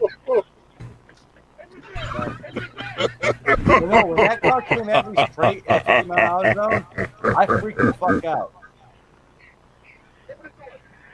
I'm still interested in that four-way. Oh What? man. Jim Lord wants have mercy. okay. Hey, if Jim Oh, wants that's a what he's four-way, saying. hey, Four-way. if Jim wants a four-way, that's all he needs. That's what he wants. It's not my. That'd be hell, wouldn't it? No, I'm where's that definitely video not- at, James? Huh? What's up, bud? Is it in IG chat? Which one? That video you're talking about. Well, there's a trooper actually hitting the semi-truck, but that's the same call he was looking at. That's the one I sent you. That's a TikTok in the IG chat. You don't have your hand. Yeah, That one? yeah. That's when he wrecks. That's when he wrecks. Yeah. Sound like a guinea pig. Skip in pretty far because you're gonna listen to fucker or whatever his name is that wants to talk. Big fucking trucker or big mother trucker. Oh, he's just a big mother trucker. What's that link that James put in there? And he put. Earlier, I put YouTube. Robert. The link I put in there was Robert's link, which is next to you. I love mowers. That's him. Mr. Thomas Irvin, 58 years old. The Wait. truck driver was okay. Oh, let me- Yeah, that guy up there. The one that was talking about the four-way. Well, It's the other occasion, so to speak. From Alabama. The other wannabe Cajun That's in your Georgia. Hey, if you want to find me on YouTube, Occasion, I'm Homeboy James. Georgia. Find me real hey, quick. hey, I be a Cajun. I'll come over there and put you there and buy you we Robert, shit. if you're gonna come over and talk like that, Robert, don't buy me mess some with Mexican me. food. I'll change your DNA. You come down here and mess with me. I'll change your I like to see DNA, that. dude. I'll feed you to the alligators. The only thing they shit out is teeth. Hey, I ain't afraid of alligators, but we're live, so I can't. It's Cajun is Hey, called hey, I gumbo. can't go like this and go pull that up because It's called gumbo. Now, Cajun. hey, K don't think he gonna take me down to the bayou and turn me into Mr. Gator, huh? You Hey. ain't got nothing. I got 19 points for that alligator, and I ain't worried. I'm gonna live. That's every Boy, day I walk Robert, around. you know I'm picking at you, brother. Mm-hmm. Robert. Well, somebody else said you was gonna do something, so I said, Well, well, no, okay. he's just a crazy Come guy. on. He's just Robert do Hey. some crazy shit. He tried to steal the space shuttle one time. Oh, Oh, really? Hey. I'd have liked to saw that. I Oh, would have yeah, liked to video. saw He was that. trying to load up his craftsman on the space shuttle to be the first Oh, guy yeah, to mow the right. fucking lawn on Mars. And they busted Look at him. this. They go, there's extra weight here. There's a craftsman in here, and there's a guy. What the hell are we gonna do with this? Oh, wait Oh, a minute. He tried to go to the space shuttle or something as a technician, Yeah. and he had some Harbor Freight tools. That's how they noticed him. But Had if a he, Harbor Freight hey, toolbox. if he had Harbor Freight tools, he might have passed. Because I Oh think that's my what they still did God. he might have passed. But he had craftsmen. Oh. He had craftsmen, and they said, "Hold on, we think Sears went bankrupt a long time ago." Sorry, Robert. I'm just messing with you, buddy. Actually, Yeah, me- I think like February I Me got too, shipped up brother. Harbor Freight because I'm getting one about a mile from the house. Yeah, and you know what? Go buy the Icon shit. It's better than Snap-on. I'll tell you that right now. Oh, who told you that? Who told me that? I own Snap-on tools. Yeah. That fucking Icon is pretty much exactly. I got the gold Yeah. ratchet from Icon today. You did. It's still in my truck. $65. Yeah, hey, guess what? I got the gold thing. I'm never gonna use it. That thing's going on a wall in my house. Man, I've got gold tools. I got a gold ratchet from Mac. Okay, Yep. from years ago when they had their gold series out. Yeah. You could buy like what, one tool a month or You something. got something I for forget what free it or this was. and that. Yeah, I got a Mac gold ratchet. Sure do. And that little black velvet case Yep. bag. Yep. My dad has the Mac and the Snap-ons that are in the gold. Right. And I go, hey, those will be mine one day. But until then, guess what? I'll take the Icon. I only do the Icon as a joke because it was $60-some. It's a joke to me because I have Snap-on tools. I have all that. It don't matter to me. Yeah. It's like, hey, if Yeah. it makes you money, it makes you money. Yeah, I'm in the small engine community on this channel, my Cajun Coin Hunter I gotta channel. go follow I'm in you. the small engine community and the Yeah. tool community, and we talk tools on like Tuesdays, Mondays, Tuesdays, Wednesdays, Thursdays, sometime with certain guys. And man, Just say hi in the chat, the regular chat. Like sirens are blowing at somebody's house. I think No, I'm that's watching a Boo. video. Going to James' house. He's I think that's Boo. Boo Hey, doing he's that. got all his guns Or- back there. The cop's gonna get him. Or go to Bibbidi Bobbidi Boo's house. But that's Yeah. hard for me to go to Bibbidi Boo's house. He's Well, been yeah, over there- halfway. Now, Hey, there's he's, a few he's like Jim guys. Whitecomb, half bent over. There he is. There's a few guys that are talking about Icon tools. Okay, in our chats, some live streams, some chats. When Icon comes up as a topic, yeah, a lot of people are saying Icon is right there, up there. You know, that's Harbor Freight's most expensive tool line. What is? You know, and you know, we talk about Harbor Freight all the time, and we don't bash Harbor Freight. We don't. I bash Pittsburgh, but I don't bash the Icon line. You bash the Icon line? No, James? I bash the Pittsburgh line, but the Icon line. Okay. I think the Icon You- line is out there. But You what's bash going them on the with good- Harbor Freight?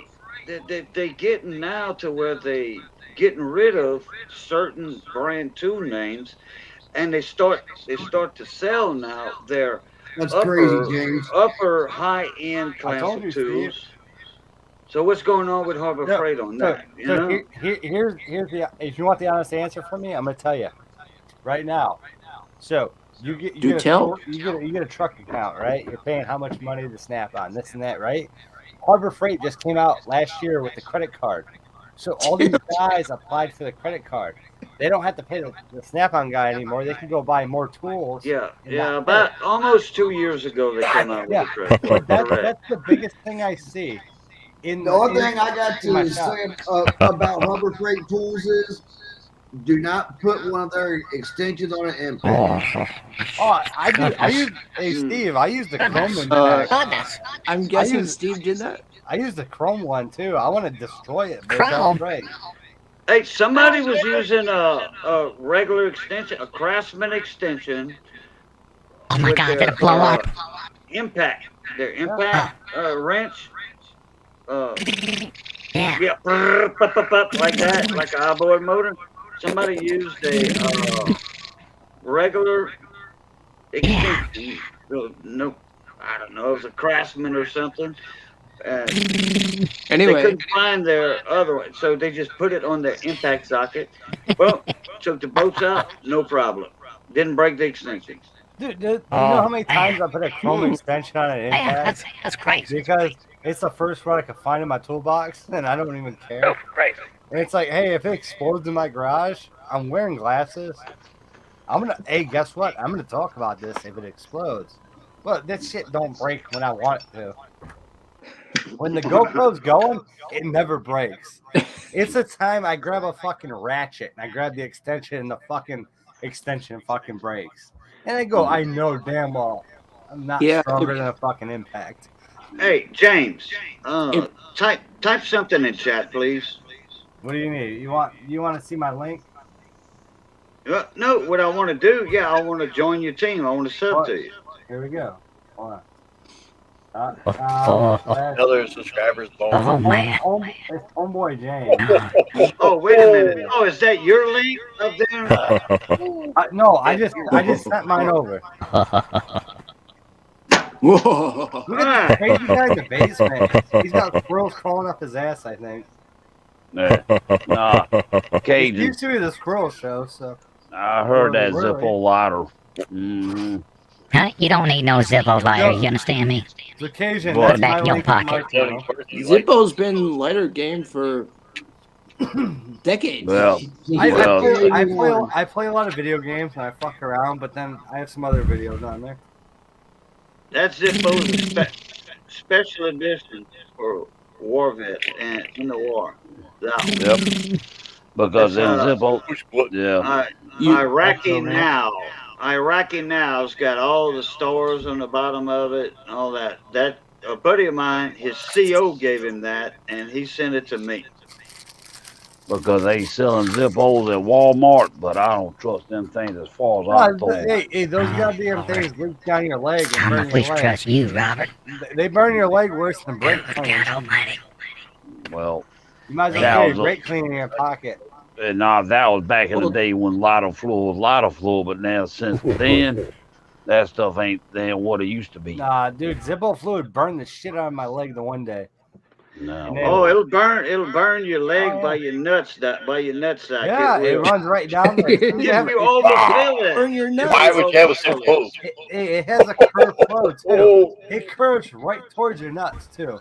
When you're sitting down, that's how it flows. And then, Hey, I don't think Ethel needs to hear all this. Who? Apple? Ethel. Apple's gonna learn some shit. Oh, Right. Ethel. That old lady. She gonna keel over soon. What you talking about, boy? Apple You is, mean you mean ethyl alcohol? nah, and see, No. Zip, Probably needs it. Old hag. Callers. nah, and see, Steve, hey, Steve, I don't think D needs to hear this either. Well, who's nah, D? Steve's nuts. nah, and see, You know how that goes. Zippo. We're getting out of hand here. now Hey, see, Daisy Zippo he bought out Ronslin Lighter Fluid Corporation. They did. Yeah, Aren't you they wrong, did. son? Now I knew a Oh, place there it that is. used to, I knew a convenience store. They used to sell the Zippo replacement wets because for a long time, if you didn't keep your Zippo wet, it mushroomed. But then they started adding copper to Ooh, it. mushroom. Robert, that was totally. We talking about mushrooms now? We'll let it ride tonight. We call I'll buy them which. Zins. Hey, I got a nearby store. It's called Tobacco Plus. Yep. They sell tobacco, all kinds of tobacco, pipe, whatever. So, Yep. that's how I They roll sell- my cigarettes. I go They sell there, Ronson pay fluid, tax on it. which Yep. brought out by Zippo. They sell Yep. Zippo fluid. They sell Flints, Yep. and they sell the wicks for Yep. Zippo lighters. Yep. Do they sell the vapes too? Or Well, no, e-cigarettes. that's just down in Fecto's world. Oh, they sell vape stuff, but I'm not into that crap. Okay. I just didn't know if they sold them. That's all. Hold on. If you're vaping, Ronsies is good for is starting a fire with. They ain't good at all for Zippos. dude, hey, Andrew, if you're Oh, looking to buy a man. vape, you better talk to Let's a guy get me and my below me. e-cigarettes. I ain't sucking on something like that. Nah. I be sucking on all of them. What you talking about, boy? Nah. Back long- in 10 seconds. All them e-cigarettes. Give Nah, them to see, me. I suck back on in them the- all. back in the Reminds day me back of them before- times in high school. I suck on them all, them e-cigarettes. Fecto, I have nothing against your Hey. e-cigarette shit. 9. I'm I'm back. gonna smoke. I'm gonna smoke. Now, see, back in the day before I didn't hear you, Zippo- honey. Repeat I that. told you 10 seconds. How's So I counted it. You're Nah, back. back in the day before Zippo started putting copper in their wick, we tried that one time at school because I kept Oh, having rubber. trouble. Do you see Well, See that? what Robert? that is? Here's the biggest problem. Why were you trying that shit when you were in school? You weren't Damn. supposed to be smoking. God damn it. Damn. Yep. See what that is? Naphtha alcohol. Yep. Naphtha. Yep. Okay. Yeah. Didn't recognize Yeah. that? Oh, yeah. All right. I was. Before my time, bro. Hey, Where's Andrew. my here it is. Yeah, it's already 12 o'clock. Man, damn. See this? No, it ain't that. Yep. Before Yep. Zippo So you're gonna turn into an elf. Yep. before Zippo bought Ronsonol out. You're gonna be Santa's Yeah. little elf. That's kind of cute. Ronsonol I had like that. naphtha alcohol in it. Yep. This is what I use in my Zippo Oh, light. it's the sunny side. That's where I work. Oh, Thank Yeah. God. That's pretty $8 cool. That's Yep. pretty cool. That's where I work. Yep. $8 for that big can.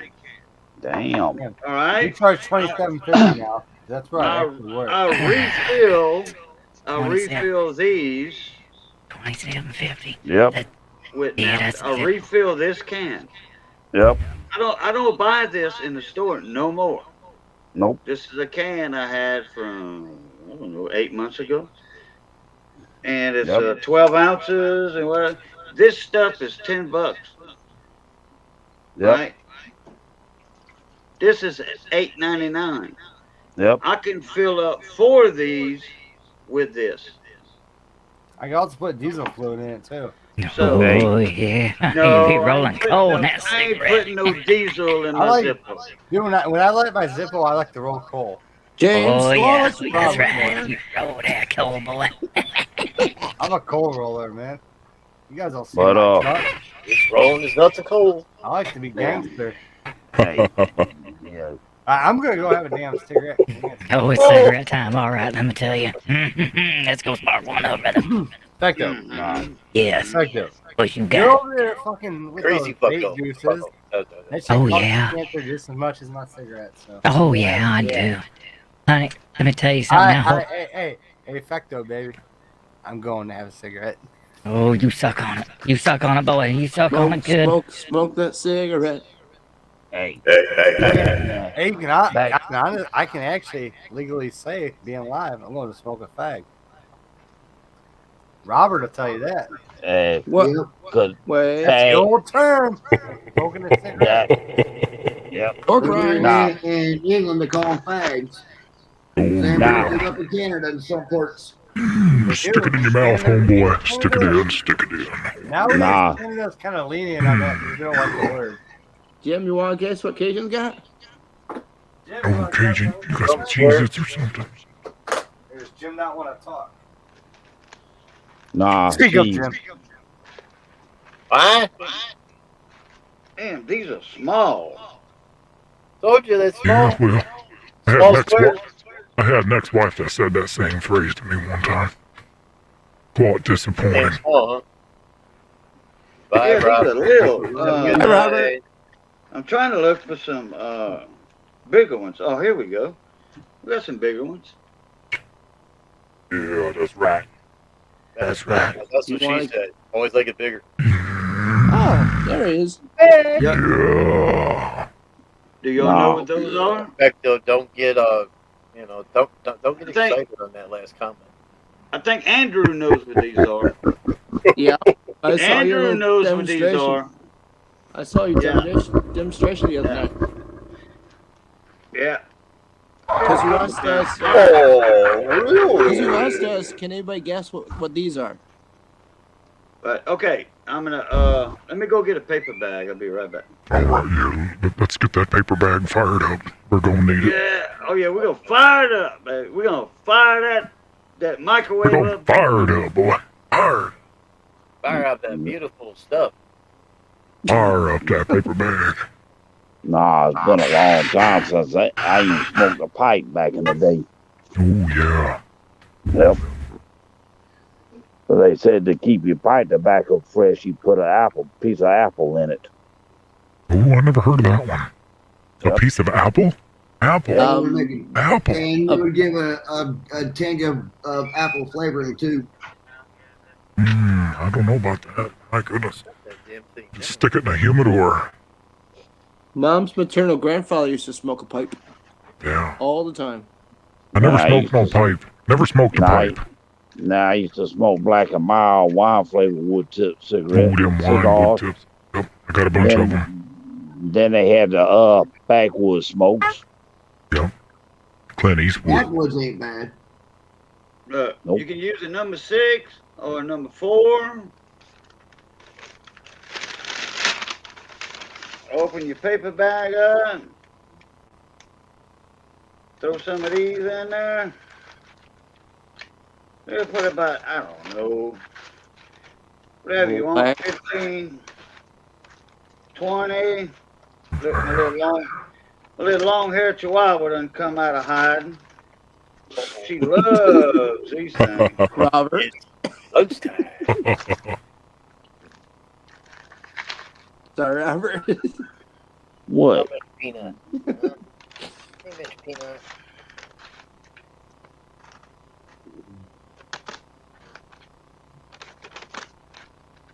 I don't know. I think I got 20 or so in here. We'll see. All right. Now he's gonna make it disappear. Man. Yeah, I'm gonna make them little bitty things disappear. I will. They're gonna disappear. It's close your bag. No. Kind of spread them around down there like that, even at the bottom, like a popcorn bag. Turn that down. Now Fecto looks like Christmas lights. Oh, yes, Christmas lights. I see Absolutely. green and red and yellow. Yes, you see pinks, oranges, greens, And now I see yellow. reds, and yellows, yes, yellows.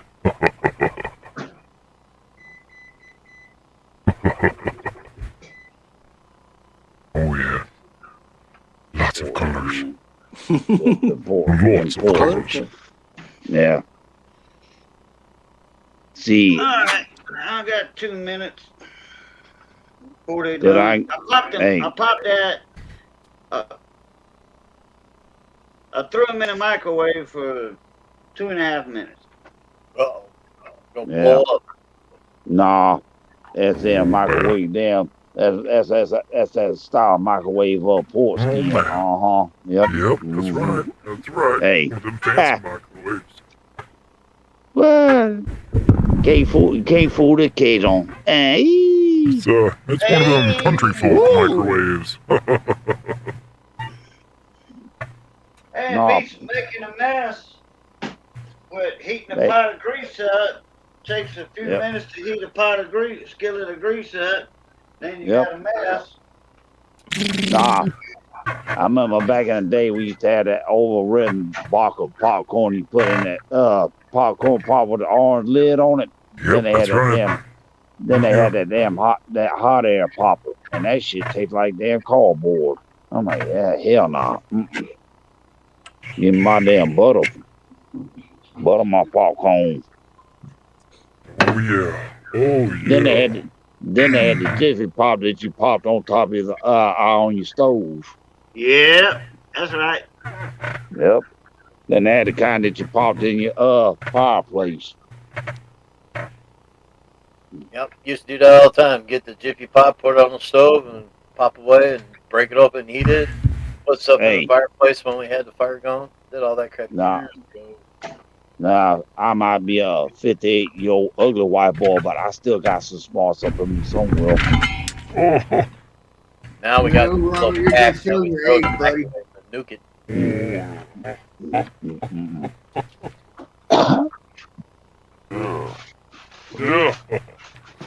Nah. Bracco over there fighting in the dark. Bracco, where you at? Bracco, Bracco. Steve, I gotta jump out of here. Bracco. 5 a.m. comes too early. All right, James. You have a good night. Hey, see that paper bag? Bushalaka. Yep. No. Gotta throw, I respect Yeah, all it's you on the guys. table, Have all a James. Good night. gotta throw a Later. little salt in Robert. there. Thank you, Jim. Yep. That's it. No table dancing, Let's go. James. Oh, Bracco. Yes, Well, yes, we're gonna go. yes, Then we yes, drink a yes, yes. Fireball I'm then, but I'm going to bed. You what now? I can't drink Fireball tonight. I gotta go to bed. So. Oh, I'm so sorry. Gotta work. I'm so sorry, youngin. No, man. Hey, I got Rainbow, fucking coffee. I got 4 hours and 45 minutes.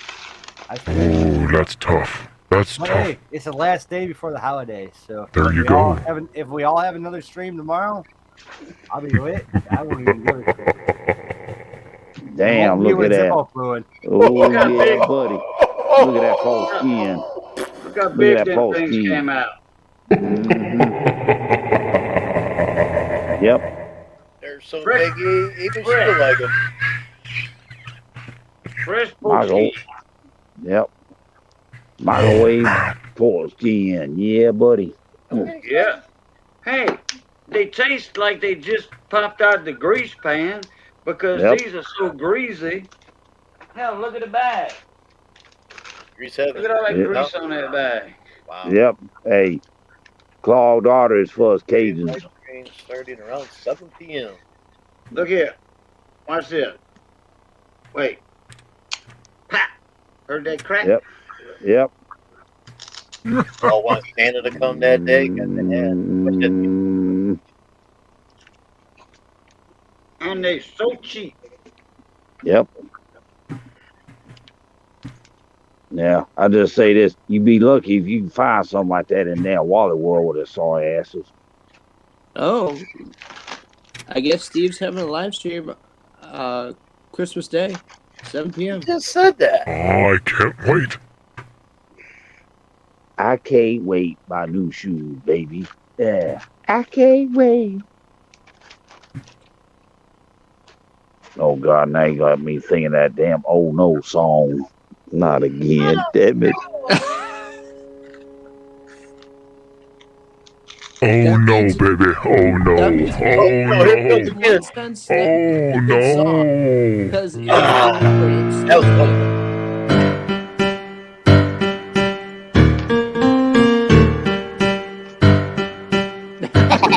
But, oh my God, what have I done?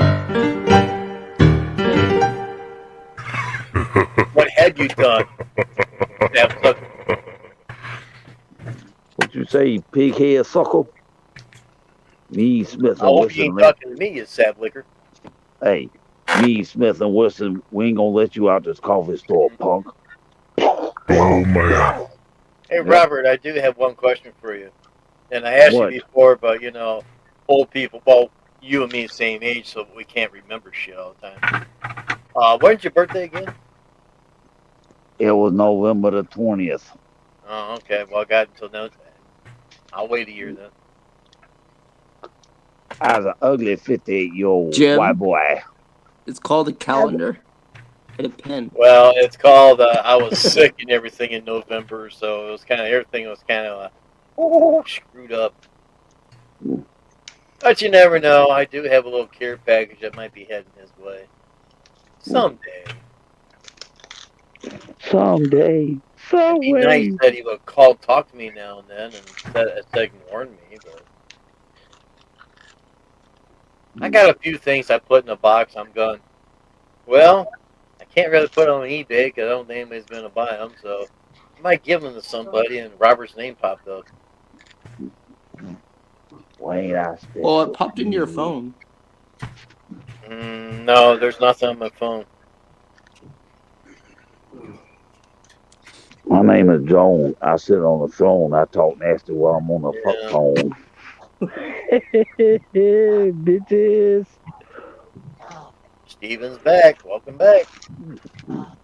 That was quick. He's a up and a puffing to get back in here. Do what? That was quick. What did Jim say? I didn't catch what he said. He was a huffing and a puffing to get back in here.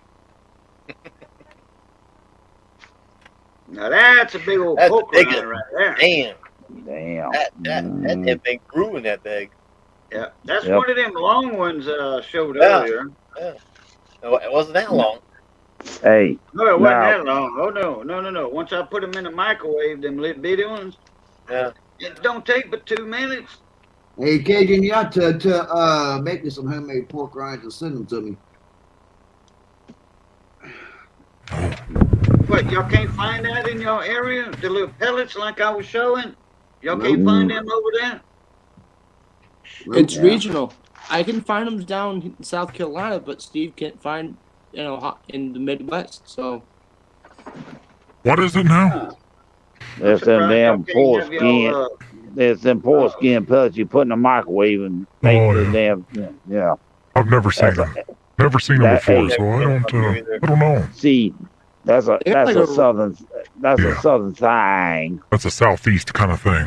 Oh yeah. That's a southern thing. There's a baby. southern thing, yeah. and a Louisiana, Corbin, Kentucky, I might be able to find some. and a Louisiana thing. All right. I got some to ship out, but I've got one pack to ship out. Somebody paid for them though. But if y'all want to pay for them, and pay the shipping, which would be like $10, I'll be glad to ship them to y'all. The product and that little pack right there was I think it run $5 for that pack I showed. Man, you know how many bags, $2 bags you can make with that? A lot. A lot. Yep. What kind of So flavors put it can this you way, make those? $10. Send me $10 in PayPal, and I'll mail y'all a pack of them. My wife's asking what are they called again? Why are they what again? What are they called? Those Pork pelicans. skins. Pork skins. Pork rinds. Pork skins. Now, all of them don't come out this big.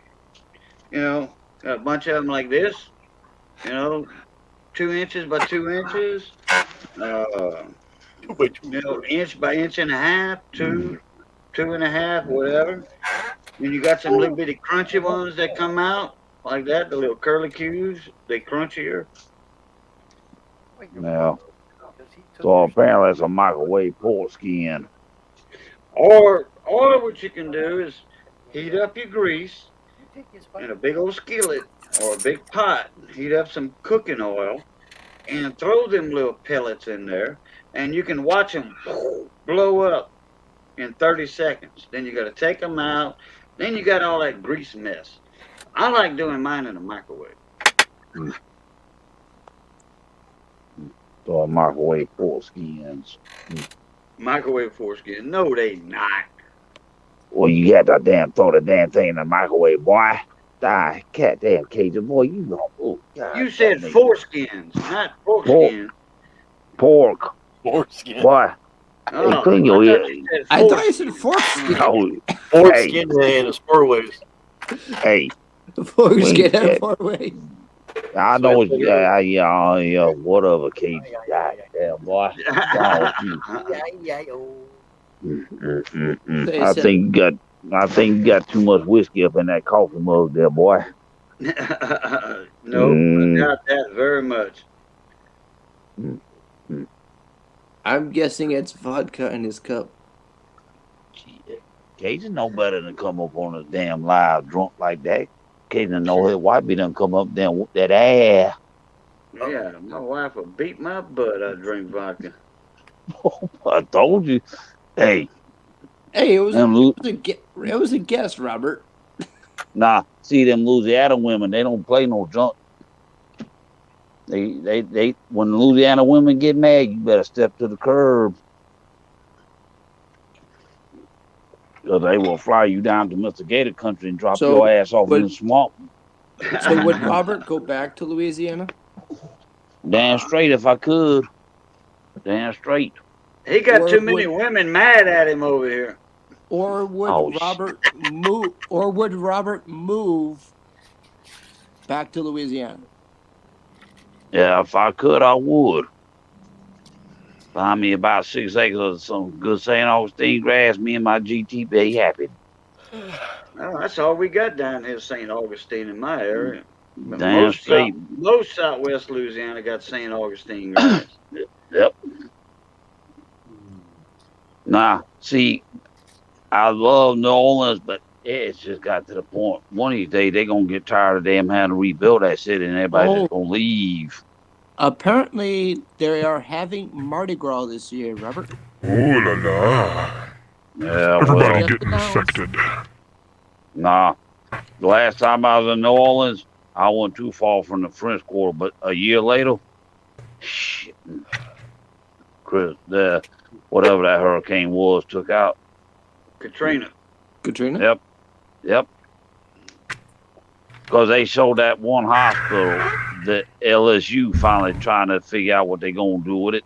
That hospital would have survived if somebody hadn't been stupid and put the freaking backup generators in the basement. Oh, the basement flooded. Yep. And that hospital was a charity Oh, it'll be hospital. fine in the basement. But see, that hospital started as a charity hospital for people who didn't have medical insurance. Oh man. Earl K. Long Hospital, or Yes, that big. it was one of the Longs. It was one of the Longs. They had two Longs. That Earl K. Long, and then they had Because this thing was started back in the 1700s or something like that. the other one. Yeah, there's that big multi-story one that LSU bought, and they trying to figure out what they're gonna do with it because they didn't want to spend the money to remodel it. Man, that's just terrible. Haven't heard nothing about that, so I have no comment on that. Yeah, well, it's on. Well, it's on YouTube. Next time I find it, I'll send you a link to it. Cajun, but I said, perfectly good building. They just all that medical equipment on the first floor gone. Well, I can imagine. Oh, I know what hospital you're talking about, but I haven't heard in the news what they were going to do with it or whatever. Yeah. Well, LSU bought it, and there's a bunch of argument about whatever, so it's just sitting there empty because people have have gone in there and explored it and stuff. I mean, they showed it as either MRI or CAT scan machine wasted. I can imagine. Is those that are expensive. Expensive. Oh yes, very expensive, Andrew. Very No, expensive. they had two hospitals in New Orleans. They had Very expensive. Earl K. or whatever. Then they had the other one. It was Tulane. That's where the college, Tulane, the college doctors or whatever. Yeah, That's where they would do their pre-med or internship at. Because this hospital, LSU finally, Louisiana State University finally got hold of, but they didn't want to damn redo it, so they built new damn there's a training hospital. Yeah, I have to find it again. But There's one in I said, Lafayette too, not far from me in Lafayette. That's University Medical Center, UMC, but it's affiliated with Lafayette General now. Yeah. So they'll get you in quicker and out quicker. But they have done more abandoned hospital videos, and they leave all this damn high dollar equipment just sitting there going to waste. Dang. There's and they leave the power on and stuff. I'm like, cause they showed us one hospital. I mean, God, the equipment there's that one they have. called the Saratoga Homestead outside Saratoga Springs, New York. That Yeah. it was a TB hospital years ago. No, I understand said abandoned mall. I understand abandoned mall video. Oh, and there was that one hospital in Birmingham, Alabama.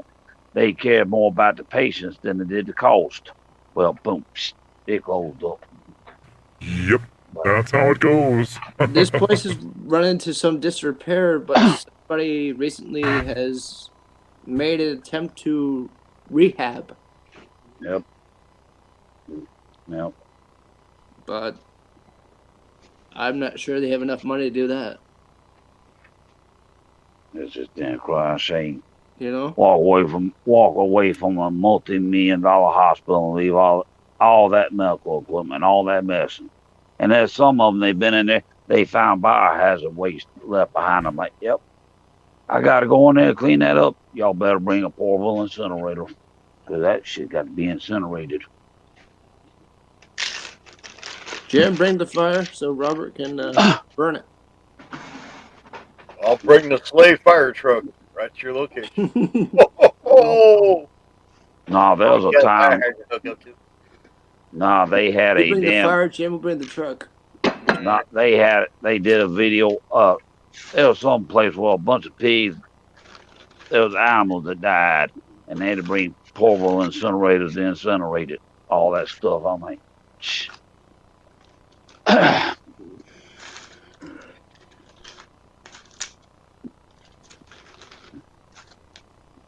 Oh, was it? And there's that damn it's either a jail or prison in downtown New Orleans. A bunch of the prisoners got left behind when Katrina hit. I'm like, Jesus Christ, boy. Yeah, Katrina, I think now is rated up near Andrew on the most destructive hurricanes. Yep.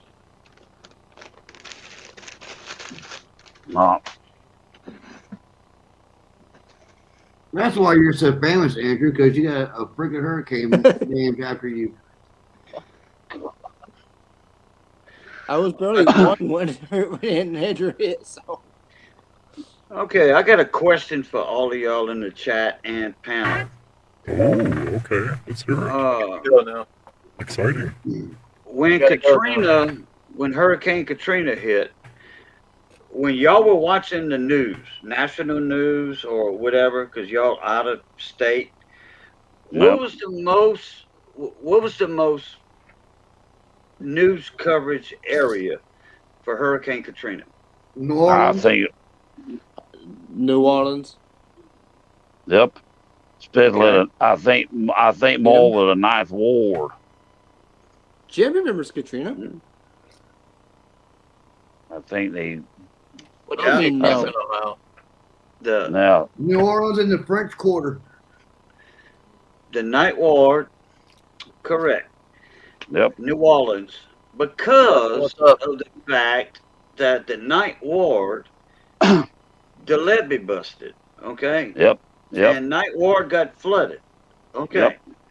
How many houses did y'all see that wasn't there anymore? All the houses in the Ninth Ward was there. More than you can count. They were flooded. They were flooded. Water over the That's rooftop. Okay. Justin Garrett, hello. What the national news was not showing was the coast of Mississippi and Alabama. It looked like 100 nuclear bombs went off on the Mississippi coast and the Alabama coast. Yep. They had 30-foot waves. There was hardly nothing left standing on the Mississippi coast all the way to I-10. Which is 10 miles inland almost. Yep. You know, or 8 miles inland. Okay, depends on what part of I-10 was closer 8 to 10 miles inland. That's nuts. There was nothing there. The national news coverage wasn't showing that. There was nothing left. Okay, you didn't see no rooftops underwater. You know. Yep. No. Justin said Bourbon Street. Bourbon Street. Oh, for the the French Quarter didn't get hit as bad. Actually, 6 days later, after the hurricane, there were a lot of stores, restaurants, bar rooms opening up a week after the hurricane. But the night world, hell no. Yep. Nope. They were flooded, big time. Yep. Bourbon Street didn't get flooded like that. They only got 2-3 foot of water. That's it. Bourbon Street is the highest point of land in New Orleans. Yep. Because when I was in New Orleans back in 2004, I stayed in the downtown Sheraton. Yep. Okay. In 2004, you were in the downtown Sheraton? Yep. Okay. What year Katrina hit? 2005. Yep. Yep. So they didn't have no water.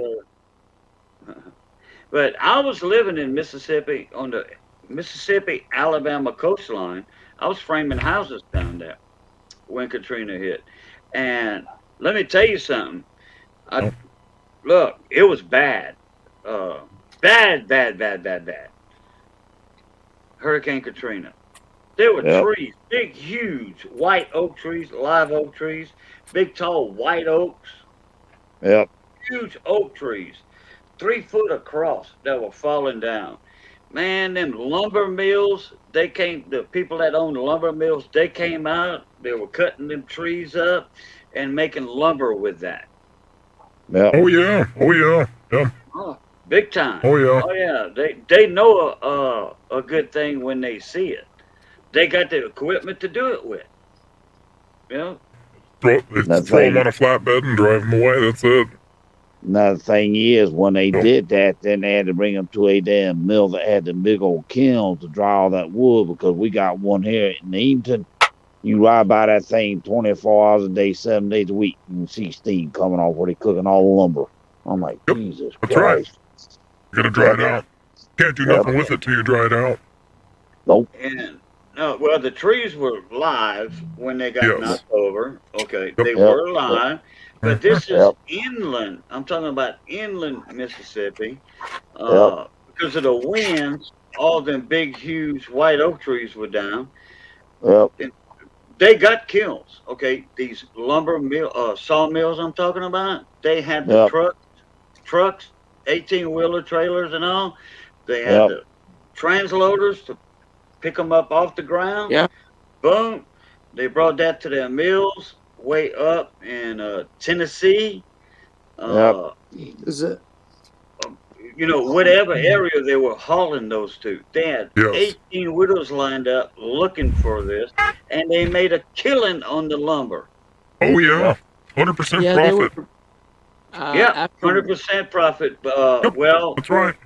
Besides their expenses for their truck drivers and trucks, you know, fuel and all that. Yeah, fuel and payroll maintenance, but still correct. Going out to harvest this out of the middle of the woods versus it already being down, and they dress it up a little bit, and they pick it up and truck it out. That's it. Yes, Easy. sir. Yes, sir. Very cheap. Very cheap compared to traditional harvesting. After Matthew, Hilton had they had a lot of trees down, so they shipped out a lot of the wood to Savannah, out of Savannah, out to like Korea, out towards Vietnam. Wow. That's a long trip. And they had there's a ton of wood by the truckload. Because now, see, when we got ready to come into New Orleans, we had to cross over that long bridge, and I tell you what, that was one that I ain't never seen a bridge that long. I'm like, Jesus! And right next to it was the railroad tracks. Yep, that's right. Yep, Check I'm out like, the main highway to Keys, Robert. Wait, Robert, which bridge you talking about, on I-10 or the Causeway? I think it was it's been so long. I just know we was riding over the water for damn miles on end. I'm like, God, All right, Oh, God almighty. I think you're probably talking about the I-10 bridge because there's a railroad bridge on the side of it too. You don't see it at certain times, but you see it at another certain time. That's the No. bridge. That's the bridge from Lafayette Nothing to out Baton there. Rouge. It's a 21-mile bridge. Yep. Look outside. Because you know, now I tell you what though, I mean, that railroad bridge, they show videos on it. There were times they'd be out there working, they'd have to start working because the wind get up so strong, they couldn't Yep. be out there working. Several bridges around Charleston close if the winds are above like 30, Go with it. 50. I'm thinking, 45. Yeah. go that. I'm trying to think. Was that down? Was it? I Like forgot the the Lake Charles. Yeah, I forgot the Lake Charles, Lake Pontchartrain. We had to cross over.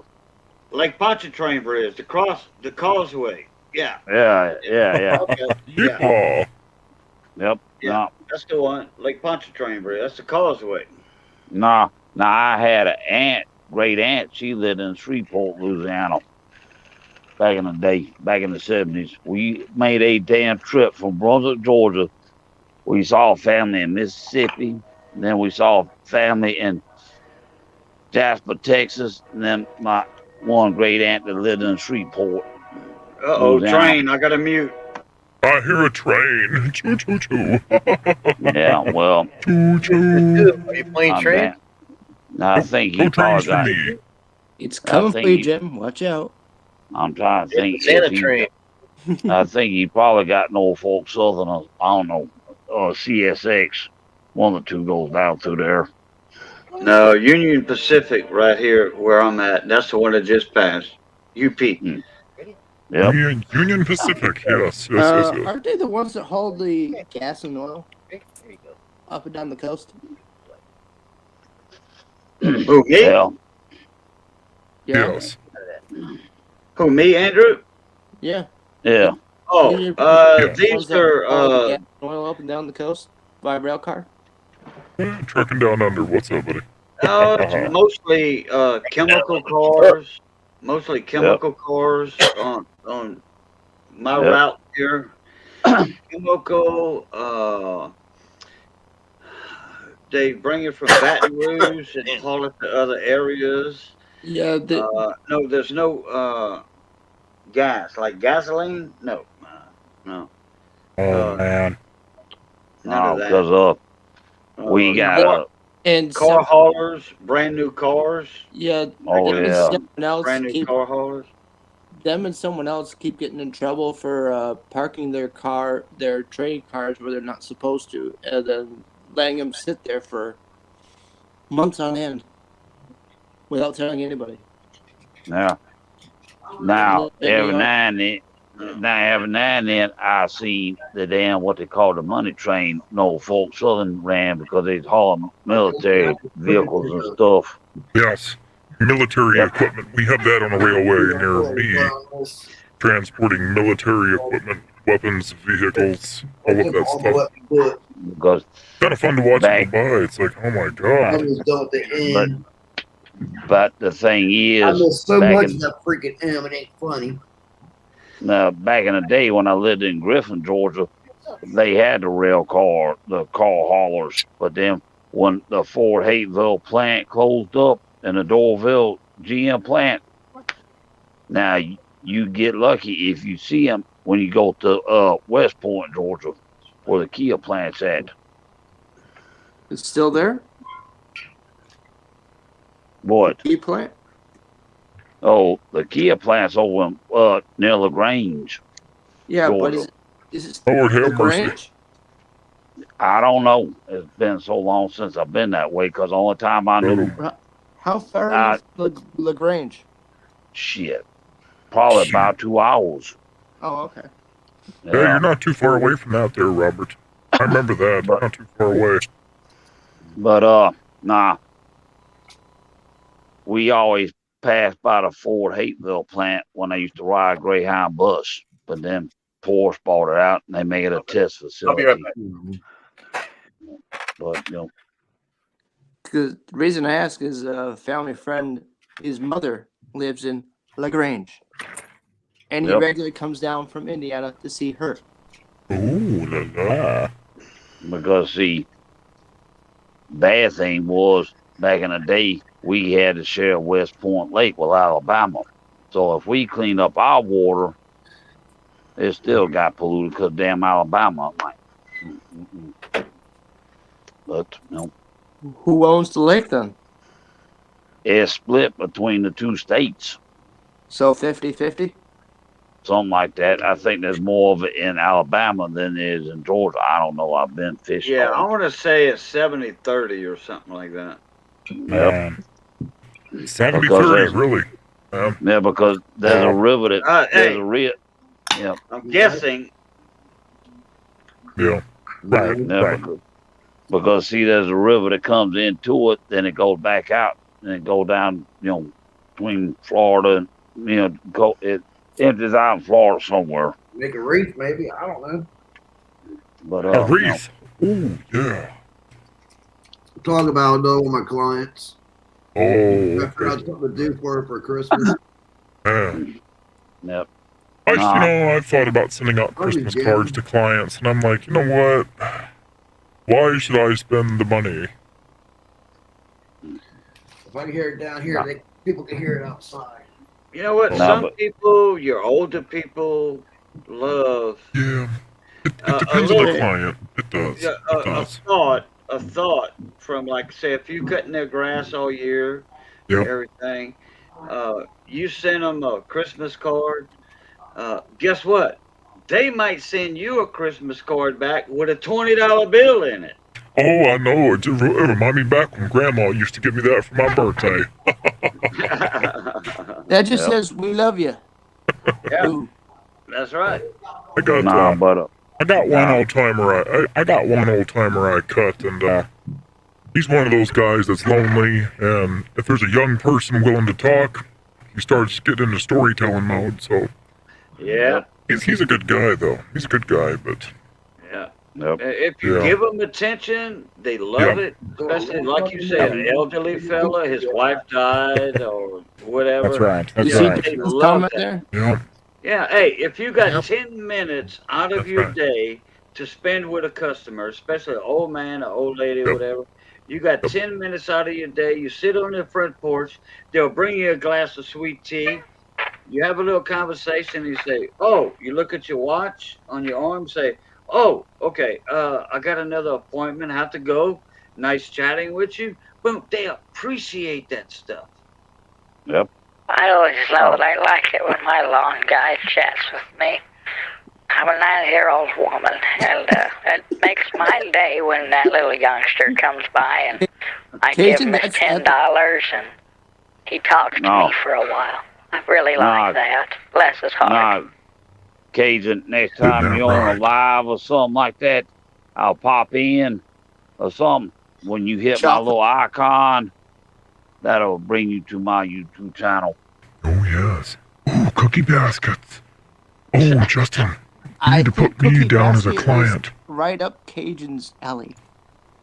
I need Justin to put me in his programs as a client because I want a cookie basket. The wife has to use a cookbook to boil water properly, Oh my so I can't get no God. cookies from her. So maybe you could send me the cookies. I used to did. do cookies, but with the whole COVID thing, I quit doing it. Yeah, I get it. People get the heebie-jeebies about it, and then it turns Yep. into a waste. Yep. So I used to spend what was it, about anywhere from $700 to $800 a year in supplies to make cookies. oh my God, Steve. We would go. Oh my Oh. God. Now, wait, hey, you know what the beneficial part of it is sending Christmas cards to for your customers? You don't have to mail it Oh, through Miss the Field. post office. Yeah, brother. You don't Nope. have to put a stamp on. All you do is Nope. throw it in their mailbox. They're your customer. Put it in their Yep. mailbox. That's it. Yep. It's against Yep. the law. Only Not after up here. the mail has Can't come. do that. Well, It's a $500 fine doing that. Well, it's federal It's like they- property, that's why. Right. At least where I'm at, we can't. So Same we can here. put stuff on the flags of the mailbox. That's even kind of pushing it, but you can get away with it. But you cannot open and place inside or remove. I've had customers try to leave me money in mailboxes, and I have to tell them I can't legally open that and take something out. I can't do that.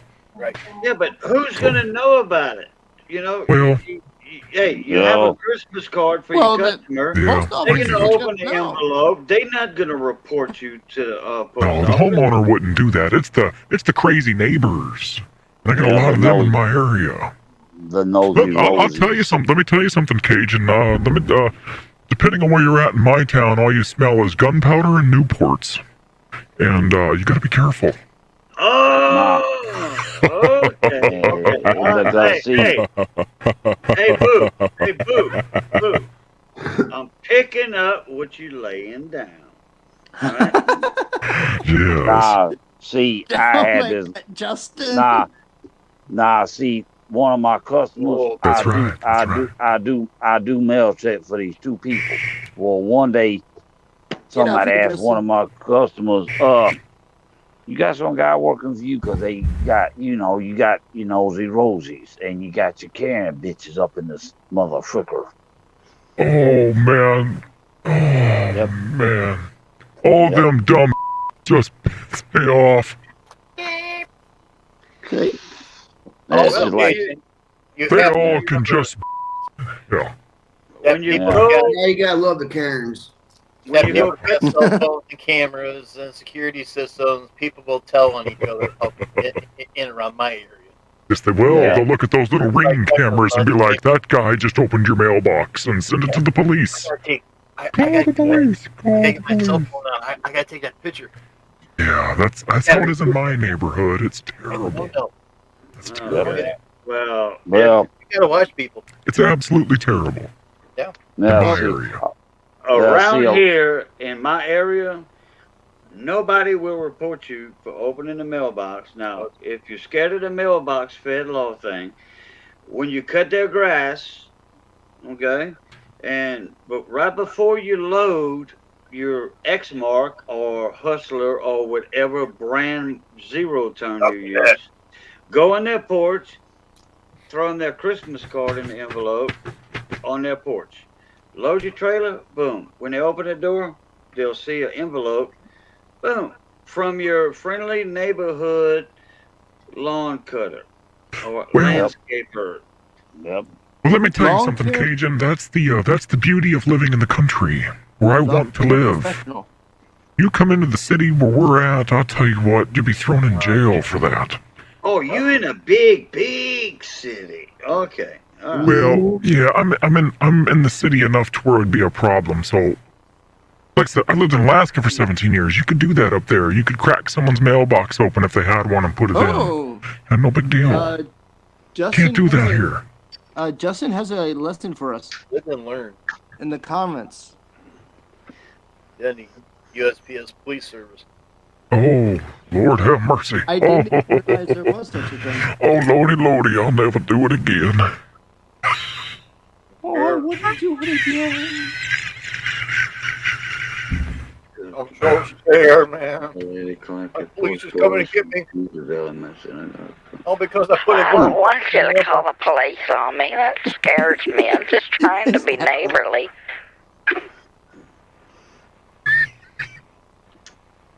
Well, I live in a town of 10,000. I think Yeah, it's small town. 10,000. I think Small it's town 10,000. living. And that's in the country area. They rate that, not just in the city Yes, limit. yes. 10,000, boom. Yep. You know, we can do stuff like that down here. Yes. Fireworks? Yes. Yeah, Fire. fireworks. We do fireworks too. Yeah, fireworks. I heard them all night tonight. The fireworks stand just popped up over at the grocery store. They've been The shipping doing container? the stands are already been set up a week ago. Yep. That's right. Now, the 2nd of January, supposed to be, quote unquote, no more popping fireworks after the 2nd of January. Somebody will. I It'll, guarantee. it'll go till the 4th. It'll go till the 4th, and then it's going to be quiet.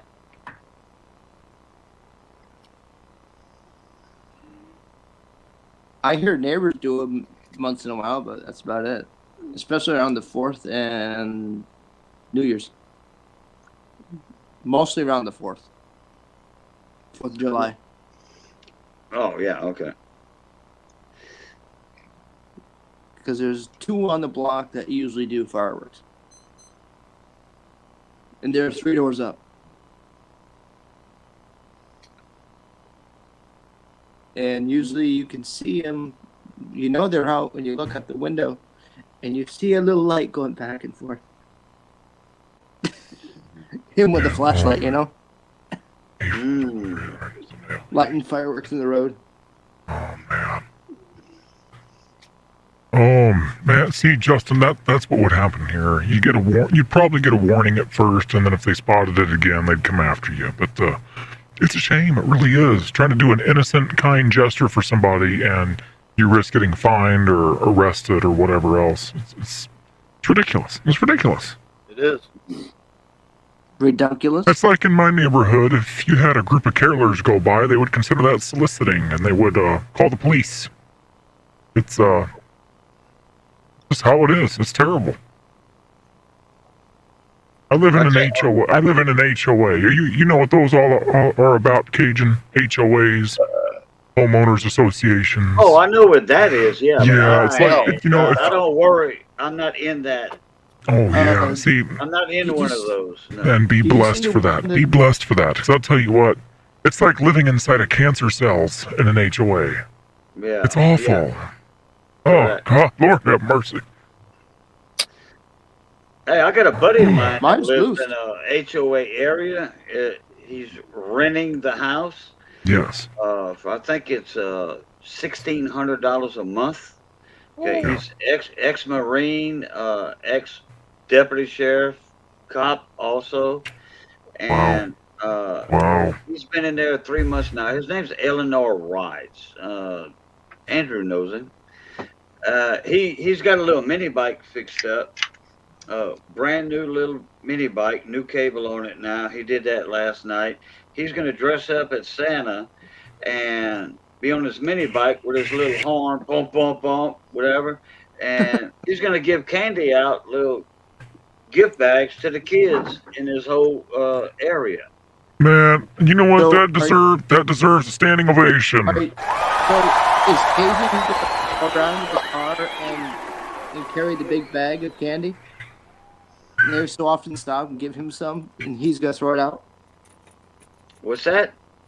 Are you going to go around with the truck with a huge, huge bag of candy and give him every so often stop and give him some, and he's just going to throw it out? No, I'm not. No, I'm not going to do that. No, and in fact, I don't have a truck. I have a Jeep. Well, there you go. Same difference. But I'm not in his area. He's up in North Carolina. Oh. I thought you meant he was down by you, like. Oh, no. 5 minutes down the road. Oh, no. Eleanor Rides, he's up in North Carolina, and I'm down here north of Crowley, Louisiana. Actually, I'm in between city and country. I'm in a neighborhood, but, it's a good neighborhood. Oh, yeah. You know what? Be blessed for living in the country, Cajun. I'm serious. Don't go into the cities.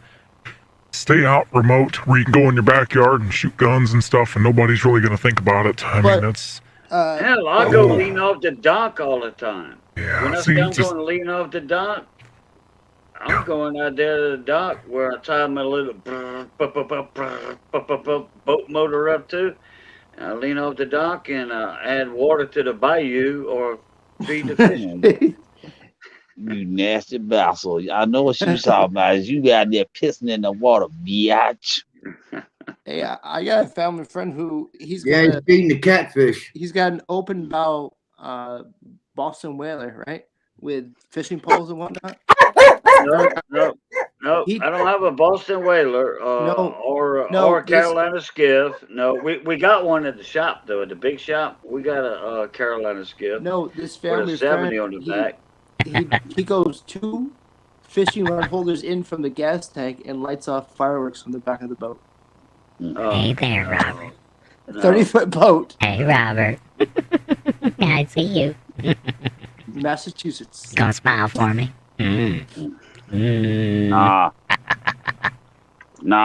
If you're a true Cajun, you get in an airboat and go skim across the water at about 70 miles an hour. That's right. Them airboats are cool. Just Super fast.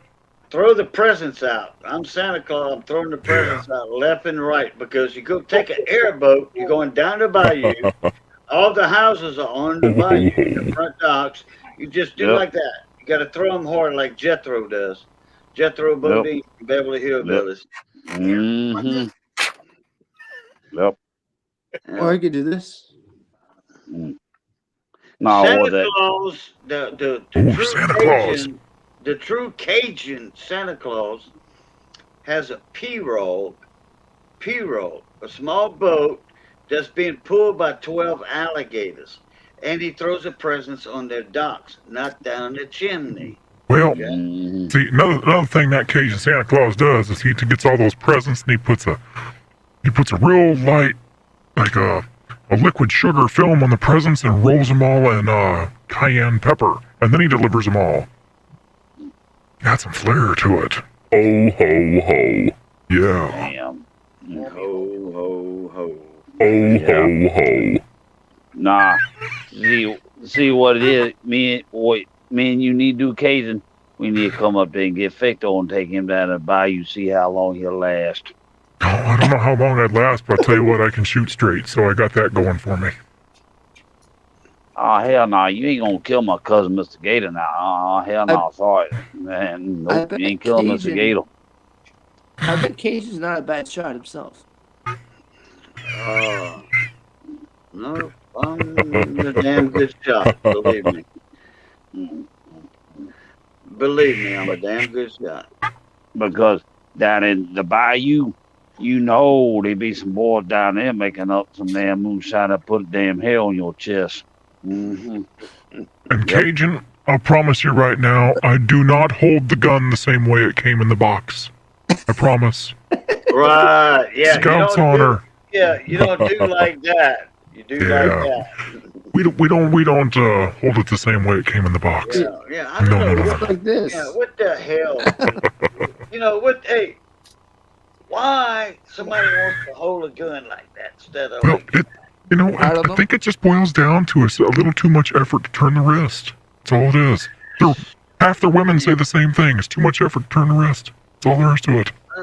You know what? When my gun, my sidearm comes out, it's coming out like that, and it's gonna fire. Okay, I'm not gonna do like this and then turn my wrist and talk. I'm not doing that. Sometimes it's easier to aim. Yeah. Where did you discover that it's easier to aim with the weapon sideways? Yeah, you don't. I don't aim. That's an experiment I need to try. The projectile goes where my eye is looking at. If Front sight, front sight. If I'm looking at your nose, when my sidearm comes out the holster, if you get hit, it's gonna hit your nose between your eyes. Yep. Oh yeah. Now, Oh yeah. now, Cajun, you remember that? Oh, was it that one scene from Hard Target? He had the damn gun turned upside down and shit. I'm like, what the fuck? Hard shoots. Hard Target. You talking about with like this? John Claude Van Damme? Mm-hmm. Yep. Yep. Nah. One with Jean-Claude in it.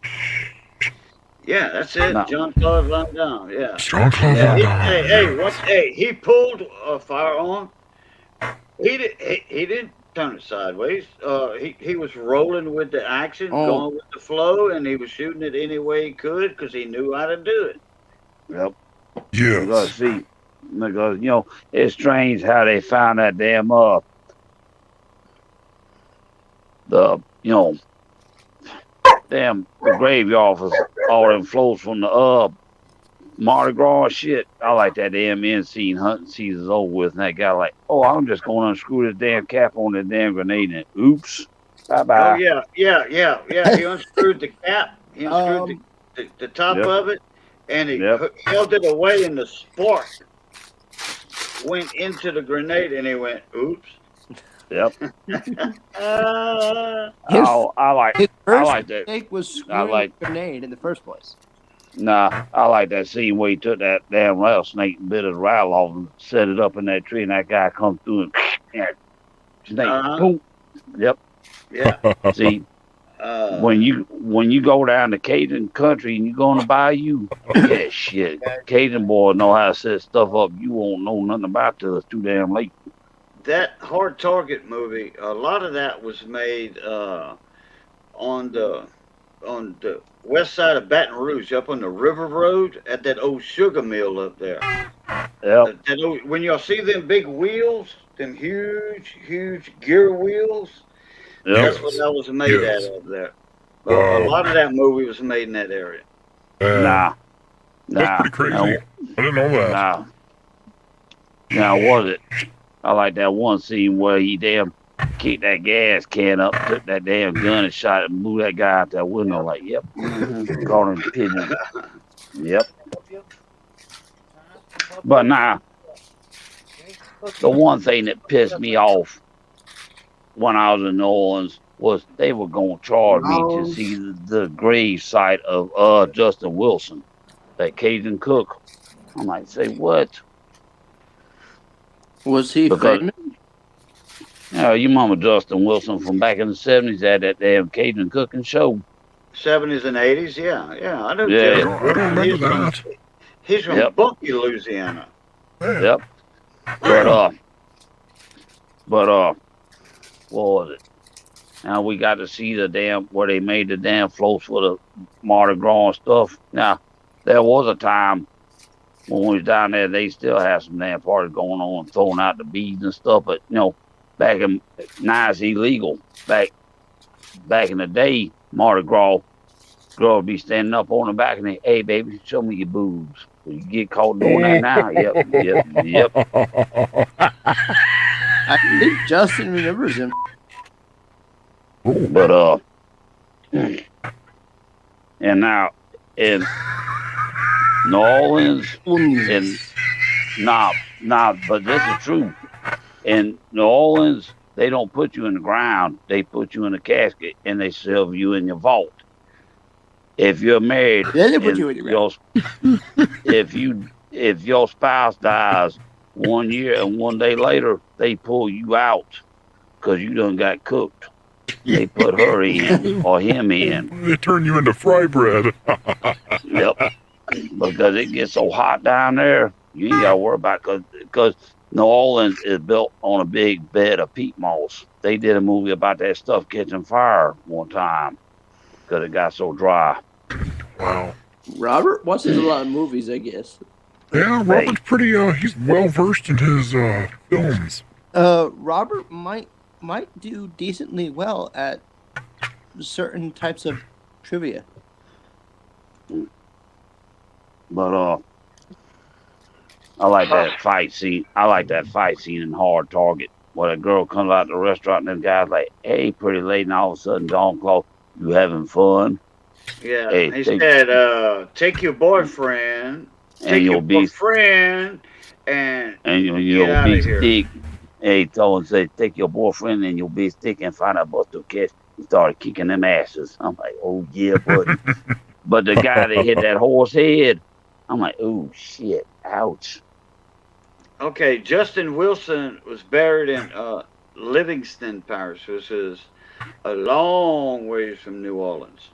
Well, oh, and we went to the Lighthouse for the Blind, the Louisiana, the New Orleans version of where I used to work. I tell you what, there ain't no time fading. We built that place after Katrina. But Excuse my That's language, it. but they probably look like hell.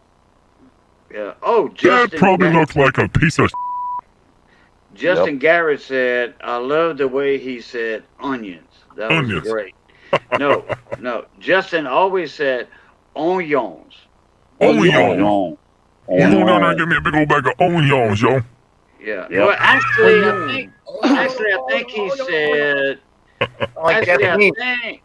I think Justin said Zoyon. He might have said onion, but I think it was Zoyons, Zoyon. which is a Onion. nickname. Sounds Asian. Yep. Well, onions is French. Onions is French for onion. But Yep. I think he said Zoyon. I think he said that. Now, I haven't seen one of his videos in a long time, but Yeah. we all copied him and said Zoyons or Yep. onions, and he always said guarantee. yep. Mhm. I got all tea. Now, see, that's another thing. They say wild onions that you find in your yard, they say you can cook with them too if you can get them out of the ground. Yeah, I love so- to smell it. I love to smell them when they being cut. When you get through cutting the grass. So, Robert, you're going to find that. Actually, you all might find this funny. So, I had a client. It was on my first year going full time. I had this client. He had his yard, lawn renovation, and the company he had to come out to put the seed and stuff down. Well, they must have mixed up the bags because they planted wild onion instead of grass seed. Yep. He had 3/4 of an acre of wild onion growing, and I cut all of that. And let me tell you something. It's Smell good, huh? an Italian. If you weren't freaking crying when you showed up and seen it, then you were when you left after you cut it. Yeah. Oh, well, no, I It don't was cry when terrible. I cut. Hey, I've got a lot of wild onions in my yard. Oops. When I cut the grass, it don't make me cry. Nope. I just start looking for more wild onions. I dig them up and I put them in my greenhouse. Yep. So the wild They onions, they're safe to eat because they grow out where the farmer used to till and plant stuff. We got wild onion that grows out there, and I can get way down to the root and I can pull up the whole thing. And they're small, but they're there. So Yeah. I don't know if those are safe or not. Green onion. Actually, the wild onions are what you eat is they have a little bitty bulb, okay, on the bottom, a Yes, little bitty yes. bulb. Some of them will get bigger, like a shallot, yes, in French. Yep. But mostly what you do, you use the tops of them, the green tops. Okay, so you pull the whole thing out and you cut the bulbs off, and then you sit there and fine dice everything else, and you cook with that. Yeah, you make chives. No. When I find the wild onions, I replant them, and I just use the tops, the green tops, and then they grow back. Right? Yeah, they'll come back. That's what I mean. Like for cooking purposes, you just lop off the stems, basically, the green stems. Yeah, You fine chop them and you cook with them. And then, Okay. then the bulb down there itself is going to grow more new green. Yes. Yeah. Okay. Oh, yeah. And that's That's and good to that's know. what- That's good to know. Cody Oh, likes yeah, I used to have beds of them. Beds of them. Yes. Yep. And that's Grow the like thing is, crazy. Yeah, they like And, chives. Justin said chives. Yeah, they almost like chives. Yeah. and now the other thing is, a good catfish guy, he would have a bunch of rabbits, and he keep the damn cage up off the ground because they say that all that rabbit poop, they damn get some damn good damn fishing worms out of them, red wigglers and night crawlers and stuff. Yeah, it makes great fertilizer. Yeah, Yep. it does. It does. Yeah, But, a buddy of mine had a rent trailer. There was somebody living in it that had rabbit cages along the fence line, wooden fence. And the next guy that rented the property, he knew they had, well, he moved all the rabbit cages because the guy that lived there before didn't, he left the rabbit cages. So he moved the rabbit cages and he tilled all that up. And it was about like a 6-foot area from the fence. He tilled all that up, made the best garden of his life. Yep. Wow. And just like, no, if you ain't careful and you got a damn bunch of milk dairy cows, you gotta keep the field sprayed because them cows eat that wild onion and make that damn milk taste funny. Yeah, you said that earlier already in the bitterweed. Yep. But you know, oh yeah. A true Frenchman gets an escargot, eh? Yeah. Yeah, so Robert, my brother-in-law, which will be here tomorrow, so my brother-in-law, him and my sister are flying in tomorrow. Yep. He is full-blooded French, so he loves to take the snails and just right out of the shell. It's a delicacy. So Like we do oysters down here. yeah, so you guys sit there and on the oysters, and he does the same thing with the goddamn snails. So you know, Hey, and you just get those big old snails like, see. and that's it. Isn't that terrible, see. Jim? Nah, see, the thing is, when somebody gets to eat a real Cajun man gets to eat raw, gets to eating all them oysters, his mama better be high, because mama gonna get damn wham bam thinking, man, because they say damn eating all them oysters make you damn.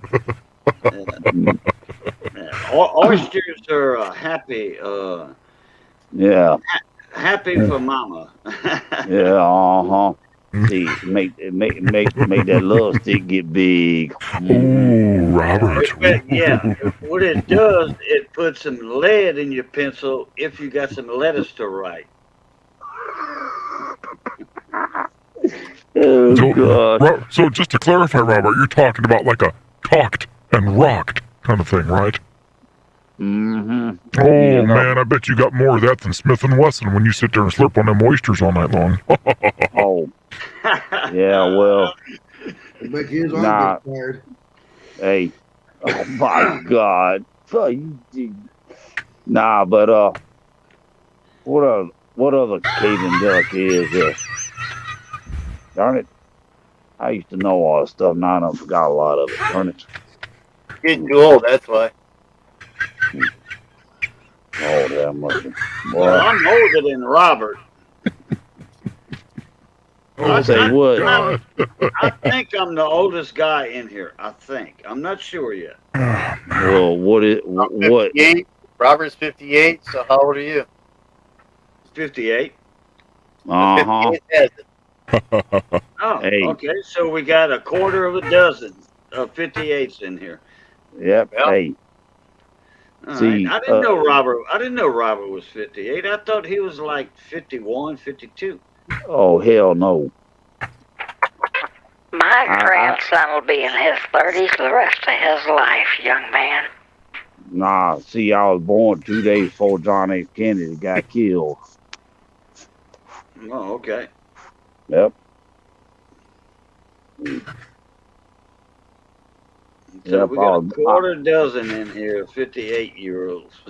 Yep. I promise you, he had gray hair when he came out of the womb, so that nothing's changed. Yeah, whatever. Dorothy. Oh, Robert, we gotta give you a hard time sometimes. Yeah, I get you a hard time, all right. I got some oysters so you can have a hard time. Oh, yeah, and Cajun, you talking about all them trees and stuff. You imagine what they did with all them damn swamp cypress trees. Jesus Christ. Yeah, I'm sure there's a lot of them. That's those warm season trees down there. They'll grow in anything. Yep. And you know that, and you know they got leveled too. Big time. Yep. A lot of people built houses out of cypress. There's a lot of cypress. Right. Still a lot of cypress, but it's a quote unquote protected tree. Yep. Yeah, because if you get caught trying to cut one down, they be on your ass like a damn stink bug on shit. Yeah, that's on the Louisiana private lands. You know, the WMAs or state lands. Yeah. Yep. Now you can go into the swamp and get the old fell trees that were down for 100 years or whatever. If anything storm blown down, that's for anybody. If you can get them up, that's for anybody. Yep. And the thing is, they show people on YouTube, well, on TV, they go hunting in rivers, finding logs that didn't make it down the river. They say that was more valuable than damn Yeah. stuff. Yeah. Yep. Yes, See, sir. I never understood that because if it's just sitting in the water, just rotting away, I mean, It's not rotting away. It's not rotting away. Cypress doesn't rot. Oh, Cypress. We're talking about Cypress. Yes, Well, sir. Okay. All right. Never mind. I digress. and Excuse me.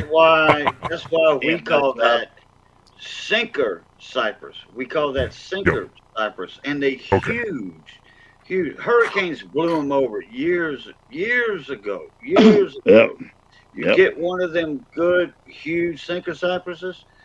Hey, you got $10,000 with one huge log. Yeah. Super Just valuable. about. Yo, Super valuable wood. Yeah, Very you're valuable. You're looking at $8 a board foot. Good Lord. $8 a foot. Yeah, you get $8 a foot and you're bringing in 10, 12 foot chunks of wood. Good Lord. Yeah, That's a lot, that's a lot of money. Okay, 1 inch thick, one Yes. inch thick, 1 foot wide, 1 foot wide. That's a board foot. Yeah. Yes. Yeah. And you get a huge 30-foot, 40-foot sinker cypress tree. Oh boy, you got That's a lot of, that does come out to be a lot of money.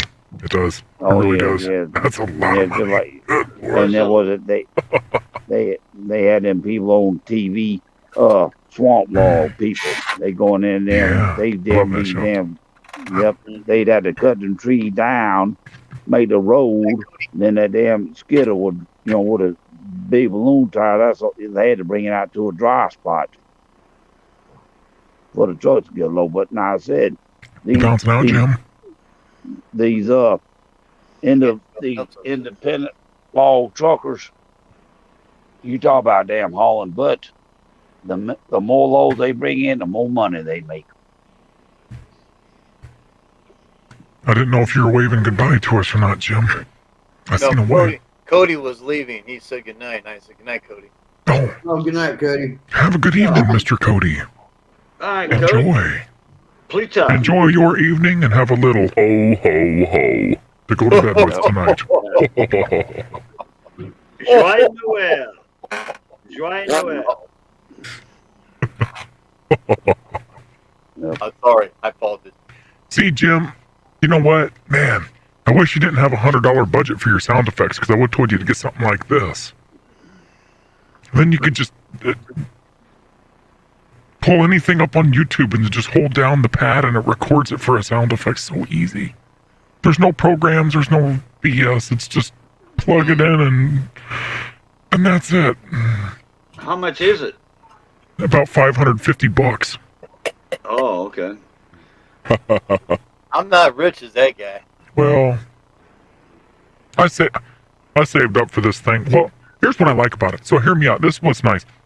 So when you're on your computer, and let's say you're in headphones, you hear everything on the computer. If you have music going or the internet, the YouTube video, everything's coming through one channel. It's all mudded up. This gives the computer a whole bunch of different audio outputs. So I have this stream on one fader, and I can turn it down. I can have music playing on like Windows Media Player or whatever on another fader, and I can turn it down. I got my microphone on one fader, and I can turn that up or down. It gives you so many options.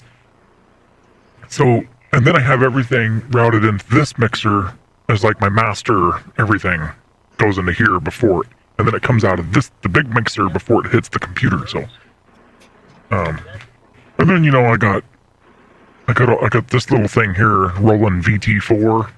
That's responsible for all the voice changing. Here's my normal voice. It probably sounds pretty. Now it's hard to relate this sound to me, and this is this is my real voice right now. But I've been talking like this all night, so it's kind of hard to relate it. It's not a surprise for Steve at all, or Jim. Yeah, Jim but- already knows, but I'll be talking like this all night long. So But Boo, You have a voice change, remember? I just got that. Boo, every live stream Boo goes in. I don't remember which one it was. a voice instead of his original voice. Well, some people do that for discrepancies. So it's like if I made myself a dark silhouette, it almost sound like one of the some like those TV shows where the police interview somebody and they're in like witness protection and they have to protect their identity, so they mask their voice. This is kind of the same thing. But I can do other things too. I can press this button, I can sound like a grandma on the phone if I want to. or I can go back to talking like this. You are So- grandma. Yeah, but see, you actually have to talk like a grandma. You just can't press the button and turn into a Like a grandma, you have to talk like a grandma as well, otherwise it doesn't gonna work. I'm not rich No. as you. Making a million dollars a year. Well, so I got the VT4. I got this used. Guitar Center had one used, so I got that for $230. And then the Go XLR, this mixer, that was $550. Ooh, Mix Mowers, welcome, welcome! Everybody, give a round of applause for Mix Mowers. Where you been? Training again? Nah, How you Cajun, doing, Nick? hey, Cajun, I just I just pulled up your video you did a day ago, and I said, hey, me? Hello, Cajun. No, I'm talking to Cajun. So when you hit my damn little icon, that'll pull up my YouTube channel. Mix Mowers, it's good to see you. I still got your sticker that got sent to the Worleys. I still got that in the dash of my truck. I got it. I just need to find somewhere to post it up so I can have some decoration. So I do have it. I appreciate it. Thank you. Thank you from across the pond, I should say. Yeah. It is appreciated. I know Mick. He visits my live streams every now and then. Yeah, Mick's a good guy. Him and Bruce Fender. Oh yeah, I've been knowing Mick for quite some time. Yeah, Mick's a good dude. I missed the Christmas show. I had a time slot. Set up, in the live panel for the Christmas show. We were so busy getting ready for the band. My band was playing, and at Pays Bas, which means lowlands in French, and we didn't actually make it because of the weather. Oh man! And I missed Mix because of getting the band ready, and I think I seen Mick. I think the night after that he came up in somebody's live panel. And Mick, I apologize for not showing up for the You're all right, Mick. show. You can come up with everybody. I'll be on for a minute. Man, Mick's rolling out of bed. Oh my god, I need to be rolling into bed. Oh. He's gonna hurt himself. That's only one He's gonna hurt himself if he doesn't watch his step. Oh yeah, I love that reverb.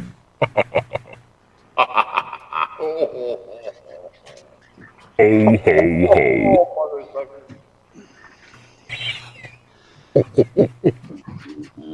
Merry mother Christmas to everybody. Dude, I tell you what, the censor button on this thing, oh. You love that. You dumb son of a. You get the jolly out of that sucker every time you hit it, you jump. Oh, I do. I get a big jolly out of it. I gotta use it a lot when I'm having private chats with Robert. That's all I'm gonna say. Oh, darling, Tecto, darling, please. Don't get sexualized that. You make me want to have to spank your monkey. Come on, you two, stop it. Stop it, fucker. I thought I told you to talk more respectful than that, young man. What are you doing talking about spanking the monkey? That's like that time when I walked in on you and I caught you doing that. Yeah. I called you out on that so fast and you just sat there and pulled them covers up like you seen a ghost. I remember that. Oh, you one sick individual. You want to shoot your eye out, Robert. Sick individual, you were the one slapping the ham in bed that one night, not me. I don't have any ham left to slap. I'm 90 years old. What are you talking about? If anything, I got powdered milk. I'm gonna come up there and I'm gonna bring you down to the Cajun country and I'm gonna throw you to Mr. Gary, eh? Yes, no, oui, monsieur, no, maybe. au revoir. Dis à toi, fucker, hein? Bisous à toi.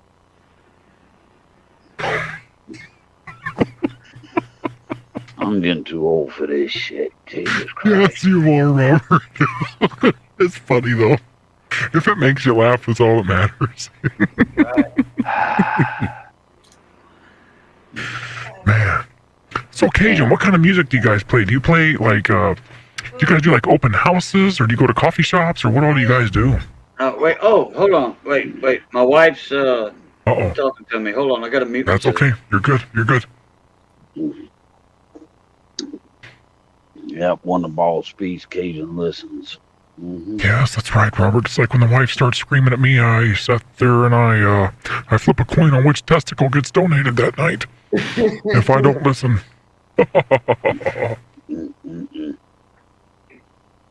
Merry Christmas. Ho, ho, ho. Yeah. Yeah, I got a job to do today. It's got Street to give me that Powercraft on, cut all his leaves up for him, pay it forward. So, Robert, why did the belt come off the, was it the GT or the XT? It's the HT. There's an issue with them. There's a video that Steve from Steve Small Engines did on how to do that, but I just had to put it back. Like I said, when I get Mother Craftsman back, my blue one, that mold pan's coming off, and I'm gonna get some ag tires for that thing. If I can find some, hell yeah, brother, hell yeah. If I could find some rims that would fit that damn mower, that tire right there, and another one would be going on the back of it. But then I'd have to. But the thing is, then I have to get tires to damn raise the front end up. Otherwise, damn thing going like that damn truck from Dukes of Hazzard with a back end with that. Yep. Or Robert, what you can do, Cutting with it, then you can be like Chud 327. Take the deck off of it, put the knobby tires on it, and go have some fun in the mud, brother. No. Oh, that's what I would do.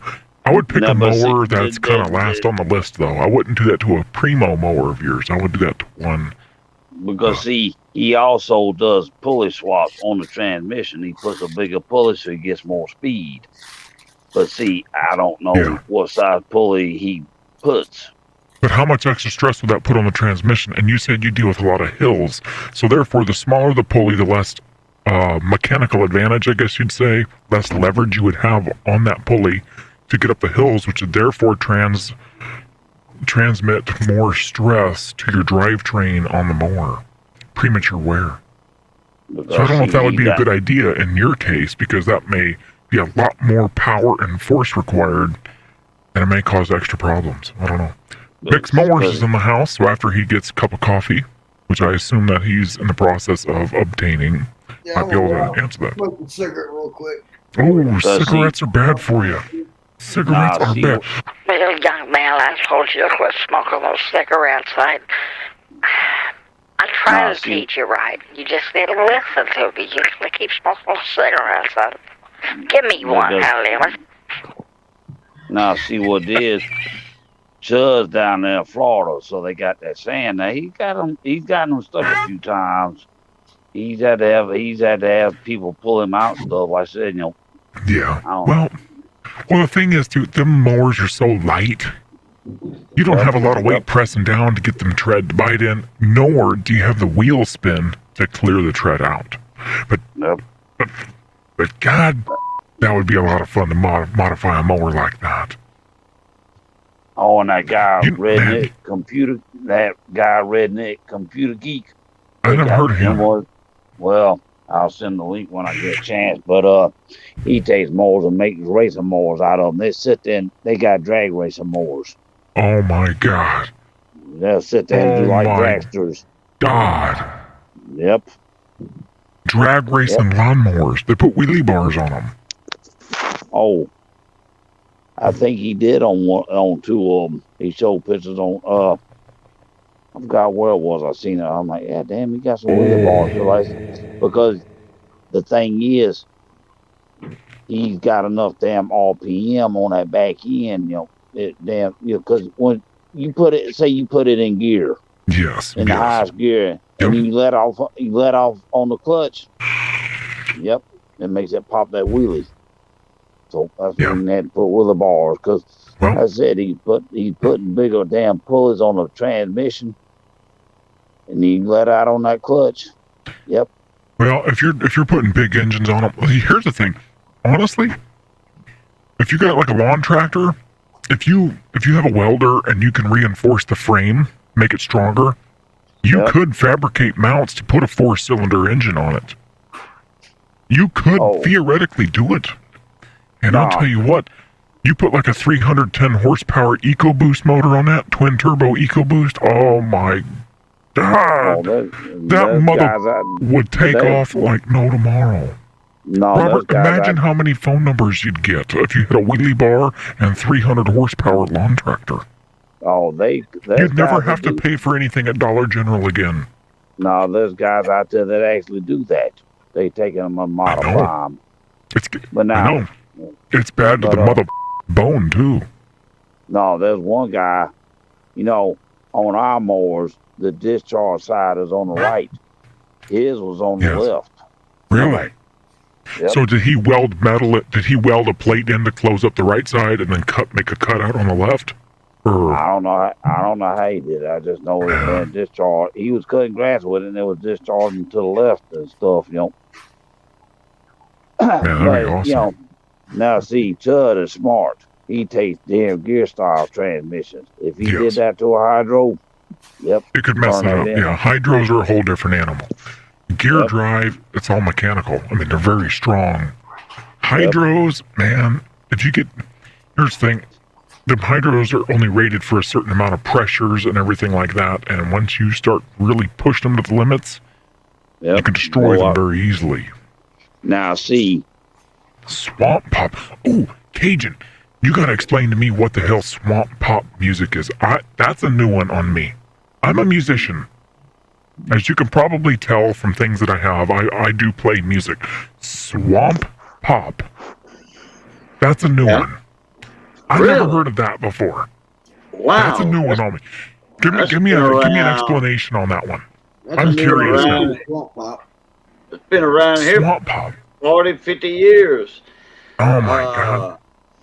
Okay, let me give you a couple of names that were on American Bandstand.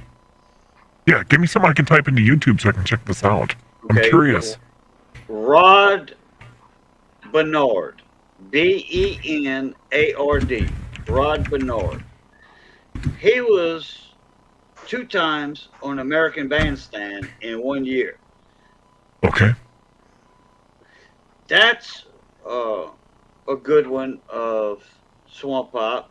Clint West and the Boogie Kings. Clint, like Clint Eastwood, but Clint West and the Boogie Kings. Right? Okay. That's another Swamp Pop band. Tommy McLean. McLain. Can't get no better than them guys right there. Mike Broussard and Night Train. Yeah, Tommy McLean. He's been around for years and years and years. Do you have a song by Mr. McLean that you recommend? Yeah. Jukebox, like jukebox songs. Okay. Okay. There it is, right there. Yes, Baby, I got it. All right, now. Baby Dolls. All right, I got jukebox songs. We're gonna go ahead and play that. Okay. Okay, I'm listening to it now. There's a lot of Swamp Pop bands because it's named that because South Louisiana. Come on up, Nick, if you're still here, buddy. But not all of Louisiana is swamps. Nope. Art. It's just like, damn Kenny Wayne Shepherd. He was from all. Now, some of that Cajun music I like when they, especially that playing that, what's that darn thing? the accordion and stuff. Yeah, Cajun accordion. Yeah, it's a Cajun Yeah. accordion. Yeah. Yep. Yeah, there's so many Yep. people from Louisiana that have made it into the country charts. It's unbelievable. Trace Atkins. If you drive around Texas and listen to a Texas radio station, they used to say, "All right, here's Trace Atkins, the big man from Texas." Guess what? He ain't from Texas. He's from Louisiana. Yep. I was almost raised with the guy in South Louisiana. Okay? He Yep. played in Abbeville, Louisiana, lived in Lafayette, Louisiana for years and years. He's from Louisiana. His hometown is North Louisiana. I've been knowing Trace Atkins for years. Yep. Oh, and Cajun, the leaf relief job I did the other day, that house, that country singer, Billy Joe Royal. Billy Joe Royal? Yeah. Well, okay, what about him? Well, his guitar player used to own that house that I cut them leaves up at yesterday. Oh, okay. Yeah. Billy Well, Joe I said Royal, I- yeah, he came out with that song "Members Only," and he had kind of a '50s sound to him. Yeah. Because I used to play music, and we used to play his music. Now, like I said, when you go back, that I think of that live stream you did a day ago, I left a comment. So, like when I said, when you hit my little icon, it'll pull up my YouTube channel. Okay. Yeah, but I've been friends with you for a few years now, though. But Which one you talking about? What's It's, what video? there's your live stream yesterday, a day ago. 2 nights ago, I think. Oh, 2 or 3 nights ago. Okay. Yeah. Like I said, but like I said, that you hit my little icons, that little skull on the damn steering wheel or whatever it is, that'll pull up my channel. Yeah. All right. I didn't see a comment on the video on the live stream or whatever. I hadn't seen one. A notification. Put it that way. Yeah. See. Oh, damn it. But I got a lot more songs for Boo, the other Boo in here, because you'll see 2 Boos, Cajun Boo Lucat, and then Bibbidi Bobby Boo. So there's a lot more songs. Yeah. For Boo. Yeah, Then, I'm familiar with that type of stuff. Okay, so it's like a combination of, man, what's the best way to put it? It's like Rhythm and blues and soul with a Cajun flavor. Yeah, so it's like rhythm and blues mixed with soul with a boogie woogie type feel to it. Mm-hmm. The best way to describe it, yeah. Yeah, that's swamp pop is swamp pop. That's interesting. I've never heard of that before. A lot of horns, saxophones, Yep, trumpet. yep. Mhm. Yeah, oh yeah. Van Broussard, that's considered swamp pop. He originally Van Broussard. His sister was Grace Broussard. Dale and Grace. Their #1 hit song on American Bandstand was I'm Leaving It Up to You. That's considered a swamp pop song. Really? Man. Yeah. That's cool. Yeah. That's cool. Yeah, they made millions of dollars. That was a #1 hit song back in the 60s. That's crazy. I never heard of swamp pop. Man. Yeah, well, That's new to me. But I don't live down in the bayou, so I guess it's okay that I don't know about it, but all right, look up Don Rich. They have no idea. I'm going to surprise my oldest daughter. Don Rich. Yeah. Who's somebody's got their YouTube or news or TV on? So Don Rich, first song that comes up is "I'm Laying It on the Line." Oh, wait a minute. The Louisiana Don Rich. Okay, look up Don Rich. He's gonna have a goatee like me, and maybe a little beard. Don Rich, Louisiana. Just hit Don Rich / or space Louisiana. I'll click on the playlist that's labeled Don Rich and Swamp Pop. That's it. Yeah, that's a good one. Daddy, one of them's name Daddy. I remember you used to bring me to the bar rooms.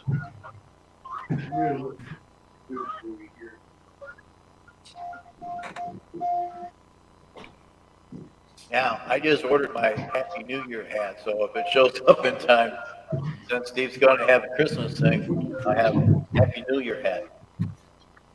If it shows up. Oh, okay. They're saying December 31st, so hopefully we get it. Coming out of New York City. Yeah, okay. I'm gonna look into that because that's a new genre to me. So I need to check that out. So, what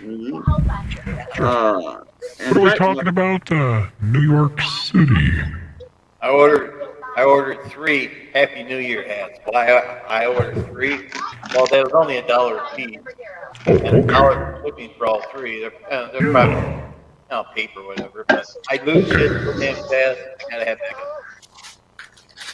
Happy New Year hats. When you get old, your memory goes. You can't remember where shit went. Oh, I know. That's Me too. I'm already there. A wife and 2 kids will do that to you real quick.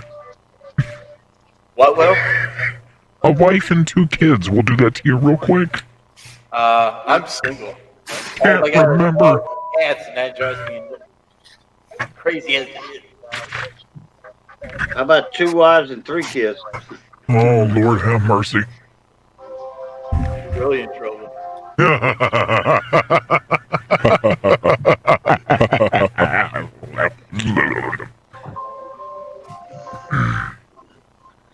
Man. See, I used to play, so Cajun, the closest background I have to stuff that you play, as far as that is, I used to play a lot of fiddle tunes and stuff with the band I was part of about 10 years ago. We used to play a lot of fiddle tunes and stuff like that, bluegrass type stuff, modern rock tunes. Used to play a lot of that kind of stuff, but, yeah, Swamp Pop, that's brand new on me. Oh, yeah. Never heard of that. That's crazy. That's cool. Well, thank you. I thank you that you like it, you know. Oh yeah, I appreciate everything. So there's a lot of people from South Carolina, Georgia, South Carolina, North Carolina, Virginia, West Virginia, that actually get into Cajun French music and the Swamp Pop music. Yeah, Jesse Leger is kind of an ambassador of French music. He lives up in New York now. Him and his band, they travel the world, and most of his bands are from out of Louisiana. They're not from Louisiana. Most of Jesse Leger's band is not from Louisiana, but they love Cajun music. They make money going all over. They have sessions or seminars. They teach people how to play Cajun music and Swamp Pop. They teach people that. That's cool. That's cool. That's very cool. So I got an audio. I got a degree in audio production. So we had a little bit of world history, music, and stuff like that. It was nothing too crazy in depth, but we learned a little bit about everything. But that's a new one on me. I never heard of that. I never came across anything like that on YouTube or anything. So that's cool. I like learning new stuff like that. So yeah. In a couple of minutes, I'll look a couple of songs up for you. Sure. and drop a link in. Oh crap! I don't. Awesome. Well, I can't. I don't have one of these. But I can drop it in private chat and you'll see it. I can drop it in toss it in private chat. and you'll see it. Yeah. Okay. For sure. I'll check it out. Yeah. All right. Let me think of a couple of good ones for you that you would enjoy. I'll enjoy it all. See, there's a couple of good ones for you. Okay. That you would enjoy. Oh, somebody's echoing. That was me. Oh, Steve. Okay. Look up my butt. Look up my cousin, Richard LaBeouf. Richard On Google, yeah, or YouTube. Richard. Okay. So. Richard. Sure. LEBOUEF. Hey, Cajun. Yes, sir. You now got a wrench. Oh, okay. Thank you. What was the first name again? Richard. And then LaBeouf. That means the bull in French. The bull. Yeah, LaBeouf. LEBOUEF. Cool. And look up. Let me see which one. I want to do an English one. He plays accordion. Okay, Cajun accordion. Yeah, see that. Not that big piano accordion, like a Urkel accordion. It's like a smash. It's like Smashbox accordion almost. No, this is we call these a Mamu air compressor. It's a 10-button accordion, and you got your bass side. You got 2 valves on that side. Look at Richard LaBeouf. Name me some songs that you see on there. So I'm seeing. Well, that's a whole hour-long set. Now just pull up a playlist. It says view We got playlist. okay. Actually, I'm gonna see here. I mean, Richard is a big star down here. He's been on TV, had a cooking show like Justin Wilson. Justin Wilson. Very we were nice. talking about that. He had a TV cooking show also. He's very famous down here. Wow. So I'm looking at a song called "She Never Got Me Over You." That's the English version. Okay. No, skip it. Do another one. Richard LaBeouf. She never got over you. I'm trying to think of what's that in French. We got Hot Grease and Zydeco. Hot Grease and Zydeco. That's a good one. But okay, keep on going. Let's see what else we got here. Is It Raining at Your House? That's another one. That's a sad song. It's a slow song. It's a sad song. Yeah. Okay. Another one. What about Louisiana Lullaby? That's another sad song. Okay. Very sad. Somebody dies in it. So we got. His wife dies in it. How about Cher Tout Tout? Chateau Tout.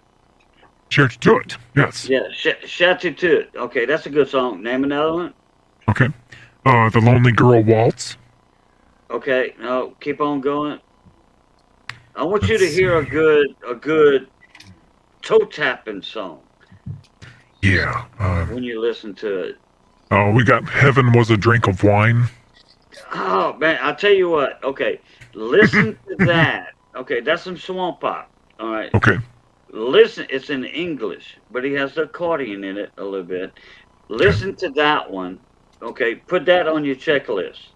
Heaven Was a Drink of Wine. That's one of his most famous songs. Okay, tell me another one. Tell me another one. Let me throw this on my favorites. That way I can go back to it. Okay. Okay, and let's see. Hallelujah. That's a good one. Go. Okay, keep on going. Let's see. See, that's his latest ones, or that's on a playlist or something, because all of those wasn't on the same album that he had. Or CD. Yeah, I'm running out of stuff by him on YouTube now. All right, who stole my monkey? How about Sherry? Shashadi, that's a slow song. A waltz. Okay. How about, okay, look up Richard LaBeouf, Who Stole My Monkey? Who stole? That was a nationwide yep. hit for him. That was I see a it. nationwide hit. Listen to I see it. Okay. Right now. Play about 6 seconds of it. Play 6 seconds of it. This is the one I found is a live recording, so I'm going to fast forward a little bit and we'll get into it. That way it don't give Steve a copyright. Just do about 6 seconds. I'm not monetized anyway, so. I don't have the audio of the music piped through into the stream, so you guys don't hear it, do you? No, we can't hear it right now. Okay, perfect. I can hear it, so. Yeah, Who Stole My Monkey? Look, that is a bad ash, okay, cigarette ash, bad ash song right there. He made a nationwide hit with that song. Wow.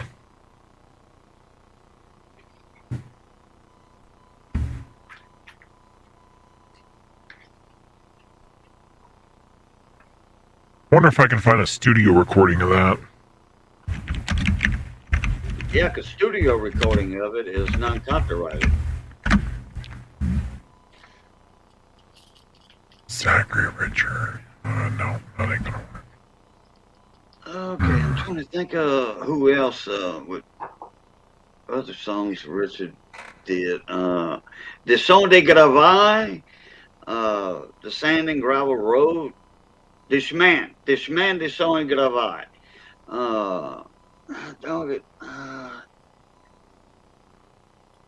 At the camp. There's a lot of covers of Who Stole My Monkey. A lot. Took it. Keep telling you. Zachary Richard originally did it. Zachary Richard, the Louisiana Raisin Cajun, they called him, played the accordion, real famous guy. He was the one that wrote the song, but Richard LaBeouf redid it with the permission of Zachary Richard. Wow. Coors Light used to sponsor Zachary Richard.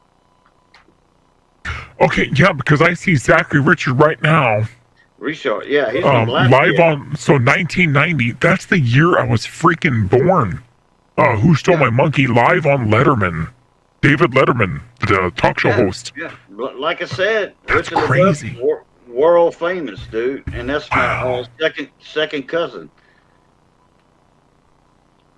His grandpa and my grandma were brother and sister. So that's second cousin.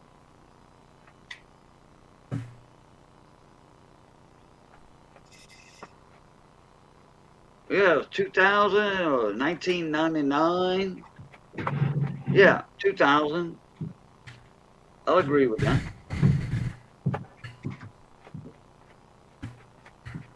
Let me see. I need to listen to this and see That's here. a kick-ass song there, buddy. Which you can find a non-copyrighted song so it don't hurt. Well, Steve said that, he's not monetized, but even though he might get a little copyright, So here's my experience. So in every one of my videos on my lawn channel, I upload copyrighted music. I mean, it's die-hard copyrighted. It's label produced records. So okay, all right. It just shows up copyright infringement, which isn't a copyright strike. A copyright strike, if you get 3 of them, your channel's done. You're out the window. I have not had one of those. And I put copyrighted music in everything. So, I've never neither. I had a copyright share money thing email from YouTube. When my band was playing and I was recording them, they played a song. I actually thought it was a Swamp Pop song. I did not know this new singer, whatever her name is, did the song. It sounded just like a Swamp Pop song, the way they did it. They said, okay, Sony Pictures wants to share the money with you on this. So I said, yeah, fine, no problem. In my video. Man. It's one of them new age, whatever, girl singers. So I don't even know the name of the song. But it's still in my video. I share the monetization with Sony Pictures. Okay, who else you got on there by Richard LaBelle? Let's see. I ought to give you another band. So I have. God damn. Hold on a second. Okay, so I have. Well, he did a cover of Amazing Grace. That's cool. Yeah. Whiskey Trip. The Lonely Girl. Swinging Doors. Yeah, that's all good old slow songs. The Back Door. Yeah, Je passé dans la porte de Nariad. That's a French song. Yeah. Okay, you can listen to it if you want, but it's nothing like the original D.L. Minard song that was written back in the late '60s and blew up that was a #1 hit and it was side B. Okay, give me another one. Just name some. That's really all there is that I'm finding on YouTube, at least. Oh, okay. That's just about it. It's drying up quick. Now there's a lot of hour-long videos of like radio sets and stuff like that, but not individual track names. So. Oh, okay. Yeah. Gotcha. All right. Let me think of another band name then. There's another song called "The Storm." The Storm. Okay, that's the one about Hurricane Audrey in 1957. Okay. Yeah. Okay. That was a bad storm that hit Louisiana, like Hurricane Rita did. Yeah, it was bad. After Katrina, a month after Katrina hit New Orleans. Well, it didn't even hit New Orleans. Okay, the eye never made landfall there. It messed up Mississippi bad and Alabama. It just flooded a certain part of New Orleans. Anyway, a little over a month after Katrina, Rita hit and just tore apart Holly Beach, Louisiana, and Cameron, like Audrey did. Look. Oh God. Hey, can you play a little bit of that "Who Stole My Monkey" on the audio or no? Yes, I can type that through. Like Give me a second. 6 seconds of it. So Who Stole My Monkey? Okay. Yeah, that sucker get you toe tapping now. It's Okay, here we go. Cajun rock song.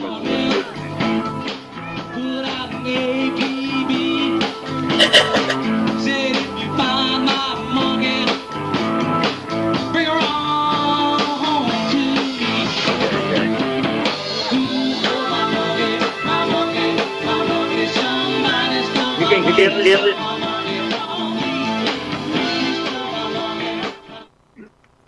Yeah, So that's not like the original. The original that came out on CD is 10 times better than that. I guess Mick left us. Oh no. He did say he just rolled out of bed. Yep. So he's probably going to get him some. I don't know. We do coffee. He might do coffee. A cup of tea. Or tea. And Nah, he's gonna get coffee. after his eyes pop open, he'll be in with us in a little bit.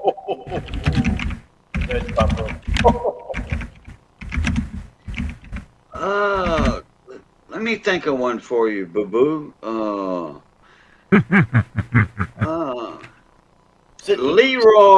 Leroy Thomas.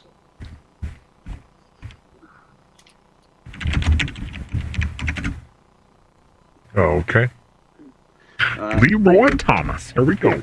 He's a tall black man. Yep. Wide curly hair. No, he don't Okay, have so we curly hair. got Bring It On Home to Me. We got 3 o'clock in the morning. I Don't Want to Be Wanted. It sounds kind of depressing, almost. I Think I Need a Booster. That's a good one. That's Okay. a good one. That's a good one. I need a booster for my rooster. Huh! Play about 8 seconds of that. Let's see what it sounds like on you. The one you have, the version you have. Yeah, but I Don't Want to Be Wanted. A buddy of mine made that song, and Leroy wanted to record it, and my buddy said, no way you're recording that song. Okay, let's see. All right, here we go.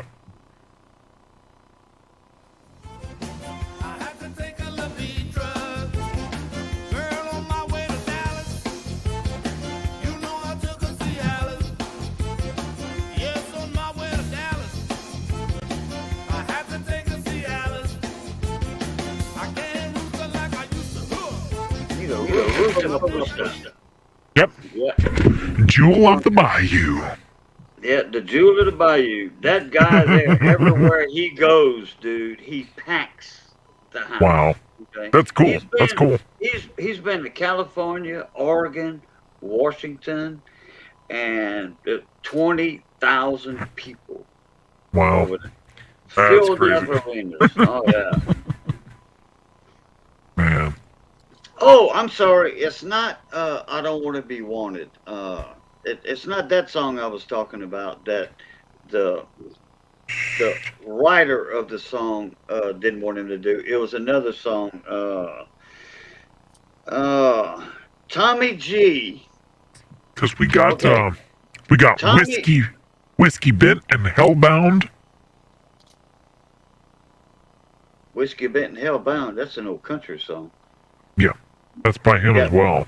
Off the Oh, same he album, I think. Yeah, I think he did it in French. Anyway, look up Tommy G. Tommy G and Stormy Weather.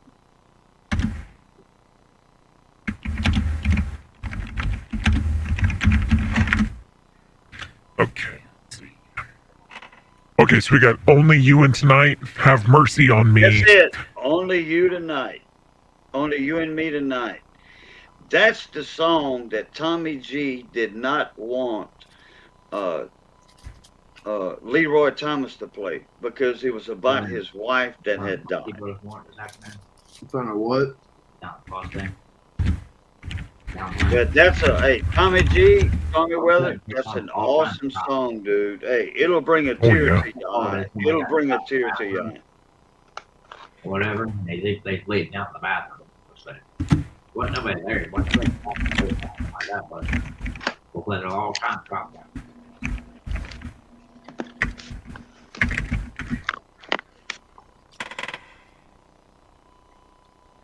Now that Tommy G song, that's a swamp pop song. Really? Sounds like me. I was a filling call just so somebody can go commit a different crime.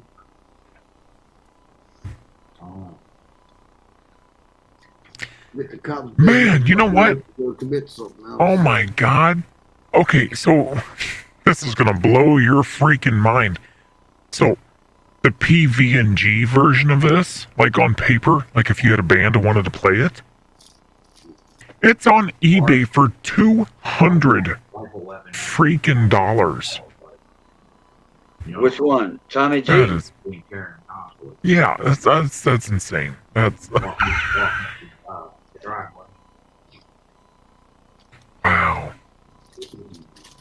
That is the song of the year 2 years in a row on K-Bone. my cousin's radio station here in town, which I used to be live with Todd Ortego every Thursday night. I was the co-host on that radio station. I was the co-host for that show for 4 to 5 hours a night, sometimes 6 hours a night. Wow. And it's open door policy. Musicians would come in, just walk in the front door. Live radio show. They walk in the front door with the guitars, accordions, whatever. I was a co-host for 2 years on that radio station. My cousin owned the radio station. That's not why I was a co-host, though. Right. Because I DJ'd for 12 to 15 years. Man, did you really? Radio and mobile, yeah. Dude, that's freaking crazy because I was a club DJ for a few years back in the day. Yeah, well, why do you think, we got a lot in common, man. Why do you think I can keep the conversation going all the time? It's not my radio voice, though. This little laptop I got, this does not do justice for my voice at all. Oh no, you gotta have the good microphones. So the microphone, I'm using a piece of crap microphone. It's like a $5 or $6 Radio Shack microphone. I guess it comes through all right. Nobody has to, I guess what I'm saying, so it can't be too terrible. Yeah, but even your normal voice sounds like a good mic. Okay. Yeah. It does. I've got a Christmas present coming to me from a good friend of mine in the coin community. It's a Shure studio mic, like a $300 mic. Okay. Oh, it's a Shure? So it's probably going to be the SM7B Shure mic. That's the most common broadcasting, like streaming mic there is the SM7B. It's about $350. Yeah, I think he told me it was about a $450 microphone. $450. So he uses all the time. It's probably the older brother to the SM7 then. I'll have to see what it is. I'll have to look in the email. That's anyway. When I get it hooked up, y'all gonna see the difference in my voice. Oh yeah. Because I mean, this here is my regular voice, so I could put a little bit, just a little bit of reverb on it. Put Grandma back on, will you? Well, We're just talking about the old man. They just quit. We're both about the same age here. You understand that? I'm on a walker, and you're going to be on one here in about 2 weeks. So, what the hell you want about? Get on the walker, just get on my chair.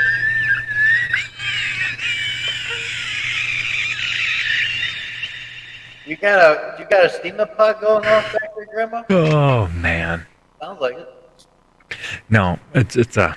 I know. I like having reverb at my fingertips, and we can just a touch of delay.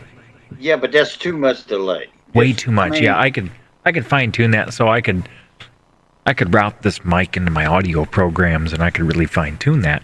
So I have a little bit of reverb right now. Like I said, I could too much reverb actually. Yeah, it's too. So generally, the radio guys, they keep a pretty dry sound to their voice, kind of like this. This is a really crap microphone that I have, so it's only going to get as good as it gets, but it's not terrible. The one Alden Davis is sending me is a Shure 56B or something. I want to say. I think it's a Shure 56 or 57. It might be a different one, but it's a studio mic. Yeah, if it's a Shure SM57. Could be SM. Could be. Yeah, the SM57, they go for about $100, and they're good for recording instruments, voice, vocals, they're like a general mic. Yeah, right. Yeah, no, that's an amp mic. That's your drop mic for your amplifiers to go to that. No, it's not that one. No, I know the one you're talking about. No, I guarantee you this one's $400. I know what he paid for it when he got it. And that's the one I'm getting for a Christmas present. Let's see. Let's see what they got available here. Okay. That one song you said earlier. I don't want to be wanted. Mm-hmm. Oh crap. Leroy Thomas had. That's an old Charlie Rivers song. Charlie Rivers, the original writer and singer of it, and he's right up the road from me. Really? Wow. Yeah, not far from Bunkie. Not far from Bunkie, where Justin Wilson's from. You know, the Cajun Cook. Yeah. It's I'm trying to think of the little town right there around Bunkie. It's not Whitefield. It's Plousierville. Yep. Is where Charlie Rivers is from. Now he had that original song. Now that's not considered swamp pop. It's considered swamp pop country combined. Interesting. Because he's from the swamp up there. You know, that area up there in Swamp French, Louisiana. Charlie Rivers, man, he's nationwide. I mean, that was a nationwide hit for that guy. That's cool. That's cool that you personally know these people. Oh yeah, that's pretty freaking cool. They all come down to the radio station every week. Every week, they all come down to KBON 101.1. Look it up. Yeah. Hey, look up my Boo Lucat channel right here. Y'all go on my Boo Lucat channel and y'all look up KBON in my channel search, and y'all gonna see me on there co-hosting on the radio. Y'all gonna see me on there. I've got a lot of them on KBON.com, KBON's YouTube site, with me on the radio all the time. Me and Missy cooked over there many nights. We go, hey, if any one of y'all want to come down here, y'all want to eat some good Cajun food, get on the radio, say hi to everybody, Merry Christmas, Happy New Year, or Happy 4th, whatever. We'll get you into YouTube, in the DJ studio. No problem. Oh yeah, that'd be cool. That'd be very cool. Yeah. Okay, yeah, I just found the channel. Hit the big red button and the bell.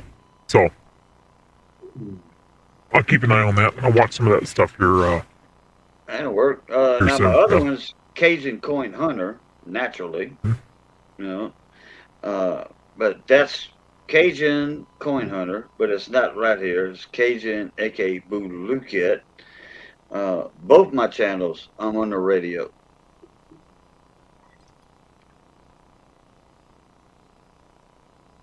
Now, my Boo Lucat channel, that's where I have my small engine repair videos. Cooking videos, gardening, what have you.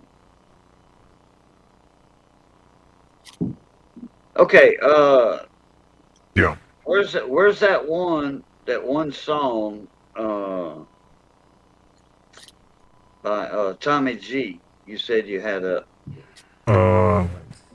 let's see.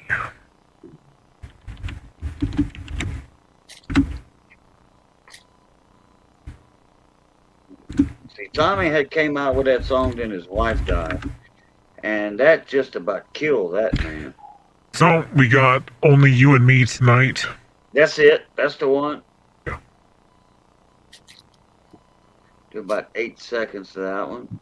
You know, with the vocals. It's gonna start off with like a bow, bow, bow, bow, bow. Mm-hmm. Okay, here we go. Back this up some.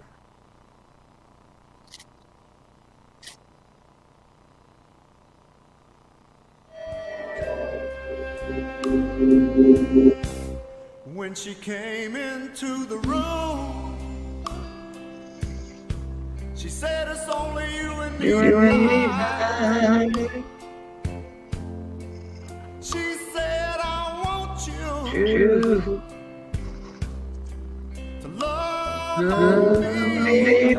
what. Got that. Make this moment right.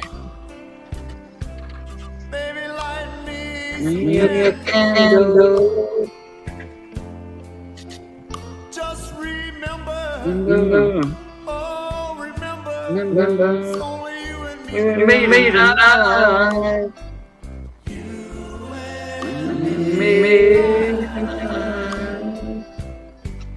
Let your hair fall down. Let your dress hit the floor. I'm gonna love you like you never been in love before. I know why you're doing that. Sing me some loving song, like when a man loves a woman. Just remember. Yeah. That's in a key of C.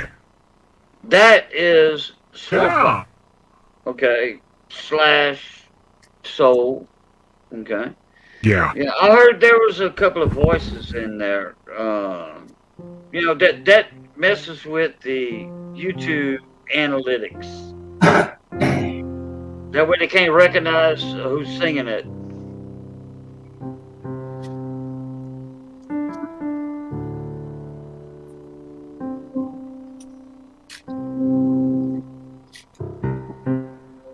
Yeah, that's in the key of C.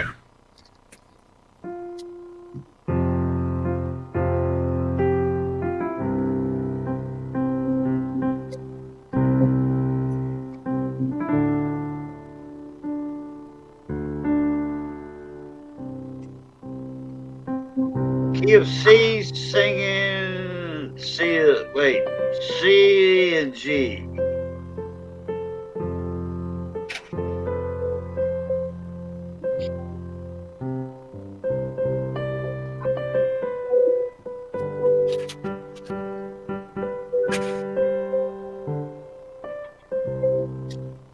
Yeah. Yep. Okay. Now, what about that one, Charlie Rivers? Look up Charlie Rivers. Charlie Rivers. Okay, here we go. He's from Clocherville. That's one of the ones you mentioned earlier about Leroy Thomas. Yeah, so we got I Don't Want to Be Wanted. That's the number one. Yeah, that's it. I Don't Want to Be Wanted. That was a nationwide hit for Charlie Rivers. I don't want to be wanted. Mm-hmm. That's the only Cajun country song or whatever that Pizzas. that the girl didn't Pizzas. leave the guy. The guy didn't want to be loved by the woman. Get ready to come and look for something in your anyways.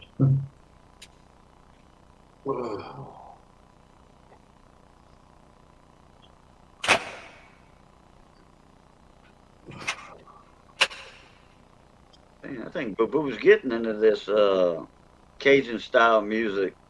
Here, let me let's make sure I got the right one here.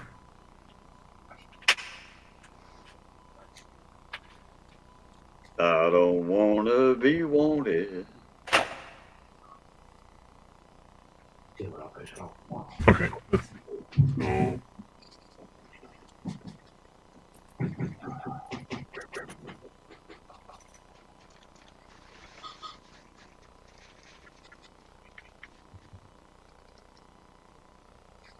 All right, let's see. Here we go. It's been going around. We're the talk of the town. A friend of a friend told a friend you had your eyes on me. Billy Joe told me Betty Sue. Yeah, yeah. Wait. Planning to do. But you're wasting your time. Baby, can't you see? I don't wanna be wanted. Yeah. Yeah, buddy. That was a nationwide hit for that Louisiana boy. Man. Yeah. I noticed that song off of the first few notes. Yeah, that song is let's see. Oh crap. Let me see. That's before I got married he came out with that. I was in I wanna say 09. 09? I was gonna say 08 to 010. Yep. Something like that. See, that one's in the key of C as well. There ain't no sharps or flats in that. Okay, look up Wade Reeves. That's another Louisiana boy. Right north of me up here. Okay, so we got Oil Field Trash. Okay, another one. Haggard and Jones. Country Out Here. Trashy Turns Me On. Who I Am. One More Night. Somewhere Down the Road. Few of Us. And my Wait, you broke up. Did I? Oh, we got Whiskey in my trailer. And Few of Us. Trying to think which one was that nationwide hit he had. Damn it. It was in the top we got 10. Since You Laid Down. Don't Be Crazy. Cell Phone. And that's pretty much it. Yeah. Okay. I can't. He brought the CDs down here. He's been. Well, so I can say this. Just off the views, Oil Field Trash has 2.7 million views. The rest only have like 60,000 views, and that's it. Okay. So I'm thinking Oil Field Trash might be the popular one, because that's up there. It was a slow song, and I can't remember the name of it. Oh, God. And the CD's in the Jeep. He's got 3 CDs out, I want to say. Yeah. Every time he came out with a new CD, even though he didn't, he came down here to visit. Oh, well. Anyway, that's another country singer that's high in the charts. Yeah, apparently from 2.7 million views. Lord have mercy. Why don't you play that song there for a minute there, Petra? I don't. What's that? That oil, whatever. The ones that the 2.7 million. Sure. Oh, give me a second. Trash? Hey, y'all, Santa Claus getting tired. That's all right with me. All right, look.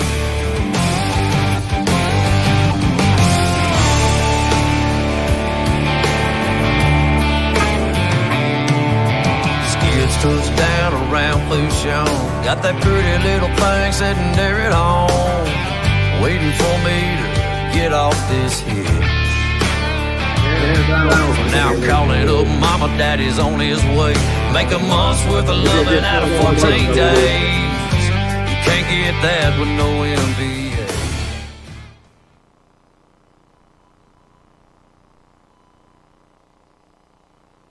Yep, that was it. Yeah, that's one of them. That was one of his hits. He said, when I get off of these skids, that meant the helicopter landing from offshore on land. When I get off these skids, I'm going to mama. That's it. That's one of the songs. I'm trying to remember the other songs he's got. I just can't remember the words on them.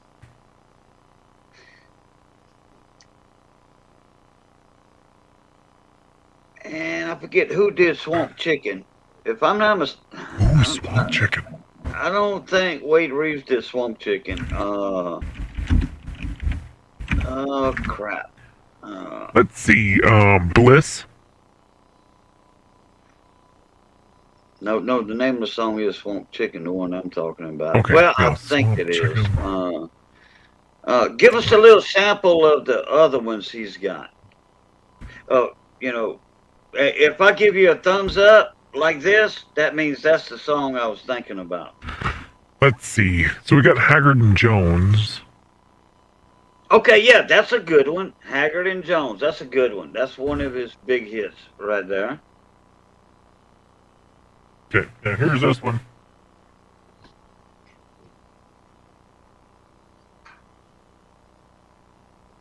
Riverboat gambling, a purveyor of rhythm and rhyme. I like a good-looking woman, domestic light beer, and a song played in three-quarter time. Old John Wayne moves and trucks made in Detroit when it's still on the assembly line. Yeah, this world's gone to hell, and it's too hard to tell who's wrong, 'cause ain't nobody right. So break out some Haggard, pour on some Jones. Yep, I know that song. Yeah, I tell you what, that's pure country right there, buddy. Oh yeah. I ain't talking about Oh, this yeah. new country, this newfangled, whatever they want to call it. That is pure country right there, buddy. That gets to the heart and the soul of the matter. Okay? Oh Am I yeah. right? Am I right? Am I Well, wrong? that's how it's supposed to be. That's right. Yeah. It ain't all supposed to this- be that modern hip hop BS with the country music. I mean, I don't know. Music today is not what it used to be even 10 years ago. Oh, man. Crazy. That right there will bring a tear to your eye. Yeah. I guarantee you.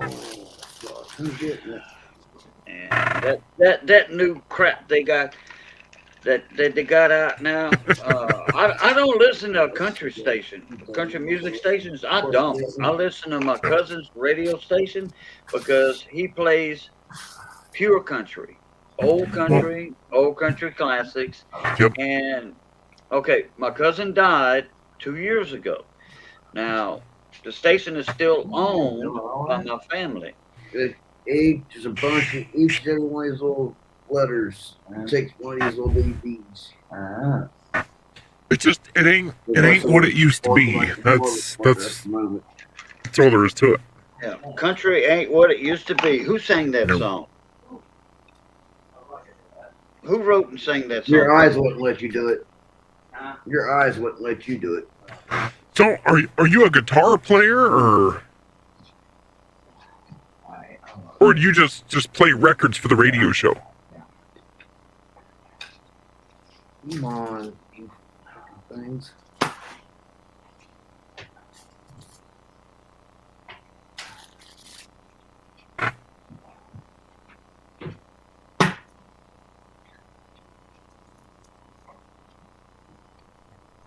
Boo Boo, you were talking to me? Yeah, you. Yeah, so Oh no, I played guitar for a little while when I was younger. No, I can't play guitar no more. okay. I didn't know if you were playing instruments or if you were just putting records on at the radio station. Oh no, no, we don't do records at the radio station. Every now and then we'll put up. We do have one turntable in the studio, for vinyl, we do have that, yes. And then we have the CD decks. If somebody brings in a CD, a new band, We got 5 people watching. we'll play that. Okay. But I can't play guitar no more. I was, and I got picked so many times a year ago, almost a year ago, in my fingers. I was in the hospital for over a month, right at a month. And the nerve endings, I can press, I have a laptop, and when I hit the keys with the end of my fingers, it feels like 200 volts are hitting me. Oh man, so you get that really bad pins and needles type sensation. Oh, Thank you. man, Yeah. oh my god, Yeah. dude, I got would, hit, I would got hit. freaking die if that happened to me. Like, and I was like, I'm like, can y'all Don't get get me old, here, or somewhere else? mm, And they were checking for blood sugar. Hey, I'm not diabetic. I'm in here oh my god, I'm in here for a perforated intestine. Okay, I'm not diabetic. dude, that's sad to hear. It is. I can't pick up a guitar no more. I got a fiddle, and I can't do it no more. Oh my god. I'm not gonna wake up. I'm not gonna wake up my wife and show you my fiddle. Okay. Right. But I can't even hit a because I'm left-handed. All right. Now I'm a right-handed guitar player. I'm left-handed, but I play guitar right-handed. Well, that's because most guitars are right-handed guitars. Yeah, that's what I learned on. That's what I learned on. Yeah. But a fiddle, I play it like this, you know, okay, like this with the neck, and I'm moving the bow with my left hand. That's a left-handed fiddle. And all the keys, the tuning keys, are opposite than a right-handed fiddle. Okay? Yeah. And my F bar, my bass bar, okay, is on the opposite side of the fiddle in the body. Okay? That shows you how much I know about the fiddle. Okay? My bass bar is on the opposite side. Yes, I do know about the fiddle. And it's an 1824 Haas. 1824 Haas fiddle, which Right. is a cottage fiddle that was redid by a very good friend of mine that passed away 2 years ago by the name of Tim Conte. And he was a very well-known fiddle maker. Man, dude, that's really sad to hear. It is. I mean, man, I don't know what I would do if I had an accident or something happened and I couldn't play the keys anymore. You know what I mean? It's like, you need all 10 fingers for that. I mean, we need all 10 for guitar or anything else. I get it, but it's like, man, that's just, I would be crushed if I had an injury or an ailment or something that prevented me from doing that. That would really impact my life. I've A got lot. videos, dude. I got videos on my Cajun Coin Hunter channel, Cajun Coin Hunter, where I was in the hospital for that long. And I was talking about it. I said, man, they're picking my fingers. You know, I don't even know if I could play the guitar. You know, look, a laptop. It only takes a soft touch. A soft touch. Right. Press a key on a laptop. It's not like a old typewriter. You know what I'm talking about? You ain't got to press very hard, you know. Nothing's digging in. It's smooth, Yeah, easy. and it feels like 100 volts hitting What's up, me grass with my cutter? fingers. Yeah. Man. That's crazy. So that's just, man, that's sad to Hey. hear. I'm sorry to hear that, man. What's up, Tim. Grass Cutty Palmer? What's up, buddy? Tim's Welcome. in the house. That's Tim. Yeah. Tim, Grass yeah, Cutty Mr. Palmer. Tim. Yeah. Merry doing, Christmas mon to you, ami? Mr. Tim. Yeah. I Joyeux think Noël and Bonne Année. I think the Whirlies are going to have a Christmas stream, so be sure to join in for that. It'll be fun. Well, Christmas for us, it'll be the day after for you, so I guess that would be Christmas observed. I'm not sure, but Well, where you yeah. at? Boo, where you at? Boo, where you at?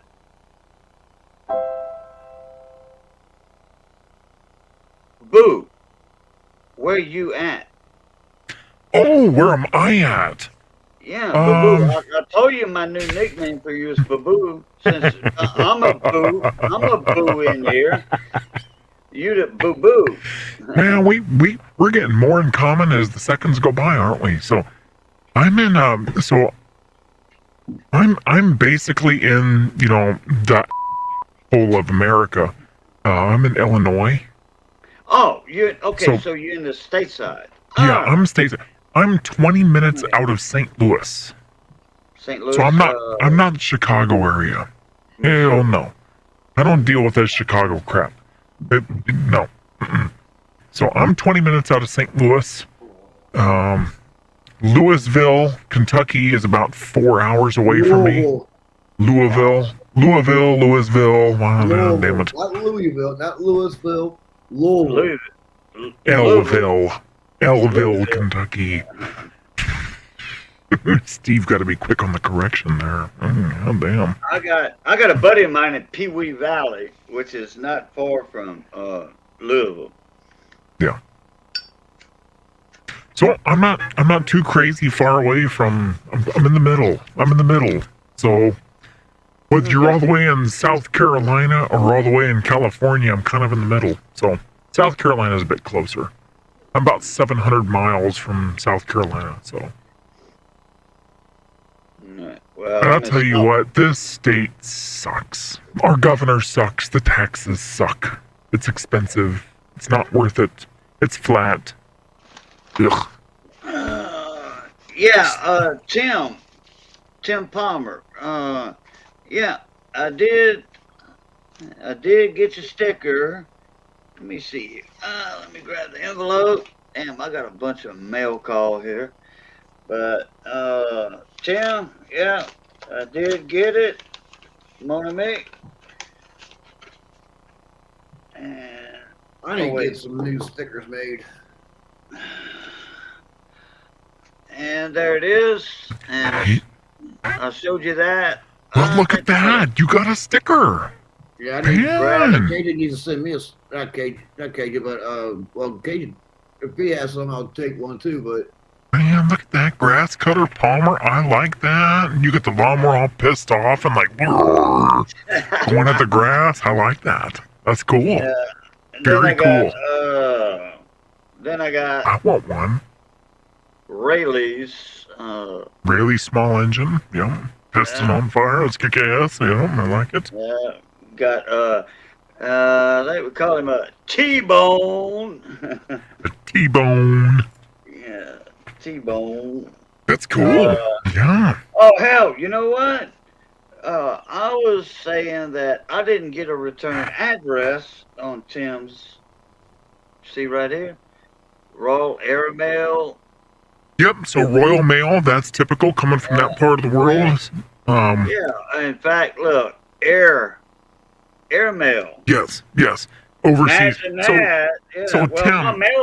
my mailbox ain't 20 foot in the air. So you know?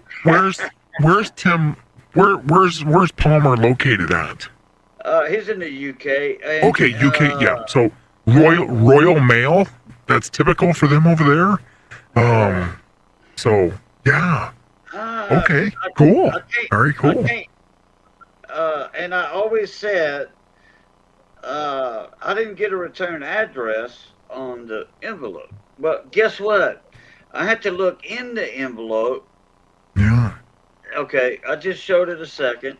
He probably don't mind his address being out there, but I can't read that anyway. Okay. So Tim, what you do? You send me an email. I think I can make out what all this says. Widow Green, Crescent, something. Well, Okay. So you're in Scotland. Okay. Yeah. Nice. Okay. Cool.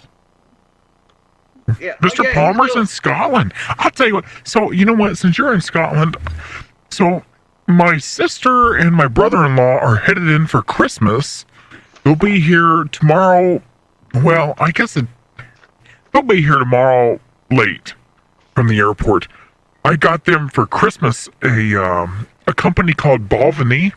Correct me if I'm butchering that, but it's called Balvenie. It's a Scottish single malt whiskey. It's absolutely delicious. It's the double wood, 12-year aged. It's absolutely delicious. In American dollars, it runs, after taxes and all that crap, it runs about $70 a bottle. It's delicious.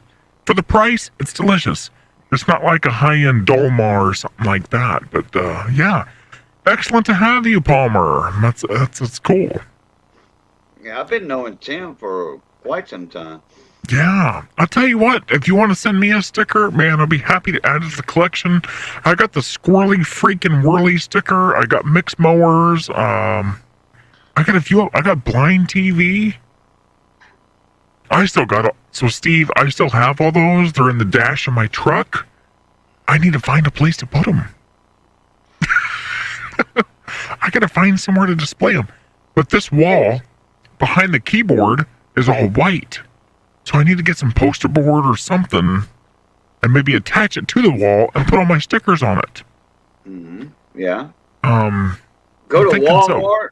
Go to Walmart. Get you one of them presentation boards. Yeah, it's just a poster board. No, it's not poster board.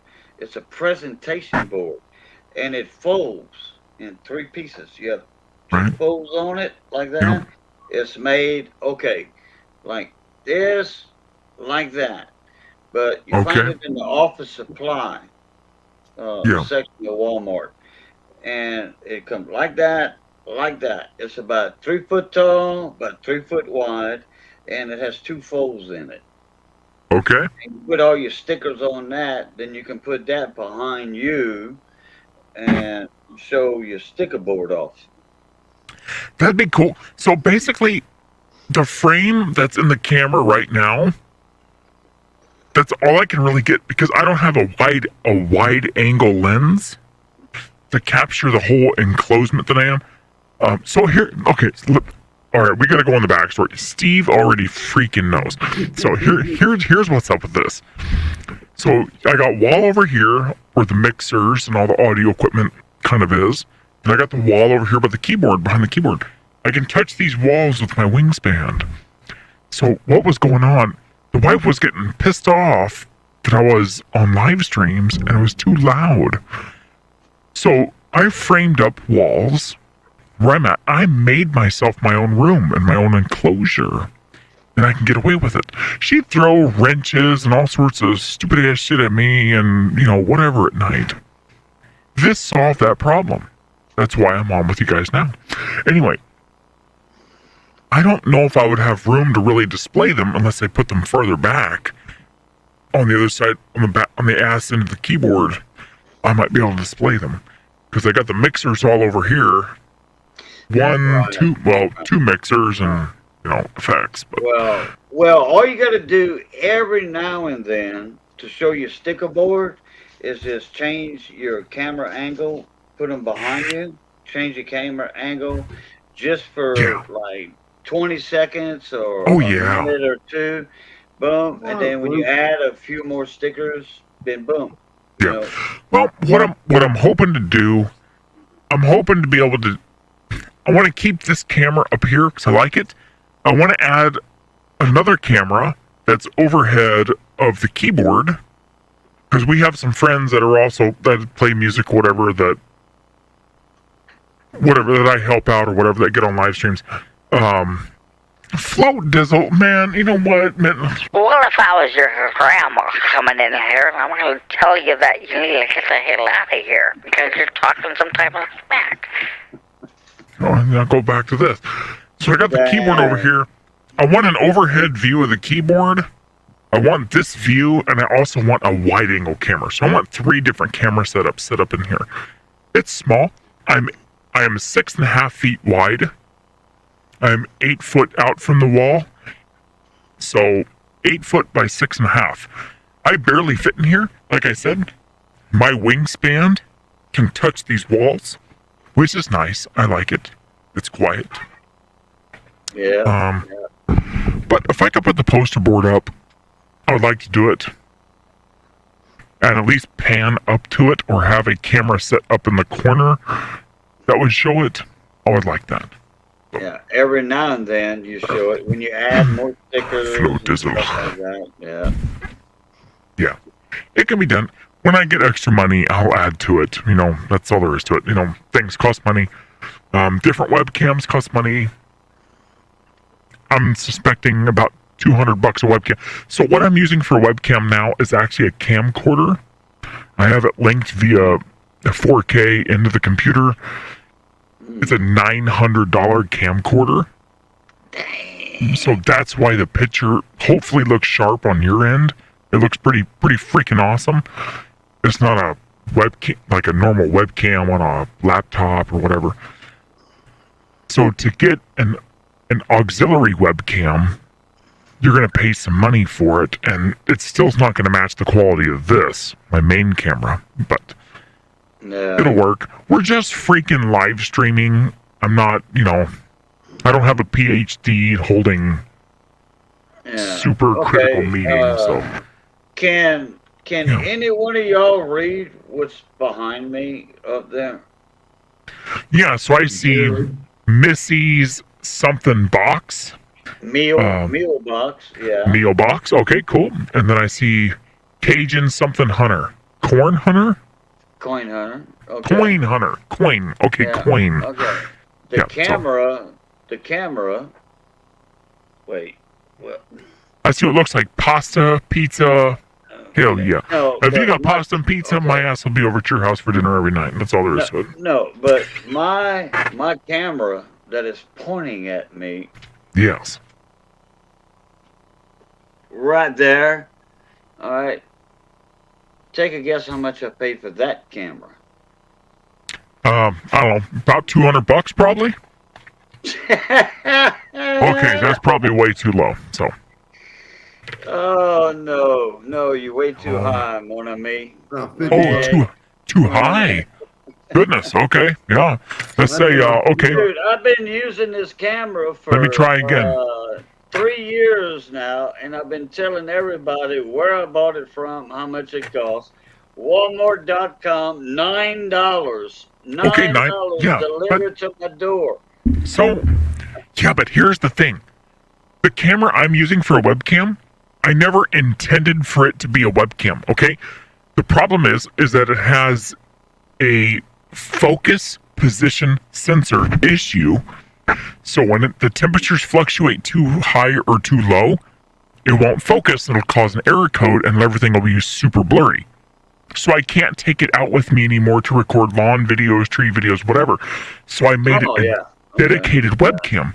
And it works perfect because it's in climate control. Works perfect. And I got a GoPro. What do I have, Steve? An 8? Yeah, GoPro 8? Yeah. That I use for all my work videos. So this is a dedicated webcam.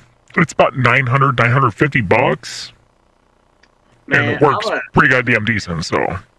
I'm an inch away from my camera. Yeah. But you know, if you're just I'm 3 foot now. I'm 3 foot from my camera right now. 3 foot.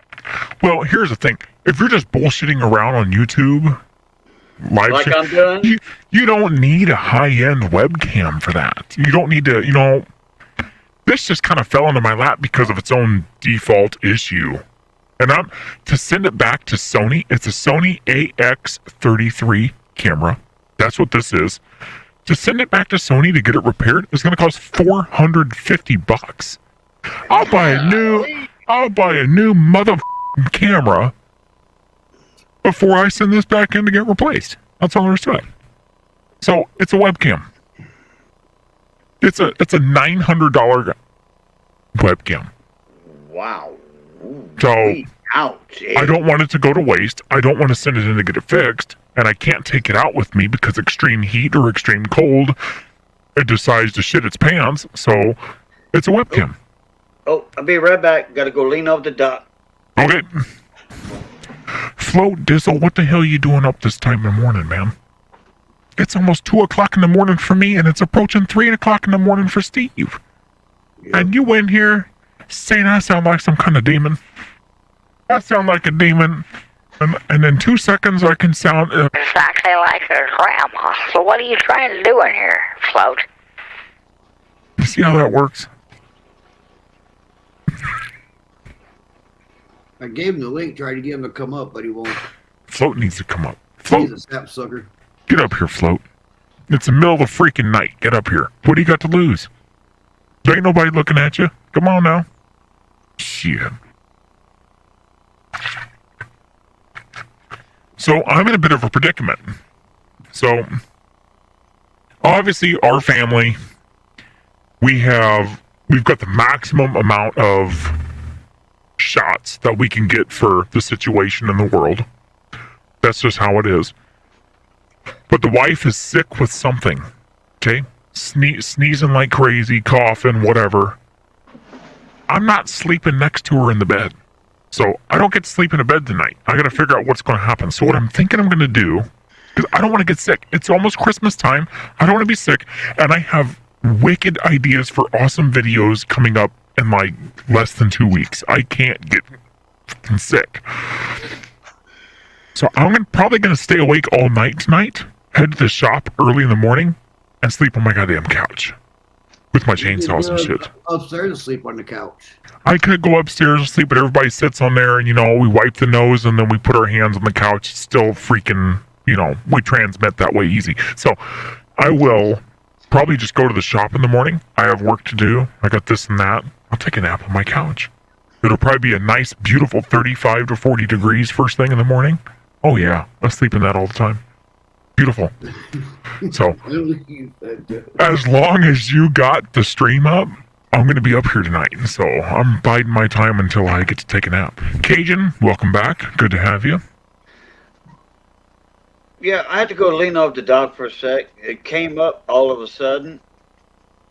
I take heart medicine. I take heart medicine. Okay, two different types. So, and both those medicines have a fluid pill medicine in it. So, when it hits me that I got to go lean off the dock for 20 seconds, then I got to go. Yeah, for sure. No problem. Not a problem. I know how it is. Not a problem at all. Not a problem at all. We take care of us, then we take care of others. I've learned that the hard way. I don't know if anybody else has. I've been in some situations. It's we ourselves as individuals must be 100% before we can help other people be 100%. If we're only at halfway or 60%, we can offer nothing to anybody else to help them. We must first be one with ourselves, so to say, before we can assist anybody else. Totally get it, man. Totally get it. So here's the thing. So I'm on the wife's medical insurance, and it's the barely legal insurance. So it's the bare minimum. It covers emergency medicine and a specialist. That's about it. So it doesn't cover my primary care. I'm supposed to be on asthma medication, blood pressure medication, and all that good stuff. I can't even get into my primary to get it prescribed. So I'm SOL. All those medications. I know what SOL means. Shit out of luck. So now, if I were to get private medical insurance, that's going to sit there and twist my balls for almost $500 a month. No way. I can't do that. Can't do it. So her insurance will cover prescriptions, and it'll cover specialists and emergency care, barely legal insurance. That's it. So it's like, well, man, for some reason I have high blood pressure. I don't know if it's hereditary or whatever. I don't eat a lot of salt. And Steve, cause high blood pressure. What's that? Salt don't cause high blood pressure. Oh, yes, it does. It constricts those arteries, Steve. It closes them up.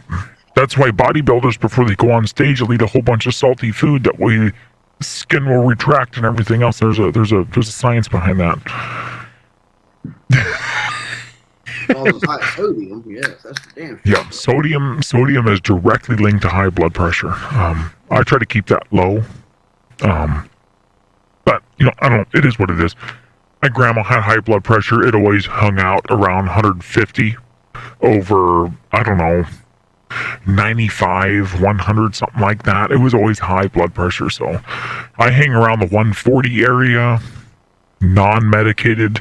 Medicated, I'm down around the 130 area when it should be below 120, medically speaking. But, it is what it is, oh well. Either the blood pressure medicine's going to rot your kidneys out, or the high blood pressure is going to destroy them itself. So I try to be conscious about it. So on medication, I'm at I think 130 to like 70, something like that. Yeah. I don't write it down, and I don't pay attention to it. She says, "Well, you good." When she takes, when I go into, I got to go every 3 months. So anyway, salt I can have in moderation. Oh yeah, salt is critical. We need salt to survive, but if your body doesn't deplete itself of salt normally, like mine doesn't, it can lead to adverse effects. So, when you play football in high school, we always had salt pills, to rehydrate. Yep. Electrolytes. That's basically what it is. Yeah, electrolytes. Correct. Yeah. Mm-hmm. But anyway, my blood pressure's always been borderline. Yeah. So I'm on the medicine. It helps. And that's it. So that's it. That's right. That's right. That's it. And fluid, because I got heart medicine. He calls it heart medicine, but whatever. Because I don't need my heart going out. No, we don't need that. That's important. We got to take care of the heart no matter what. Yeah, and I take there's 4 different medicines in 2 different bottles. There's two medicines in one. Yep. On one thing I take, and there's 2 different medicines in another one I take. Then there's another one I take, and then there's another one I take. And so, man, okay, I guess I'm getting old. Well, here's the thing. Don't feel too bad, because I'm supposed to be on asthma medication daily, and blood pressure medicine, right? I'm 31 years old. Oh, boy. I'm 31. I'm supposed to be on this stuff. My blood pressure, like I said, my blood pressure hangs around 140, 145. That's not ideal. So, and I got thickening of the heart. I got valve issues. It's not critical, but they're there. It needs to be watched. I should be taking certain medications to help deal with that, like keeping the blood pressure down and all that. I donate blood. I try to at least 2 times a year, because apparently I have what's called Vescus. Vescus with a V. It's thickening of the blood. So by donating, it depletes blood supply and creates new blood that's thinner, which eases the load on the heart. So, there's things. But everybody should donate blood anyway, because it helps people in need. So that's not a bad thing or anything. I support that. So Vescus explains the theory from years ago, a long time ago, for leaching. Yeah. What do you call leaching? Yeah, it's thickening of the blood. Years and years ago, doctors would say, okay, they would put leeches on your arms or legs. Yep. And the leeches would suck the blood out of you. Correct. So your blood could get thinner. So that makes sense on that. Okay. And when the leeches are attached to you, the leeches, before they even start pulling blood from you, they inject an anticoagulant, which thins the blood. That way the plasma in the blood can't clot the wound that's created by the leech. They get maximum blood flow. And we all know that in modern medicine, leeches are used for infection and stuff like that. You know, cool. Totally cool. But yeah, you're right. So now it's easy. You can go in, you can donate blood at Red Cross or wherever, and it helps solve that problem. So, And as long as they know what your problem is when you donate Yeah. blood, so, yeah. right. So as long as you haven't taken haven't taken any injectable illegal street drugs, Right, we're correct, not going to mention anything because we're on live stream, but you know what I'm talking about. Yeah, I know. You're fine. Yeah, I know what you You're mean. fine. I used to go to the gym all the time, and I admit I took PEDs, performance enhancing drugs. That's 10 years ago. Not now. Yeah, believe it or not, I wasn't 200 pounds and I was jacked. That's just how it was. I was a gym rat. I lived in the gym. I'd go to my gym, and that was my shrine. I love going to the gym. I still do now. I got 2 slip discs in my back that can go at any moment, so I can't really be pulling heavy weight like I used to, or doing deadlifts or squats or anything. An error in the form will blow those discs. So I had to cancel that out. I still do small workouts as I can, with that in mind. But... How much do you weigh right now? So right now, my current weight, our weight fluctuates every day. The best time to do it is before you take your first pee in the morning. Get on the scale and weigh yourself. That's your most accurate weight. I'm about 188, 180 to 188. It will fluctuate weekly. So I'm about there. I need to cut some weight. I'm medically considered overweight for my height. I'm 5'10". I need to drop a few pounds. You weigh more than me. Last time I went to the doctor, 2 months ago, I think it was. 176, which is getting close to 180. Yeah. But I got a big gut. Okay? Oh, I do too. And- Look at this. I mean, I look pregnant. Look at that. Look at that. You can see the lines right there. And oh yeah. I look just like the wife did when she was, having my little dude. You look like I do,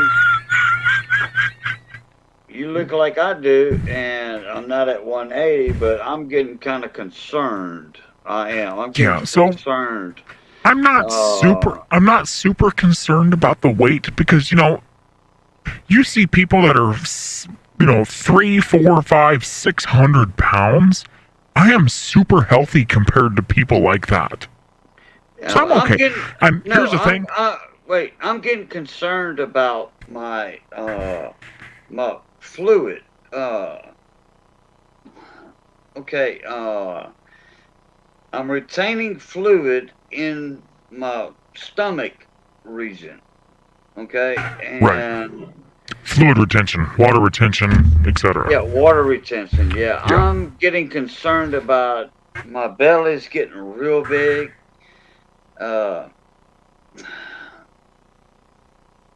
And I'll just leave it at that. Put it this way: in 6 months, if y'all don't see me anymore, y'all might know why. Well, I mean. Okay. Hold on. Maybe I can do it. Hold on. I don't consider myself fat. Medically speaking, I'm overweight. But, I can't say I'm proud of it. Because I've always had a good metabolism, and we all know once you hit that certain year, you hit a certain birthday to where you can look at food and gain weight. We all hit that.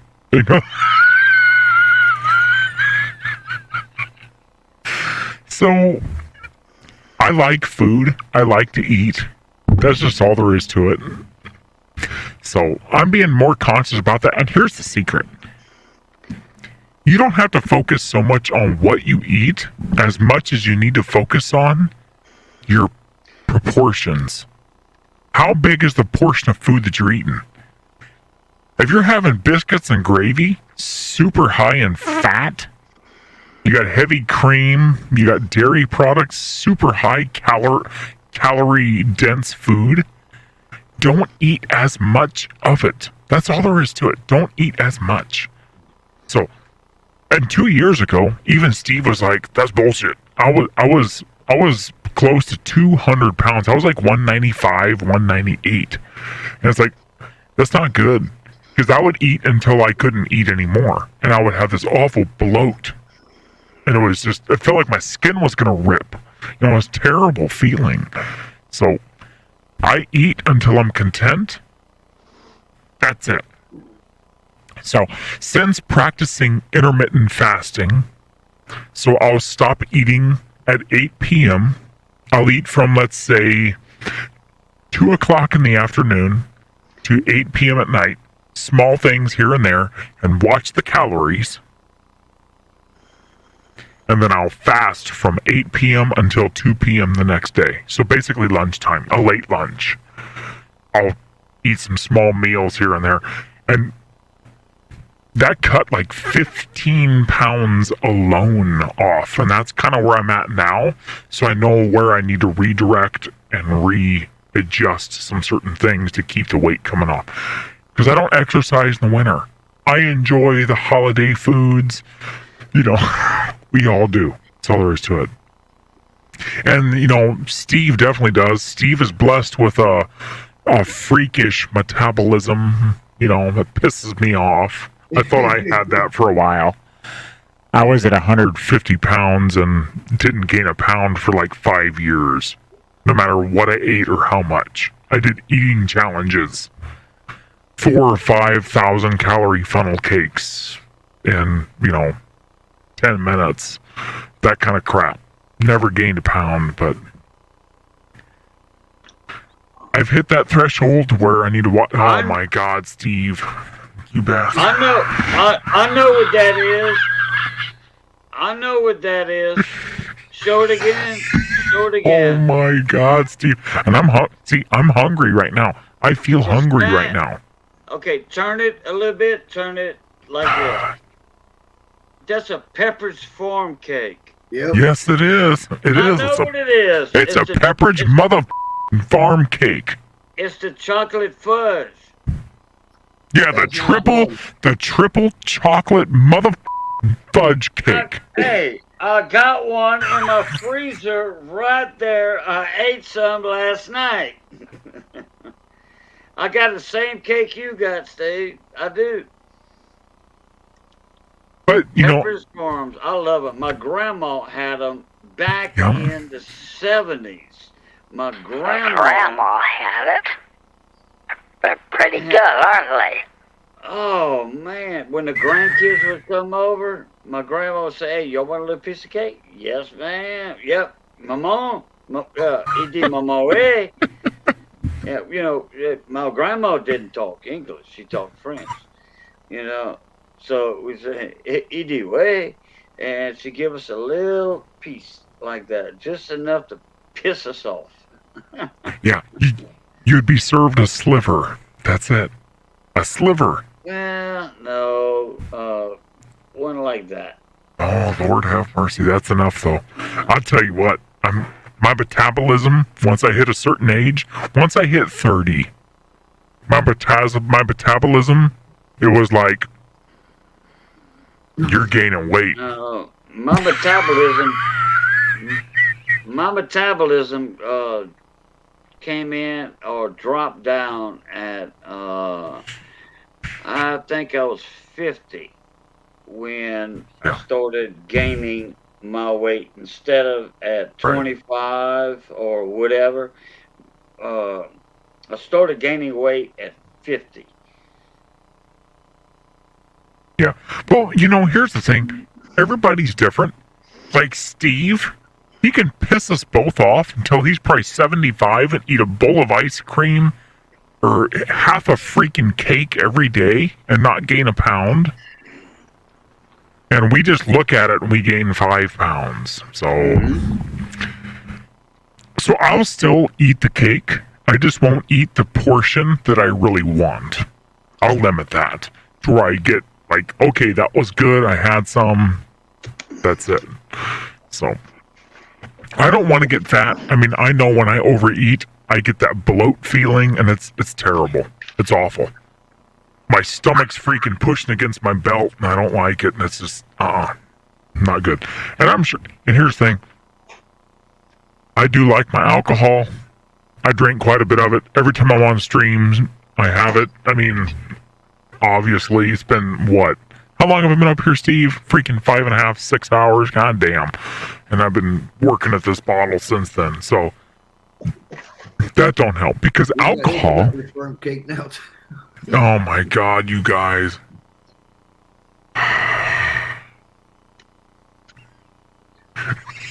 You're a bunch of God.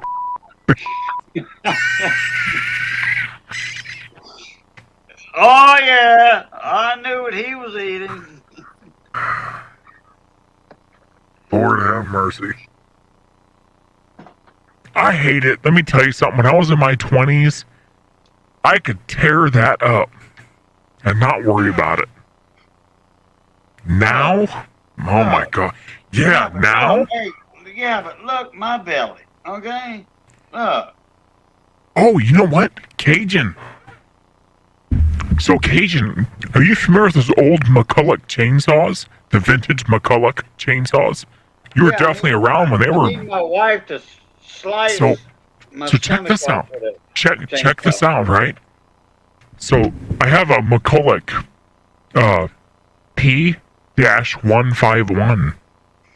It's an old school saw, and it's got one of those circular mufflers right on the side of it, like a dirt bike muffler. Well, I was careless, and I went to put it in my truck, and I kind of thrusted it up with my big fat stomach.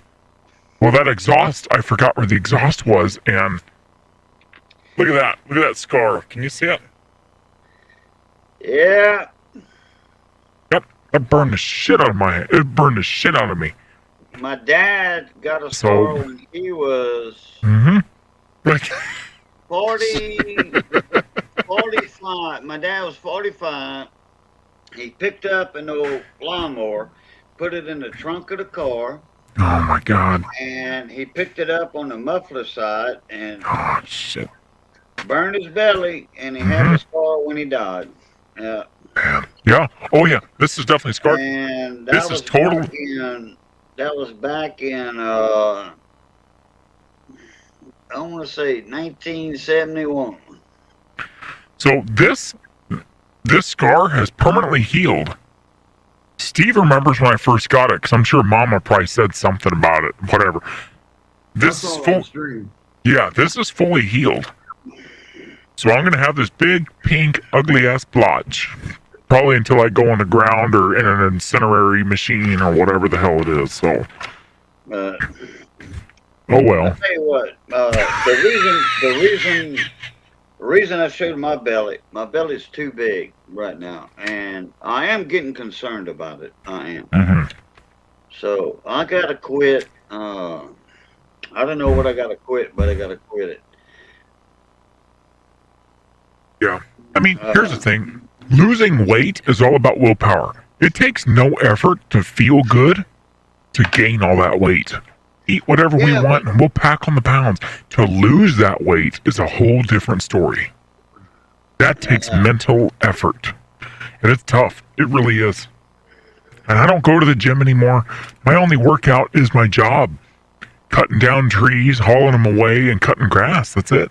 And in the wintertime, that's 5 months I pack on the pounds. Now, what I lose in the summer, I gain that plus more back in the winter, it seems. So I'm trying to be more conscious about that because I don't feel good being that heavy. You know what I mean? I can't. It's tight to tie my shoes. It's just pressure. It's just, I don't like it. I feel nasty being that heavy. So. Yeah, but I'm not that heavy. I'm not that big. Okay. Right. I got, my arms are right. My legs are small. It's just my belly. Okay. Yeah, me too. Me too. Belly, my intestines, my bowels. Now you got to remember, last March, I was in the hospital for the whole month of March. Okay. Right. I don't know if you knew that or not. I was in the hospital for the whole month. The last 2 days of February and the whole month of March this year. 30 days in the hospital. Had a perforated intestine. Oh my God. Right below your stomach, you have your small intestine. Okay. And it is, they call it the duodenum. Okay. That sounds like it. I don't think it is that. Duodenum. I don't know. I'm not super familiar with that. Fluid was leaking out of my small intestine and going in my abdominal cavity. Right. Looked like I was pregnant. Okay, so right now it looks like it's all over again, but I don't think it is. I don't think it is. But you know, I have to quit doing what I do, which I don't eat too much. I don't. Like I drink a lot though. You know, Sprite, Me too. Sprites, Cokes, and at night, in the evenings, I drank 4 or 5 drinks. You know, with a little R&R reserve. Right. Okay. Oh yeah. See, I like my alcohol. That's all there is to it. I like my alcohol. We all know that. That's known across the board. But I don't drink soda. I know Steve, because we went up there, me and Elms Lawn Care, we went up there and we felled a whole bunch of trees for Steve and them. We you know, it was a fun time. Let me tell you something. Steve's got a lot of soda around. There's soda everywhere. How many sodas did you see me drink, Steve? Not one. Not one? Really? So I don't drink soda. Once in a great while, I'll have a soda because it's a nice treat, and I just have the taste for it. Once in a while. That might be my issue then. So you know? I don't drink soda every day. I like my water. I drink a lot of water every day. But I do drink a lot of alcohol. So here's the thing. The big bloated looking stomach. What's up, AJP? The big stomach, like only stomach, fit everywhere but the stomach. When you drink alcohol, it slows that gland down that you have in your stomach just below your belly button. That controls the fat amount around the midsection, basically. So when you drink alcohol, it basically shuts that gland down and it can't regulate the fat content around the midsection. So that plays a big part in it as well.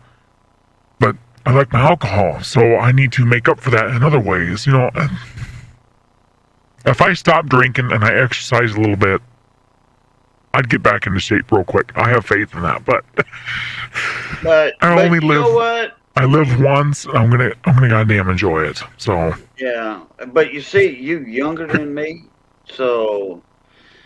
But all right, my problem is YouTube. Yeah. That's what my problem is. I don't get out like I used to. Right. Hey, AGP, I said hi earlier too. I don't get out as often as I used to. So maybe I need to just poof, you know, well, everybody's different. So sodas, get rid of YouTube, get outside more, like I used to do. Well, here's the thing. I mean, anything high in sugar is going to pack on the weight. That's dirty calories. Dirty calories. Yeah. You can eat 40,000 calories a day, which is impossible, of clean calories. Clean calories. You won't gain a pound. It's the dirty calories from sodas, cakes, cookies, stuff like that. That's what packs on the pounds. Yeah, and that's what's And bad because- right now around the holiday time, Thanksgiving. Yeah. So Yeah. Thanksgiving, Christmas, I will splurge. I don't freaking care. I'll splurge. I do like my alcohol, and I'll drink it on the daily. I will. I've drinking probably a third of this bottle since we've been on stream. I like it. You know, that's just me. I'm not in it to get, trashed. But I like it. Tastes good to me. I like it. Helps me relax. I like it.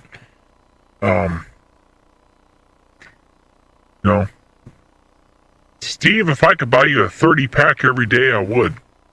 You're gonna get your balls torn off for it. I get it. But I get it. I get it. God damn it, I get it. Yeah, beer. I don't have the taste for beer anymore. Yeah. I used to love Coors Light.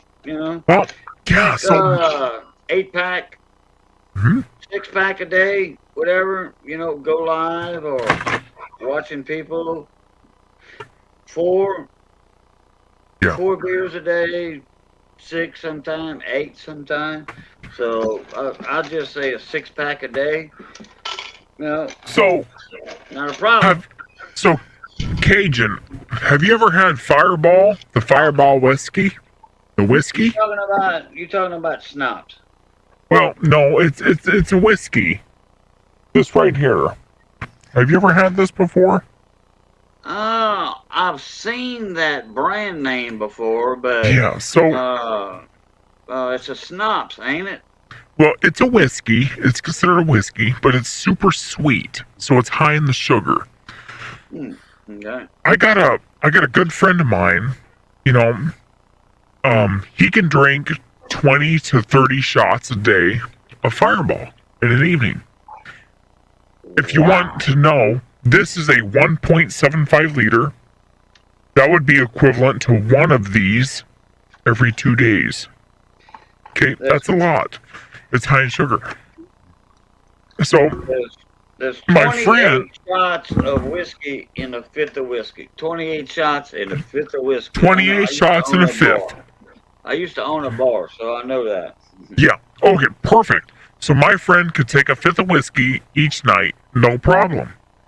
But the problem is this whiskey here, this Fireball, it's super high in sugar, which converts to dirty carbs and dirty calories.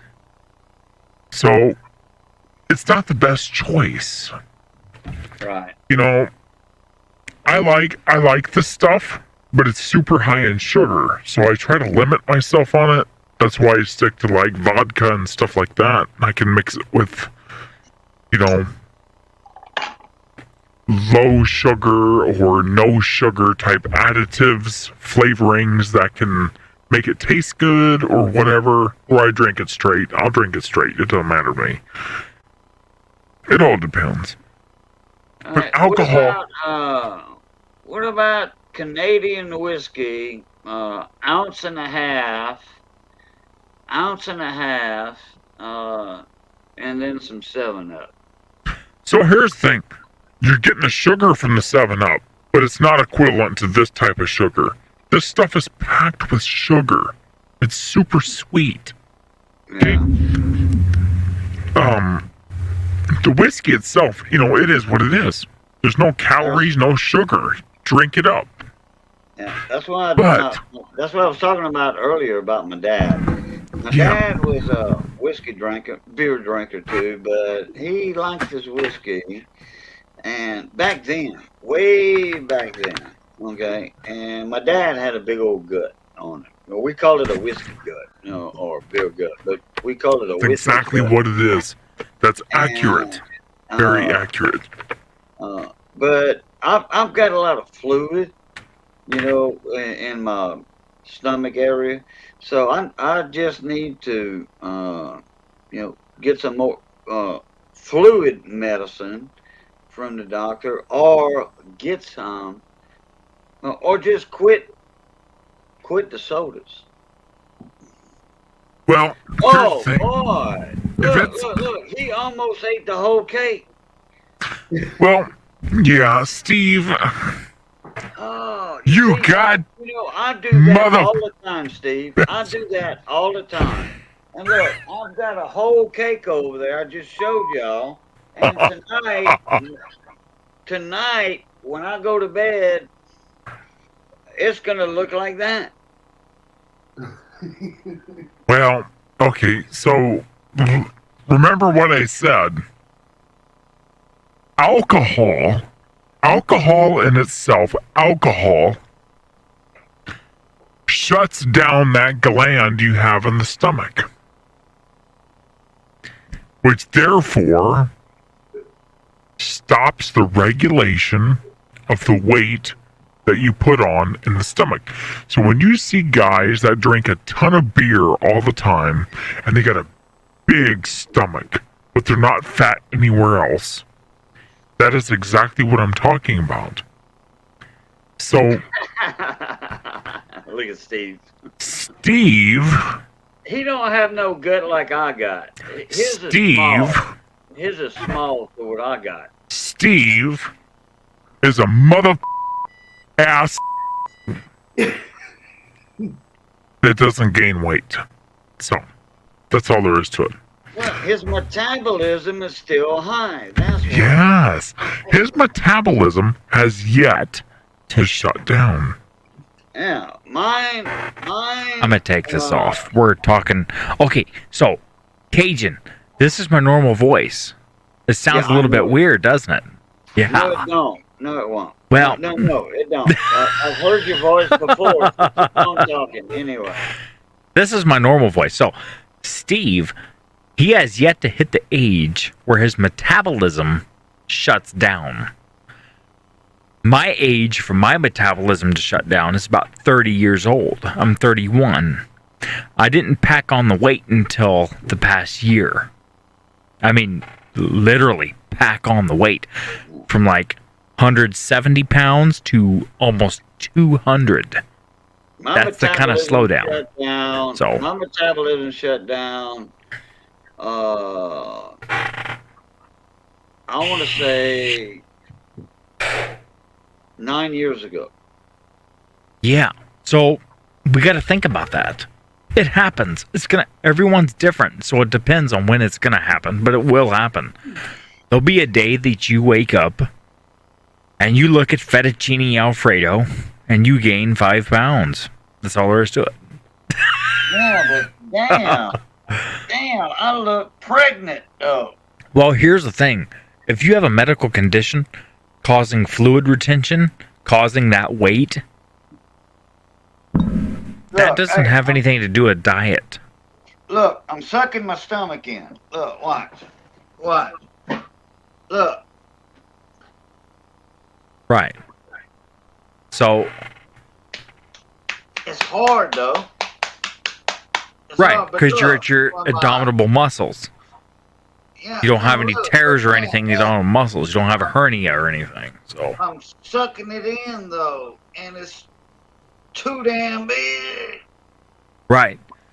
So therefore, if you have fluid retention, that could be due to something completely non-relative to diet or anything else.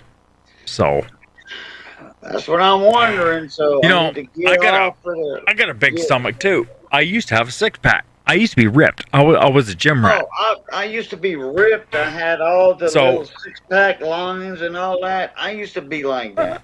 All right, now you stand up though, and show like I suck in your gut like I did. Suck in your gut and see if your gut will suck in. Oh yeah, below it your will. chest. It will. It'll suck in about 4 or 5 inches. I mean, that's all there is to it. Here, let me show you. I'll show you. So, You see, Steve's flat. No. Steve's flat. relax. Oh no. So Relax here right there. here All right, it now is. Suck in your gut. Suck in Here's- your gut. This is relaxed. So if I suck it in, Yeah, you see, I can't do that. this is, All right. I'm sucking it in. I wouldn't say sucking it in, but I'm basically flexing abdominal muscles. So Okay. if I So suck, now, Steve, if suck well, in your gut. Steve, hold on. suck in your gut. If I suck it in, Yeah, well, you see, Boo Boo, your gut is sucked in like it's supposed to be. I sucked in my gut, and my gut was still overhanging my chest by 3 inches. Steve sucked in his gut and almost looked like meat. Yeah, me and Caden's got what we call dicky boots. well, here's the Steve, difference. You wasn't in here earlier when I sucked in my gut. So Steve's got a little. Down there in the bottom. Boo Boo down there in the bottom. He's got the flattest stomach. So what I got like. You're right behind me. So Steve, but you can't forget, Steve's like 150 pounds. Yeah, you would. That man isn't going to breach 160 pounds probably for another 10 years.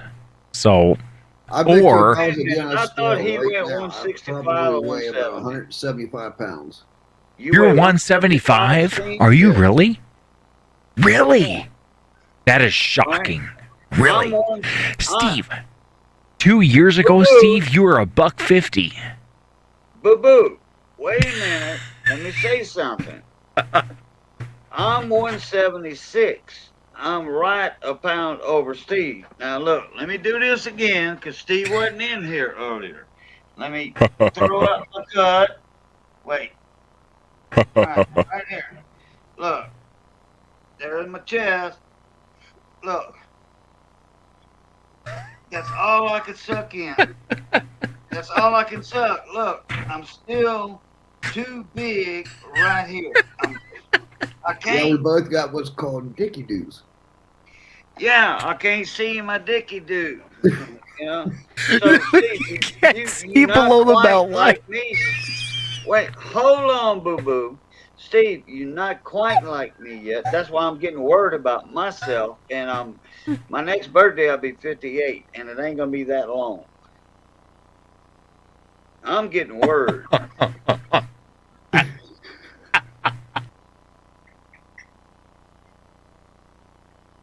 And see, Steve sucked in his gut earlier, and he still had a little bump on his abdomen.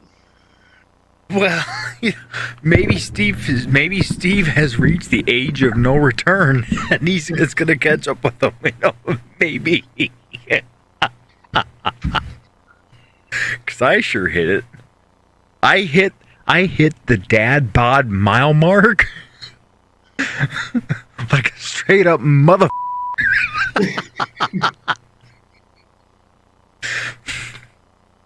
I'll tell you what, there was one time you blew up. hit me in the stomach with a 2x4. Alright? Like one of them shaman temple monks, whatever, and you couldn't hurt me. At one time. Not no more. Oh yeah, I was there. I know. I went to my gym every day religiously. I know. I'm just saying I'm getting worried about my body. But the thing is, I have fat. I know that it's fat. If you have fluid retention, that's a whole different ball game. That's totally different. But this is a result of my retarded ass not watching what I eat, and it's starting to show. So, but see, I'm also pre-diabetic, so I could be retaining water and right, all water that weight. crap too. You could have 5 to 10 pounds of water weight at any given time. You know, who knows? Okay, a gallon of water weighs 8 pounds. I think I have a gallon and a half or 2 gallons in my gut in that area. I have at least 2 gallons of fluid. So that's 16 pounds. Oh my God. So I would have your doctor order or send in for you to have a freaking ultrasound to look for fluid and to see how much is there. I take fluid pills. Diuretics, yeah, that sheds water. But sometimes with my if- heart medicine, I take. if there's an underlying medical condition, it may not solve the problem. So, I mean, I don't know. I mean, we are all our own unique formula. So, Well, next time I go to the doctor, I'm gonna mention, look my stomach, you know, yes. 100%. and let's work from there. 100%. See, I know poor eating habits is what's given me my gut plus the drinking. So, the drinking plus poor eating habits, I'm getting exactly what I'm doing. So, we are what we eat. If we sit there and we eat 4 pounds of biscuits and gravy every day, well, god damn it, we're going to blow up. That's all there is to it. Yeah, it depends on how active you are on doing biscuits and gravy. Okay, shit on the shingle. I love shit on the shingle. I love it. I love white gravy over pork chops, chicken fried steak. I love white gravy over that. I love biscuits. I make them big old cat head biscuits. Yep. Big cat head biscuits. Yep. I love it. Yep. And I make my own homemade white gravy, sausage Yep. gravy with it. I Yep. love them. Oh, it's delicious. God damn, that's how you seduce me. I got married 9 years ago. Y'all gotta understand that. So my wife cooks. We eat rice and gravy every day almost in Cajun country. Coon ass food, you know, shrimp gumbos, shrimp stews, beef roast with Cajun gravy. I know, okay? it's delicious. It's all freaking delicious, and you want to keep eating and eating and eating. I get it. I tell you what, I'll tear up some biscuits and gravy. I will tear it up. Dude, I will tear it up. Anybody would get fat at my I make it Southern, Steve. I do. I got a video on my Facebook profile. I actually make it Southern style biscuits and gravy. Whole stick of butter, heavy cream, season that shit. Oh my god, it's a doctor's worst nightmare. My recipe for biscuits and gravy. It's as Southern as it gets. It's super high in fat, cholesterol, everything that's not good for you. It's high in, but god damn it, it tastes good. bull butter. I'm gonna call some of that bull butter. Okay. I tell you what, macaroni and cheese. God, give me the sticks of butter and the heavy cream. That's what we're basing this off of. You know, it's feel good. It's feel good food. You know, it's like, man, but the problem is it will pack on the weight. It will pack it on quick. That's what's wrong with me then. The thing is, if food tastes good, it's not good for you. If it don't taste good, then that's what is. You know what? I'm just figuring generally, that out yes. now. Steve, I'm just figuring that out now, okay? Yeah. I learned that I was a kid. Not a kid, but in my 20s, late 20s. If it's good for you, it's bad for you. I'm just figuring that out now. Yeah. So, realistically, in a normal setting, limit your portions. In a normal setting. That's it. Limit. Instead of having 5 biscuits with that super fattening gravy, man, cut that down to 2.5, 3. Start lowering your portions down. That'll make a difference. So that's how I know it's hard to do when you could tear it up until you feel sick. I get it. Oh my god, I get it. But I'm not a big eater. I'm not a big eater. Right. I am a big eater. I love to eat. I'm serious. I'm not a big eater. I can tear food up. I mean, I'll tear it up. Now, I'll eat family-sized calling- meals by myself. That's What no big I'm deal. calling not a big eater is probably something else to somebody else up north. Okay. Well, it depends. We're all individual. So, you know, Man, I can tear all I can tell you is I can tear food up. I'll eat it. My gumbo bowls are that big around. And soup bowls. That deep. Yeah, Yep. gumbo. Soup Well, bowls. soup, gumbo. The big ass bowls. Rice. I'll put a little bit of rice in the bottom. Yep. And then shrimp gumbo in it. And yeah, and 2 eggs, boiled eggs in there. You know, shrimp and egg gumbo. Yeah, that's my problem. Well, so therefore, your solution: cut your portion in half, keep the 2 eggs, and then have a light snack before bedtime later. That's it. I just ate them. It's all. Boiled egg with salt and black pepper on it in front of y'all a while ago. Y'all didn't see me doing it, but that's what I was doing. I didn't see it. One boiled egg. That was it. One boiled egg. That's It's it. all about portions. It really is. You really have to change your eating habits. It's just about cutting back on your portions. Yeah, I can eat a large pizza by myself. I can do it in, 5, there's 6 no way minutes. I I can can tear do it that. up. I can tear it up. No problem at all. Nope, not me. I can eat 2 but- slices. That's it. But here's the thing. I could eat that 10 years ago and not see it. I can eat half of a large pizza now and it's 5 pounds on my ass. So, got to think about that. No. 2 slices of pizza is what I eat. That's it. Yeah, so And, that's not a and- lot. That's not a lot. That's what I have myself limited to now. But that's a lot of bread starch. The starch carbohydrates. I mean, And it is dirty calories. That is your weight gaining calories right there. yeah. And baked potatoes. I eat stuffed Cajun twice baked potatoes. God damn, they're good. They're good. Oh yeah. You take a potato, or I take 2 of them. Baked potatoes, and then I fluff them up, and I put like crawfish etouffee or shrimp etouffee in it. Mix all that up, put some sour cream and all that, and I got a bowl that big around like them Jethro bowl, okay, like that, and I'll eat all that. Yep, and it's high in starch, which converts to carbs. sugar. It converts to carbs, which converts to sugar. It's high in fat. That's how you gain weight. That's gaining weight 101. I guess, But, man, you know what? It's hard to get a Cajun off of his damn coon-ass food. You know that? So my goal, stay under 200 pounds.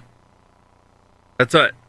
I'm trying to stay under 200 pounds. And I tell you right now, if I went to the gym, I put myself back on the regimen I was 10 years ago, God damn it, I'd be in good shape.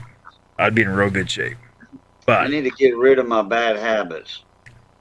there's stress in the house. There's kids. There's this. There's that. Shit. I'm going to eat what I like and just monitor my portions, my portion size of it. That's it. I'll roll from there. Like hell, when I get off of here tonight, I'm going to go get myself a goddamn snack. This is the worst possible time to eat. Because guess what? You eat before bed, you go to sleep, and you take on every single calorie in whatever you ate, and it goes right to your ass or your stomach or whatever else. That's all there is to it. Simple. I eat before I go to bed. Yes, sir. Look. Right now it's 2:30 in the morning for me. Right now it's 2:30 in the morning. Oh my When God, I it's get off almost here, 4:50. guess where I'm going? I'm going to eat and watch a know. movie on YouTube. An hour movie or a half hour of the movie. Then I'm gonna go to bed. Oh boy, yeah, Yep. that's my bad habits. Yeah. I'll tell you what, eating right before bed, that's like the worst. Yeah, It because is. you don't have a chance to You can't burn any of it off. Burn it It's off, yeah. 100% absorbed. And I'm guilty of it. We all are. We love our midnight snacks. That's all there is to it. I love it. Steve ate half a freaking Pepperidge Farm cake. I mean, there's 3/4 goddamn. of it. Yeah, see? Shit. That pisses me off, Steve. Give me that shit. Hold on. Hey, hold on. Hold on a minute. Hold on. Steve, grab it. Hurry up. Grab it. Grab a piece. I'm throwing it to you, brother. You Grab give him a another. piece. You give him Hurry another. up. Give him another 20 minutes, and he'll take it. There's a Pepperidge Farm cake right there for you. Oh my God. Triple chocolate fudge layer cake. Man, it's good. It tastes good. I'm not gonna lie, it's freaking delicious. But your body hates you for it. I eat it. We all eat this shit, but our body hates us for it. Oh well, we live once. We might as well enjoy it. So, I just don't want to get to the point where I get so heavy I can't enjoy it. So, I try to stay manageable. Eat whatever the hell I want. So. All right. What about this one?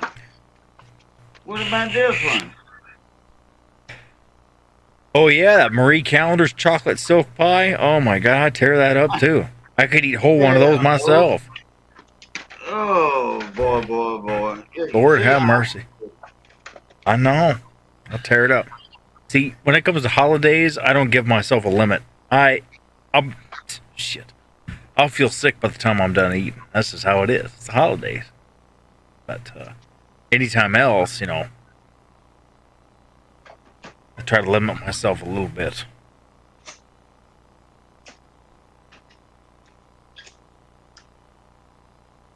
Damn. Gotta lick my fingers.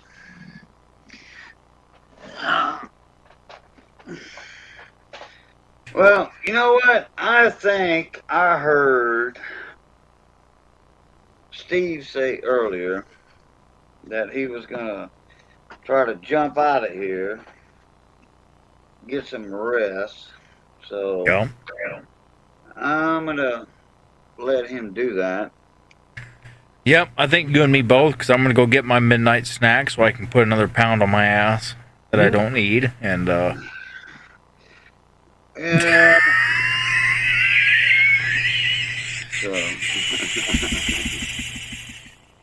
So, all right, everybody. Look.